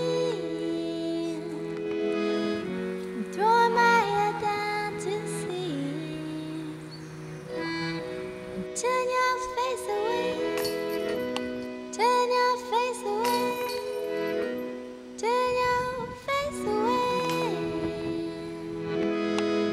Oh, I done wrong today. I done wrong today. I done wrong today.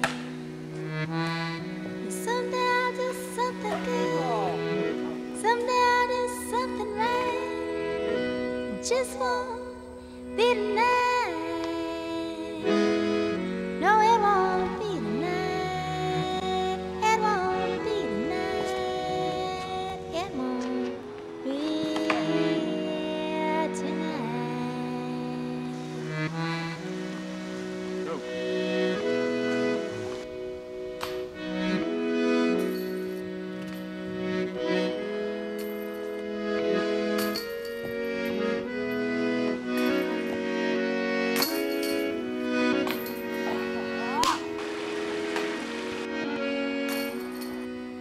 Lord, don't look at me. Lord, don't look at me. Lord, don't look at me. I'm throwing my head down to sea. Turn your face away. Turn your face away. Turn your face away. I done wrong today. Oh, I done wrong today. I done wrong today. Someday I'll do something good. Someday I'll do something right. It just won't be tonight. No, it won't be tonight. No, it won't be tonight. It won't be tonight.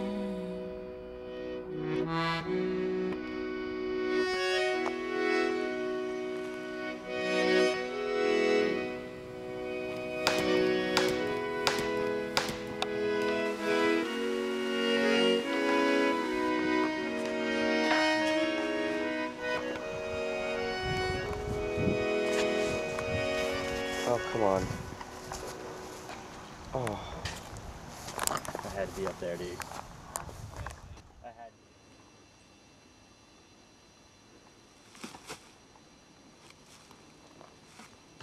Great job. Sweet. Thanks, Caddy.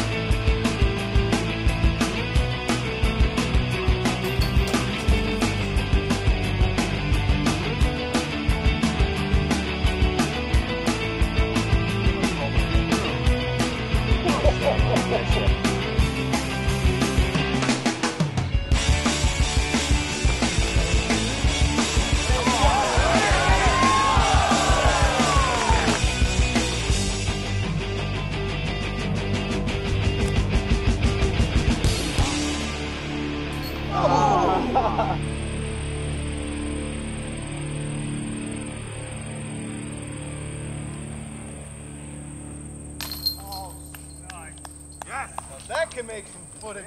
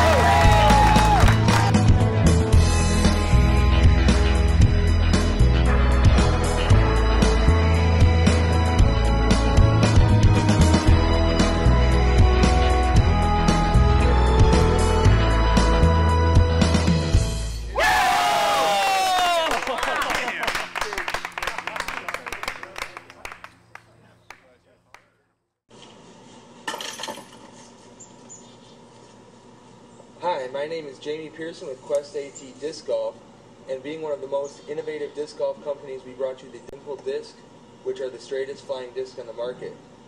And coming soon, the new Wonder Brew home brewing system. Check us out at questat.com and wonderbrew.com.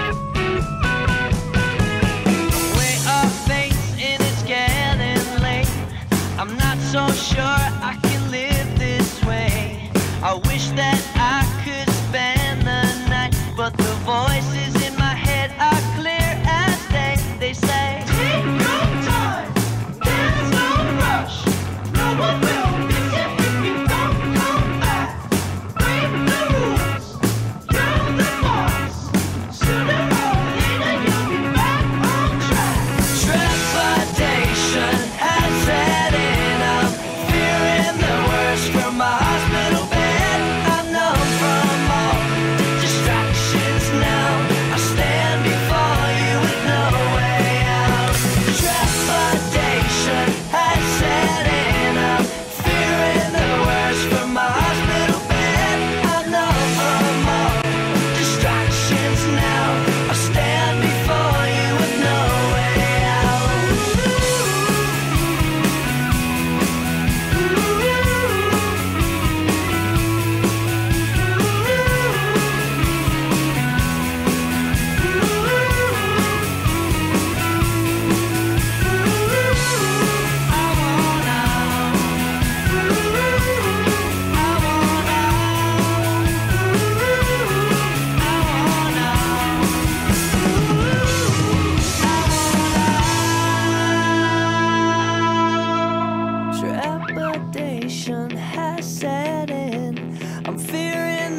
worse from my hospital bed. I'm numb from all distractions now.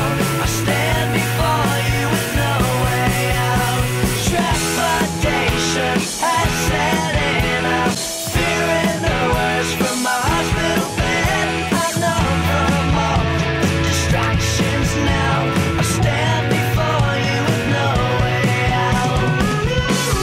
I want out. I want out. I want out. I want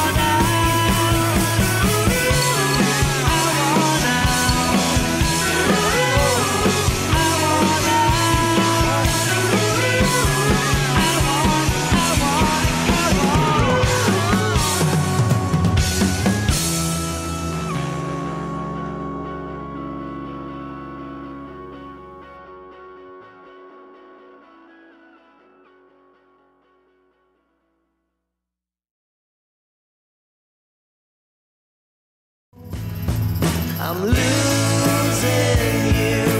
Where are you?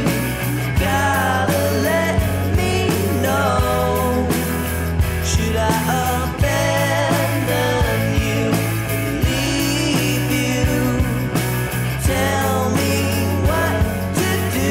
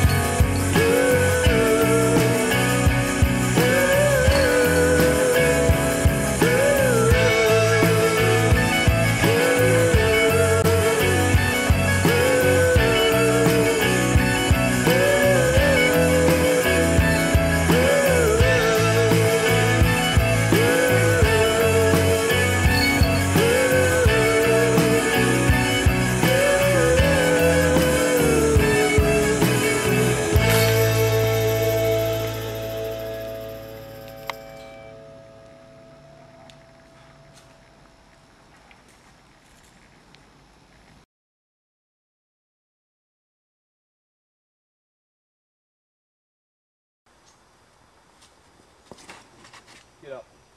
Some legs. Legs. No! Steve will be also going out with an Anheuser. It has the distance if it filters through the trees. Oh, and in a heartbreaker, it has stopped short and Steve is out of bounds. The players at this point have the option to either re-tee or go to a drop zone with a one-stroke penalty in either case. And just like that, the wind has picked up. We are feeling 10 to 15 mile an hour gust blowing from left to right, which will assist in an Anheuser shot. As it calms down, Steve is coming at us again, and it needs to get up, and it hits the side of the wall. We started strong, just inches short from coming inbounds. but it wasn't long before your feelings showed. You left me in the cold. We're fighting a war that we will never win. So I'm done trying.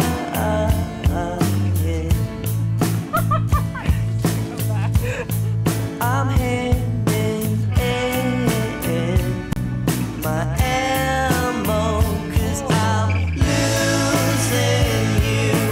Where are you? You've gotta let me know. Should I abandon you, leave you? Tell me what to do.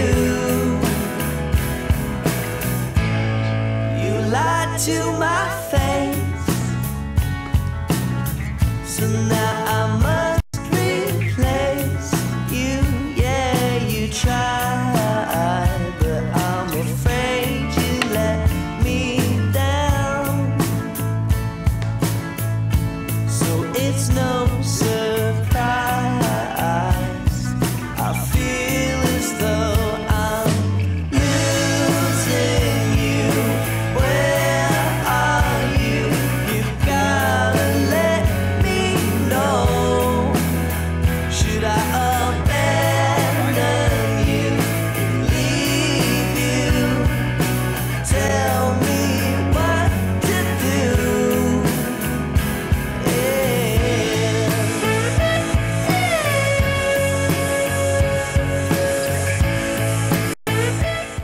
Bennett started out slow, throwing his very first drive of the final round into the drink on hole 1, quickly losing a stroke to Cale.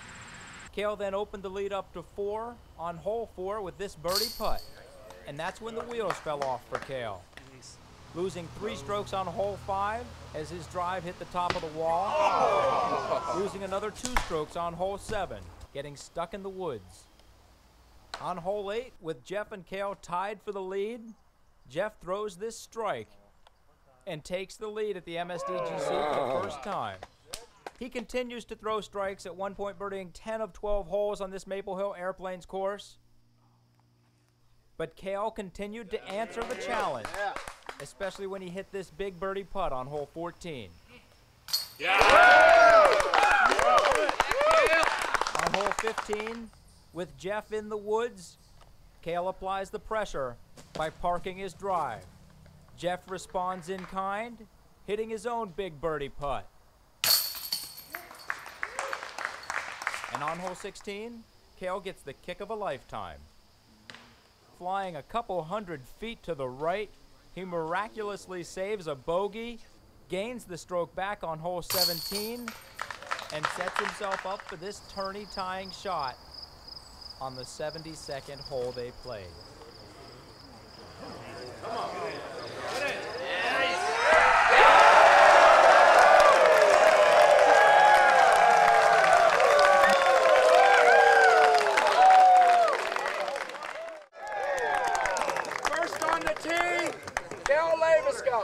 We start the sudden death on the Maple Hill Elements hole 1. 355 feet, 340 feet to clear the pond. In the 2 previous years we had a sudden death playoff. They were both decided right here on hole 1. Ron Russell beat out Steve Brinster in 04. Kevin McCoy beat out Walt Haney in 05. Cale Leviska is on the tee. It's got good distance. Heisering a little left. He left himself about 35 feet pin high. Jeff Bennett now.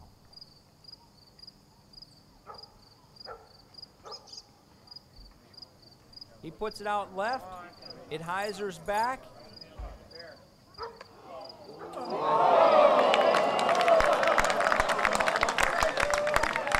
He's left with this putt for birdie.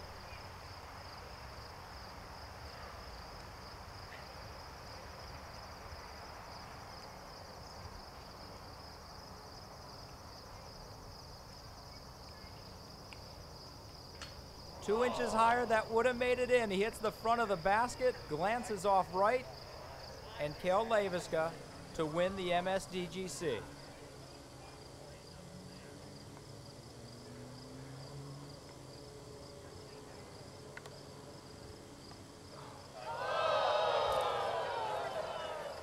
Off right.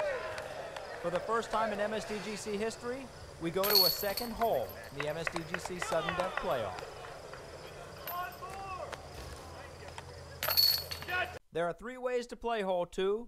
You can throw a big left to right Annie, you can throw a big Heiser shot over top of the forest, or you can throw it straight through the thin gap. Cale on the tee, throws a huge Annie. Keeps fading right, past the pin. He's got 25 feet coming back for birdie. Yeah.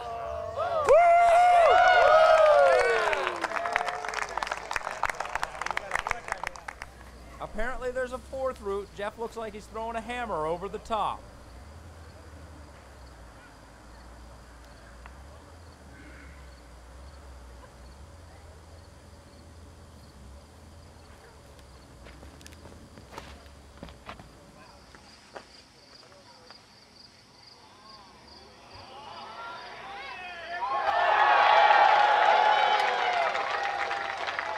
Pin high, 20 feet right. Jeff is all kinds of set up also. We go to Cale's birdie putt.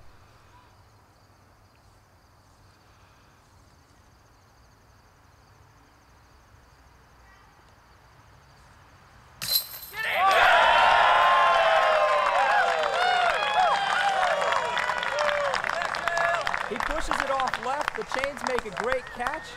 Let's see that one again in slow-mo.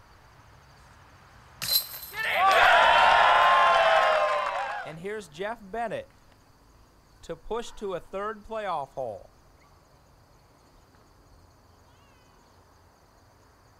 We are going to the airplane. One goal! Hole 1 on the airplane's course is 760 feet long, 480 feet to clear the pond. Jeff Bennett barely made the close edge of the pond. It will be fun to watch Jeff's reaction as Cale takes his drive on hole 1.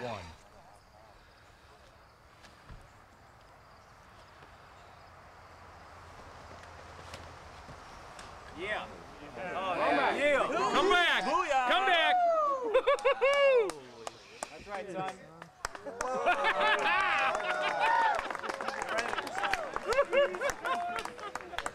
Easily clears the pond. There is a lot of pressure on Jeff Bennett to come through right now. He's throwing a flick. His backhand went right in the drink. He's switching it up, trying to throw a flick 480 feet to clear the pond. Jeff Bennett's drive on hole 1.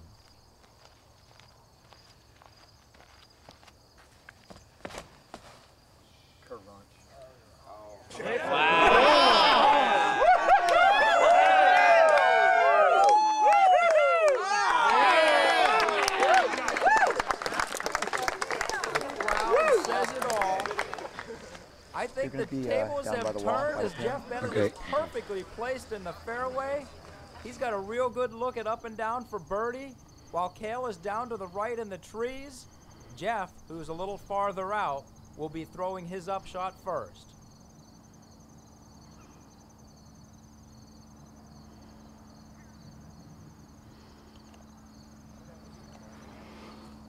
Oh, hits a rock, stays in bounds. He's got about 50 feet on a fast green for birdie. Here is Cale's second shot. He leaves it a bit short. Let's see if we got that from another angle. It trickles through the tree. Jeff Bennett started out.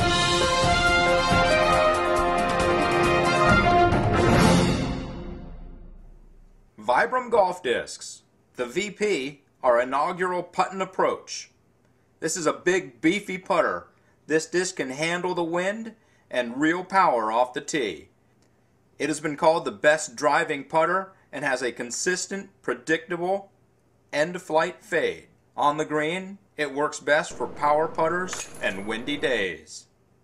VibrAM's second putt-and approach disc is called the Summit. It's perfect for those touch approach shots. Where the VP is beefy and overstable, the Summit has a low profile, a natural release, and will hold a controlled anhyzer. On the green, it makes a great lob or straight line putter. And our third putter to join the VibrAM putt-and approach crew is the Ridge. With a stability rating between that of the VP and the Summit, the Ridge makes an amazingly stable approach disc. It flies straight and finishes true. It can handle a little snap and quite a bit of wind. And that completes the VibrAM putt-and approach arsenal. Each of these discs comes in the rubber-based X-Link compound, our unequaled grip and high durability material that'll let you do some van damage around the green.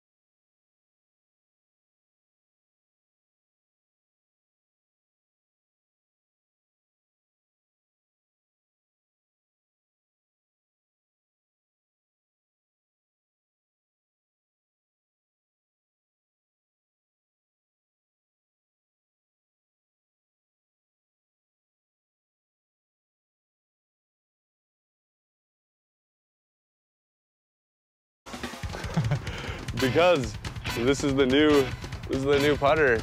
This is the putting putter. This is the VibrAM Soul. This is their new putter. You seem to get excited when you pick that up. Tell me why. Because this is the new putter. This is the putting putter. It's VibrAM's first traditional putting putter. Some of the players on our team asked for a putter that had more of a rounded shoulder and less of a flat top. The Soul was the answer to those players. This is for a pure putt. The putting characteristics are phenomenal. They go straight, it doesn't rise on you, it just stays flat, just above the basket where you want it. The Soul is a stable, comfortable flyer. You can put power on it, which it'll handle. The flight characteristics is phenomenal off the tee. It has great glide. Gave it a little bit of a beefy shoulder for extra durability. The wing is nice and small, so you can get your hands around it as well for accuracy and precision, just like the new Ibex. This thing is going to go in, and it's going to stay in, which is what I'm looking forward to.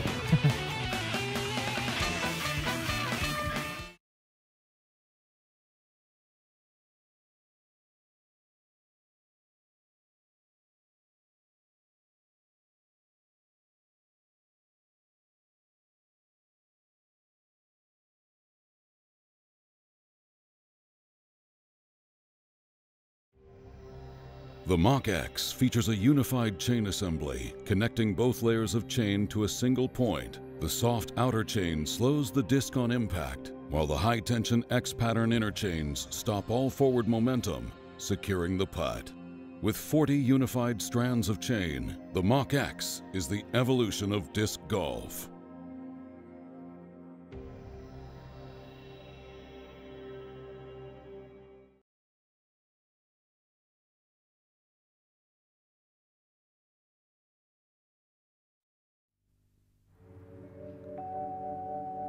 It's all about practice, preparation, and routine. Approaching the tee shot, I always line up my shot and check the wind direction. Always take into consideration the trees that are out there and the out of bounds that are marked off. I try to keep everything slow on my run up and build momentum as I get to the end of the tee pad. Trust your shot, believe in yourself, let the disc do the work. Legacy discs. Play with confidence.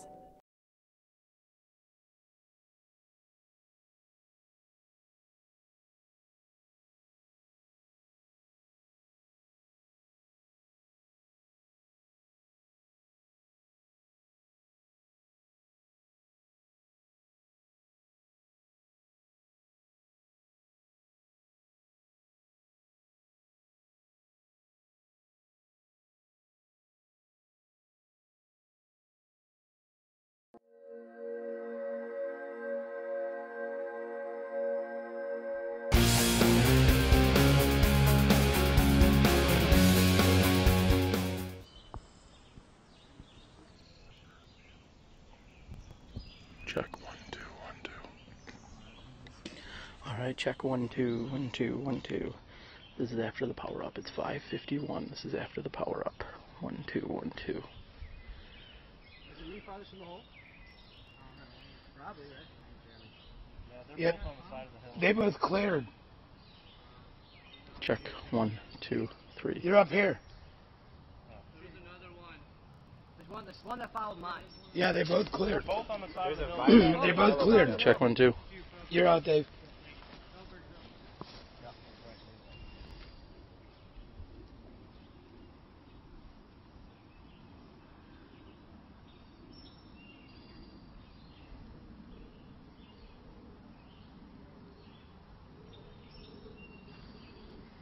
You're saying that audio is completely good again, correct?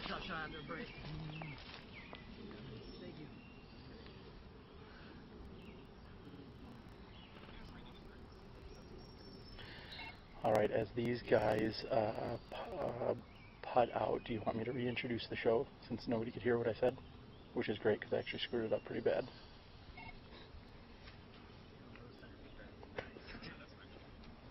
I like shots like that. Do you have... You make it like that though. That's a great design. Because I missed the shot, and now I'm trying to make a harder shot.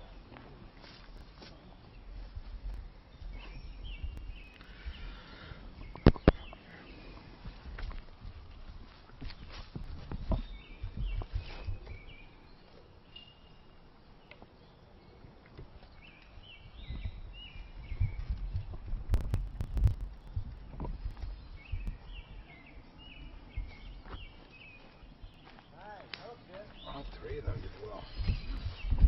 Yeah, you probably have to move over a little bit. Because we won't square up until they're... Well, you could have them in the background. Terry. They group in the background. Yeah. You're still good on your end, right? I'm going to wait for these guys to finish approaching and whatnot before we go live. That was garbage.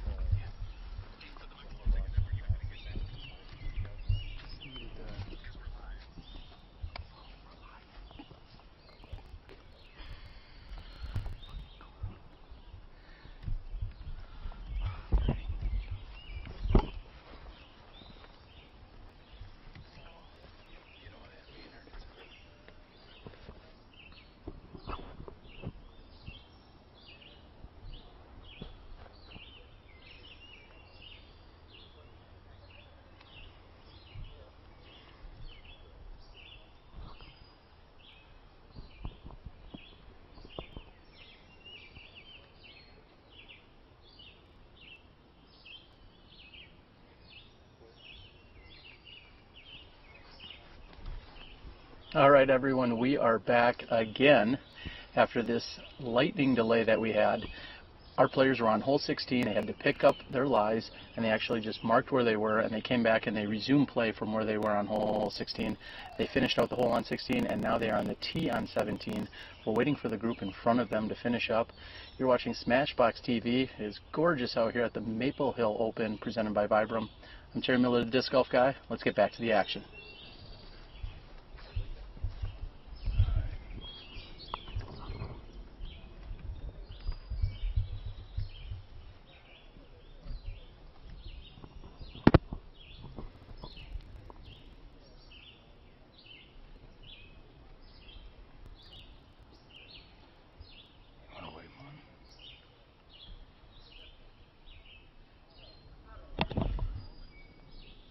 All right, it looks like we are ready to go again. As I said, we are here on hole number 17.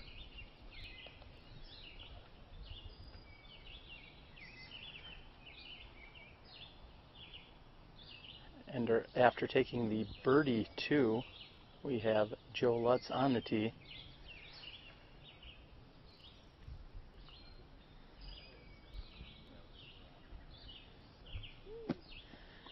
And setting up for a birdie 3 here, Joe has a beautiful tee shot. Scotty Hotty on the tee.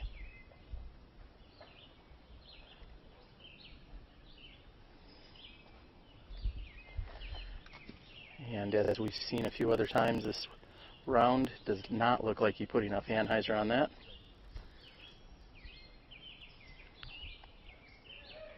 If I had to guess, I would think he was up too late getting beat at cribbage.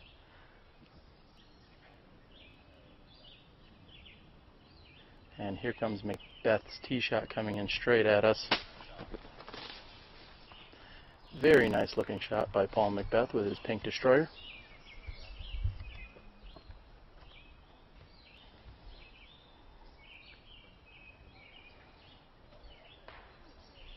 Oh, and unfortunately hitting a very early tree is Jay's tee shot. He's going to have a lot of work to do here on hole 17 for hitting such an early tree.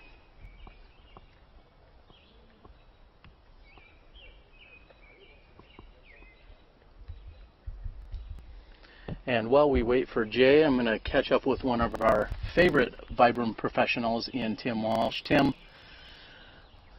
come on over and join us, and let's talk a little bit about your round today. What happened here for your first round here at the Maple Hill Open? I was anxious to catch up with you guys because when you left hole 3. You left us on hole 3, and I think maybe I just needed you to leave because I threw in a 90-footer for my first deuce of the day, so it was good. I think I threw about my rating. I need to shave at least a good 4 strokes, 5 strokes off that last round. Okay, so what did you shoot out there? 64. 64, which is actually a 4 over par. Correct. Or some would call Ironman par 54. But we'll call it a 4 over course par. What would you say was your favorite part? I mean, a 90-foot throw-in is definitely a highlight. Any other highlights out there for the rest of the round? No, it's hard to come up with many more highlights than that.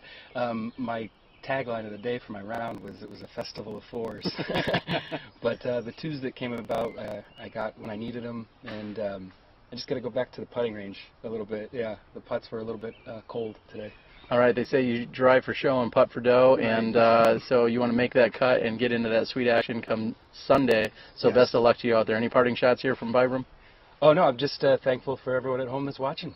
Keep tuning in. All right. Well, there you have it. That is Tim Walsh, a VibrAM professional. We're going to get back to the action. We just have 2 holes for these gentlemen. Dutch Napier currently is our leader at 51, shooting a 9-under course par, along with an ace on hole number 8. Let's see if that's going to stand in the clubhouse or if someone else that's out on the course is going to come in and top that. Let's get back to it.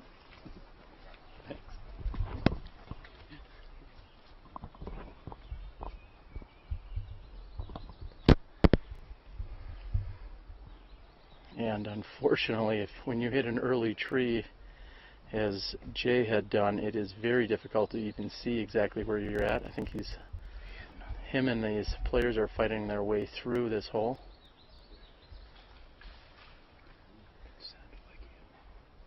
And we may have been informed that he hit another tree.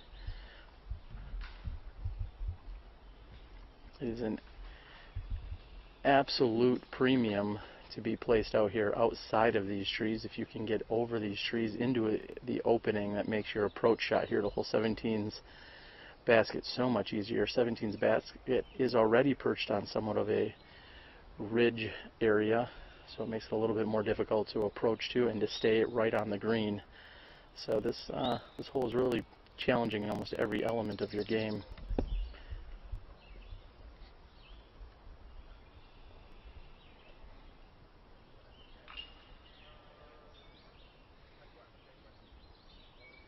As you can see, we have what looks to be Will Schusterick is on the card behind us. He's simply pacing around waiting, maybe excited and anxious to throw. As we said, there was a 40-minute delay. There was lightning that was detected close enough to the players, so in order to try and be as safe as possible for our players, they brought them in for the delay. And I believe that is Jay's 3rd shot. Possibly his 4th. Unfortunately, we're not sure because he was buried deep in these trees. We're going to move into better position for you.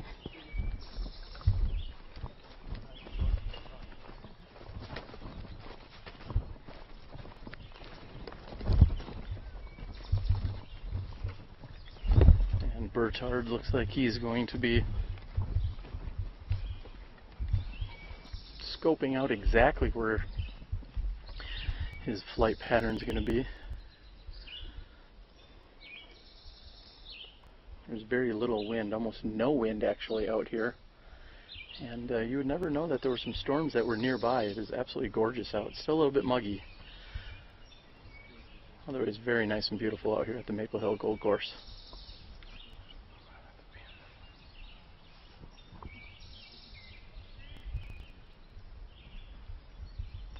And new to the course, Scott's looking at a route that may or may not be in his best interest. He's thinking about going up and over. And I think he's committing to that shot.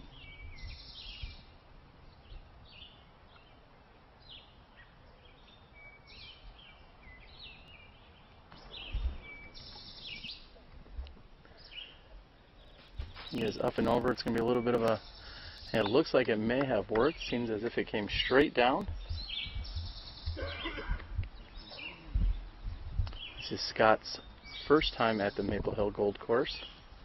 He's not a big fan of practicing, although he's a 1,000 rated player. He's not a huge fan of practicing. I'm not even sure he played all of the correct tees or pins when he got out here a few days ago. He just comes out and gets it done.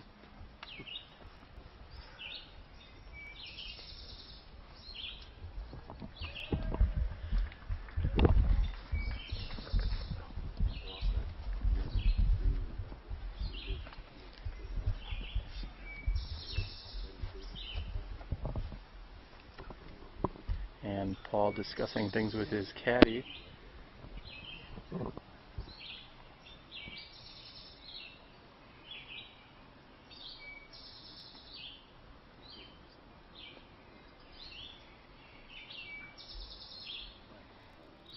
Paul's going to go with a forehand shot here. This is going to be a very tricky shot for Paul to execute.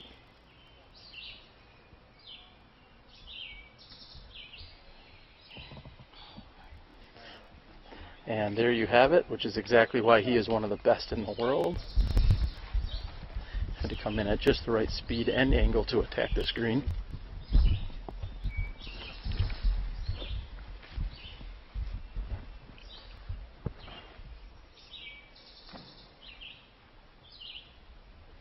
And also throwing a very nice shot is Joe.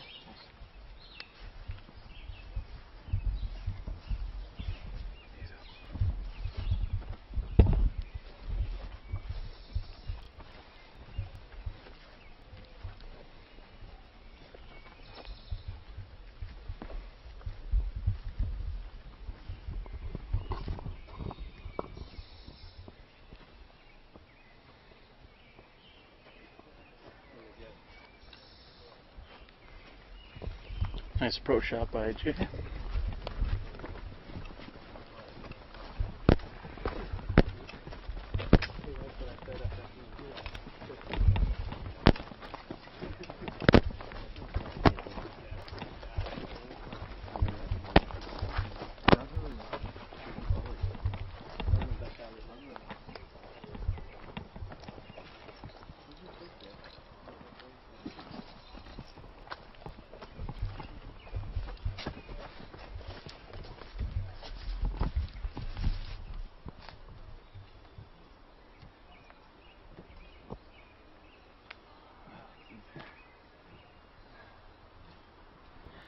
And Burtard was a little bit hesitant with that tree directly in his line of sight. He knew he had to go out and to the right of it. Unfortunately, it seemed as if he overcompensated for it. Got a little bit of a roll away here. He's left with approximately 20 feet coming back.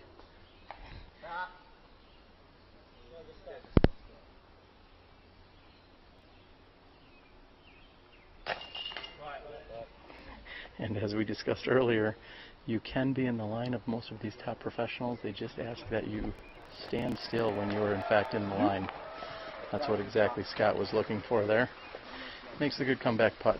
This is Jay.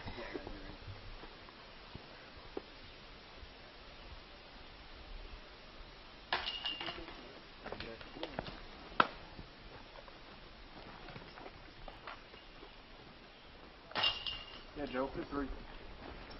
And Joe and Paul will take threes. Paul, as he was walking up to his shot, said that that was in fact a very good shot, which I totally agreed with. Even he impressed himself, and that's saying a lot for Paul McBeth.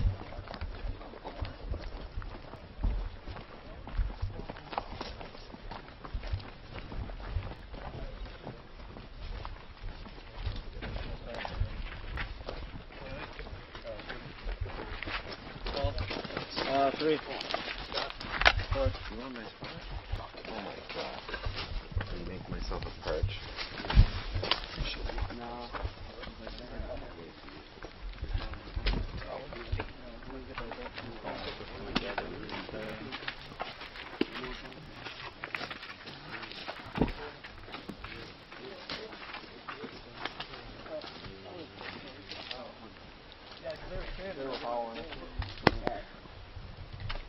And here we are on hole 18, our final hole of the day.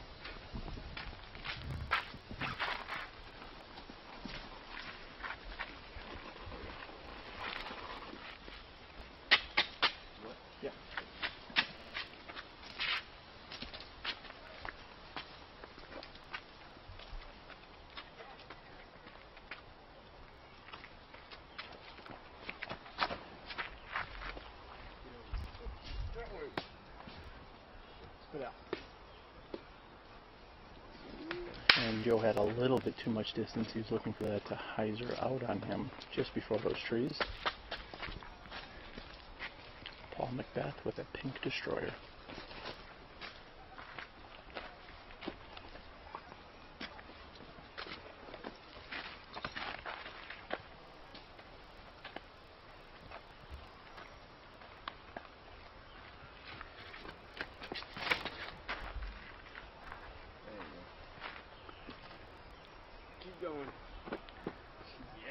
Absolutely crushing his shot.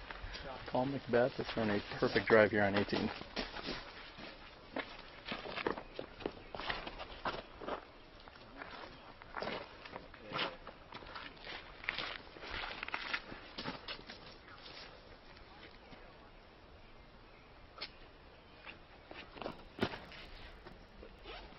Yeah, Jay Nourse. Solid looking tee shot from all four players. Almost made it to the whole round.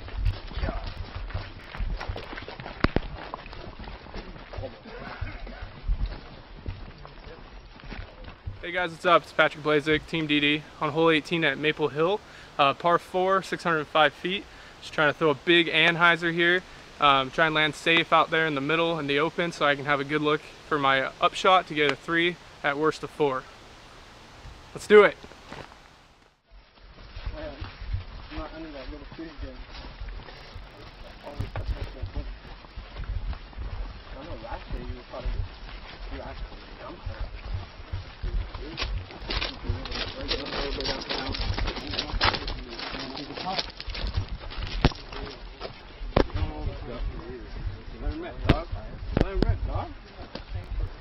You my trick, dog.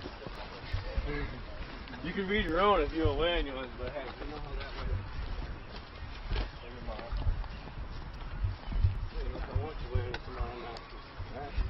If you are familiar with the Maple Hill course, you would know that this was actually a new tee that they were throwing from this year.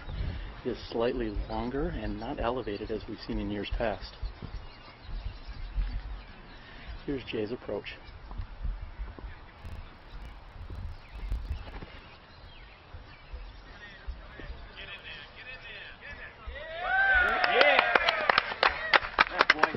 And Jay has gotten to the green nicely.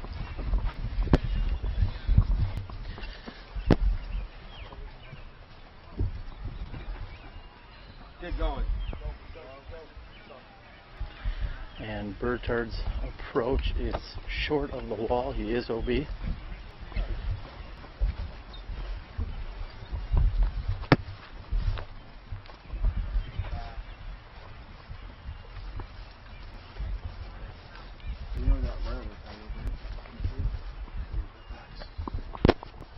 I'm in the railroad top of the edge of the green. Railroad top of the edge of the green and look left side. Joey getting some final tips and conversation from this caddy here on 18.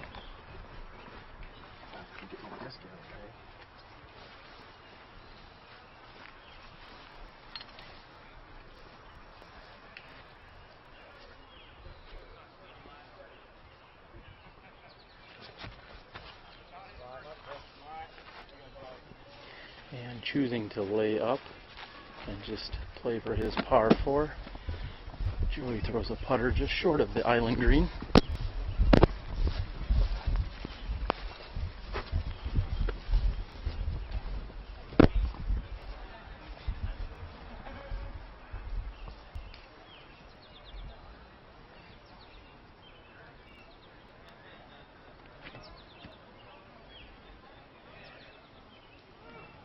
Nice. And Paul throws a very nice shot. That is one of the furthest drives we will see all week here on hole 18. Big shot out of you, Paul. That's why. You have to put it in.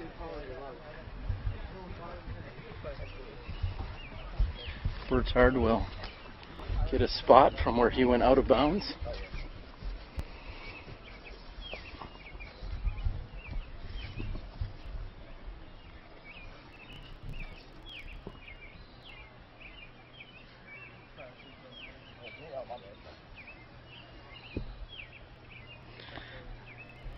And in order to preserve a very solid round, Joe had laid up on his second shot.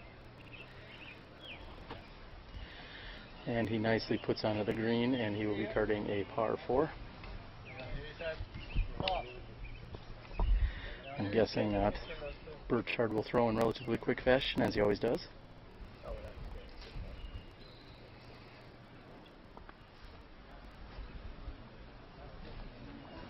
And just missing the penalty 4.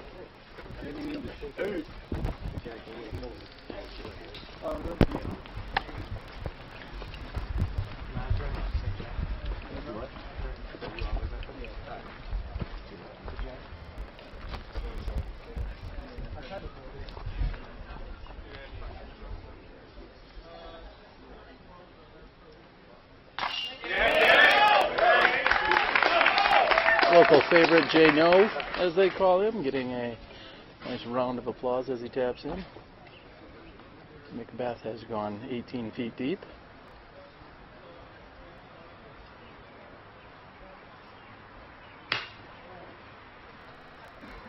And that may have been one of the shortest putts Paul McBeth has ever missed in competition play. After throwing a beautiful drive, just a slight mind lapse there as McBeth misses his 18-footer, and Joe taps in, as does Scott Burtard. So there you have it. There's our 2 o'clock card. We're going to step aside for just a moment, and we are going to catch up with Katrina Allen. We're going to move off the 18th green just behind us, and we're going to catch up with Katrina Allen in just a moment. This is the Obex. The Obex. The Obex. The Obex. The Obex.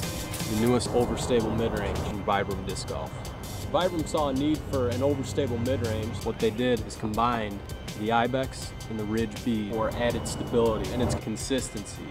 We now have an overstable mid-range. It became the Obex. The Obex is going to be your workhorse mid-range disc. This disc can do it all, and it's a straight flying disc, and it has great glide.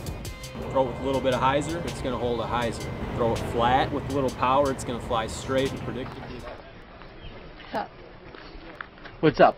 Hello everyone, we are here. We have just watched our 2 o'clock card come in. Sitting in the gallery was one Katrina Allen, and Katrina just 2 strokes off the lead. But I saw your scorecard. It's a pretty solid finish. Let's talk about it. I don't know, I guess I parked 13, which I've done before, so it's fine. And then, you know, we're on the short pad on 14, so it's a pretty easy hyzer over the water. Made a good putt. Parked 15, which I feel like are very gettable birdies. But 16 was a little shocker. Just kind of hooked up at the end. And 16 measures in at 530 feet. Were you playing the same tee that we see from all the other players? Yeah. From the men, so 530 feet, and you cashed in on the birdie there, huh? Yep, like I said, just kind of hooked up at the end and was 12 feet. Well, that's pretty impressive, as we watched our men's card only take 1 birdie out of the entire foursome. What are you looking forward to tomorrow? You've got just 2 strokes that you're down to Val Jenkins. What's your game plan for tomorrow? Same game plan, maybe just a better start. I think I was 8 over after 7 holes, and I guess now knowing that I can finish no matter what kind of gives me some momentum going into tomorrow. Just going to, like I said, have a game plan on every hole, stick to that, and see how it goes. All right, one of your travel companions and good friends, Ian Paul Ulivari, he's out there playing as well, or has been. How did he fare today? I think he has a couple holes left, but when I left he was under course par, so doing well. All right, do you have any magic number? This will be your last question. Any magic number when you're out there playing this course? I mean, you shot par today, correct, Yep. after that rough start. Do you have any number in mind when you're out there playing the course? I just want to be in the 50s, to be honest with you, so I mean, I was happy with 60 after I started, but yeah, I would definitely say 59 or better, and I'll be happy. All right. For sure. Well, thank you very much. Nice shooting today, nice recovery, putting you just 2 strokes behind. This is Katrina Allen, and I'm Terry Miller, the Disc Golf Guy. We're going to bring you a couple more interviews here. We're going to catch up with Steve Dodge. I should say Steve Dodge has tracked down our men's leader in Dutch Napier. Dutch, come on over, and we're going to have a conversation with him. Thank you very much, Katrina. Dutch, I mean Batman, What's going on, man? Not a lot, man. I had a great round today. Told my wife I'd like to shoot all 4 rounds under par, and I definitely started off with that. Yeah, you definitely did. You came in with a 51, and maybe more noticeably, an ace on hole number 8. Tell us about it. I started off great and birdied the first 5, and then turned around and took a dumb 4 on hole 7, 3-putted off the green, and stepped up to the next tee pad and threw it right into the 4-way. Yeah, I'd say that's a good way to do it. And then you finish solid on the back. Okay, so we're just going to assume the ace was the most exciting part of the round.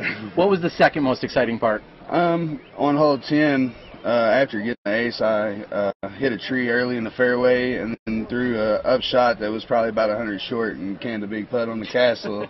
They were just dropping it from everywhere today. Maybe out near the castle you saw a bat signal. Is that what happened? Yeah. Tell us about what's going on here. Actually, I keep a bat light on my disc golf bag, and my caddy he'll shine it when it's time to go. So when it turns go time, he turns on the light for me.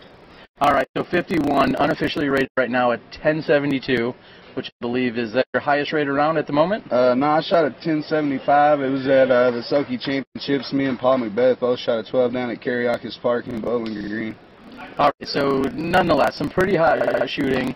Do you think someone's going to edge you out with that 51 right now, or does it even matter? It don't matter. I'm happy no matter what. My wife got to come with me. I brought a caddy as well. We're having a great time, and it's vacation, so, and playing hot golf is always a bonus. All right, so last question. How much is Steve Dodge giving you for the ace pool? I have no idea. I don't even know if there's an ace pool. I don't even know if I got in it. My sponsor paid my way in, Dark Horse Disc Golf, so based out of Louisville, so they paid my entry fee, so I have no clue. Well, shout out to Dark Horse Disc Golf. That was kind of a trick question because Steve Dodge doesn't like to do ace pools, so shame on him on your behalf, right? Right. But no, there was a lot of great people that are in the chain gang, and they also paid me $5 for the ace, and then a lot of people that wasn't even on my card kept bringing me dollar bills too, so it was very nice. All right, well, if that 51 holds up as one of the top 4 scores, that means we would see you in action tomorrow. You better be wearing a Batman costume, if so. Is that going to happen? I will have a hat, not a costume. But I definitely will have a Batman hat on tomorrow and the following 2 days as well, hopefully on the league card. All right, well, we might see you then. Until then, go back to Gotham, get your work done, and we look forward to seeing you more this week. Sounds great. Best of luck to you. Yep. There you have it. That's Dutch Napier, our current clubhouse leader. Pretty amazing action. I think we're also going to catch up with Miles Parkhill from Paragon. He is one of the premier sponsors, and we're going to catch up with him in just a moment. Many of these players were actually outfitted with VibrAM, or I should say Maple Hill Open shirts, all customized with their own PDGA number. That was all due to Miles and what he does over at Paragon Disc Golf. I'm going to catch up with Miles. I think I can find... I found him. We found him. Miles, it's a pretty exciting day. What's been going on out there? Right now, I think there's a distance contest and accuracy contest, skills contest. Okay. I think that's going on right now. And you've done a ton of things for this tournament. I was just talking about the personalized shirts for these players. That's a pretty nice touch. What else do you guys do over at Paragon? We do a lot of bag tags, banners, flags, tents. I don't know, whatever you need for your tournament or your club, we can take care of it for you. Well, that's pretty cool. You've also helped out with SmashBoxx in countless ways, including helping provide the aerial footage. We hope that people are enjoying that, and it's only going to get better as long as I'm not at the controls. If there's any insurance agents out there, if you know a way to insure one of these quadcopters, let me know. Let's do that. All right, well, there you have it. That is Miles Parkhill from Paragon Disc Golf. We're going to stand down for just a few moments. Then we're going to head over to the distance and accuracy competition. We're going to give you a few moments of bonus footage from over there. We hope that you're enjoying the show. Again, it's Miles Parkhill, Terry Miller, the disc golf guy, and we're going to be back with you soon.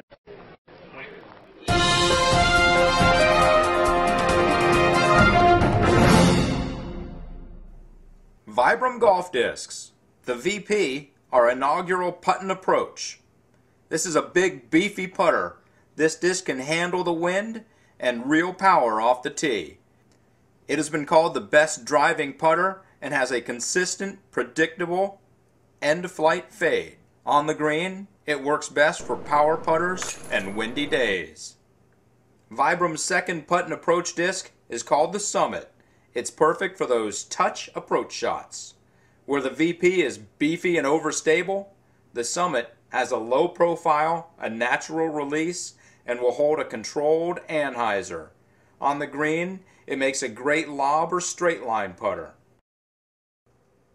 And our third putter to join the VibrAM putt and approach crew is the Ridge. With a stability rating between that of the VP and the Summit, the Ridge makes an amazingly stable approach disc. It flies straight and finishes true. It can handle a little snap and quite a bit of wind. And that completes the VibrAM putt and approach arsenal. Each of these discs comes in the rubber-based X-Link compound, our unequaled grip and high durability material that'll let you do some van damage around the green.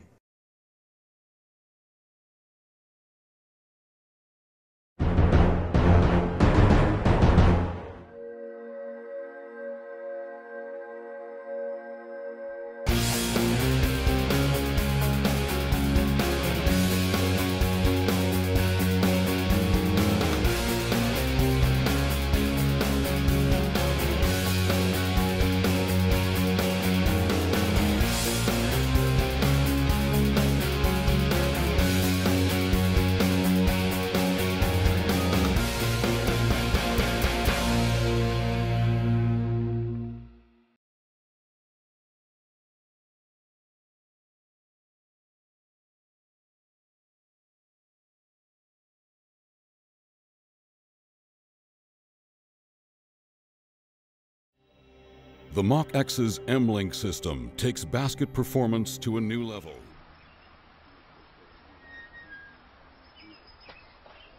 Hey everyone, welcome back. We are here with Michael Downs, our PDGA events manager.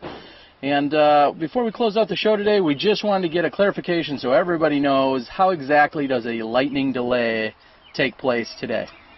Well, we actually have some pretty advanced technology.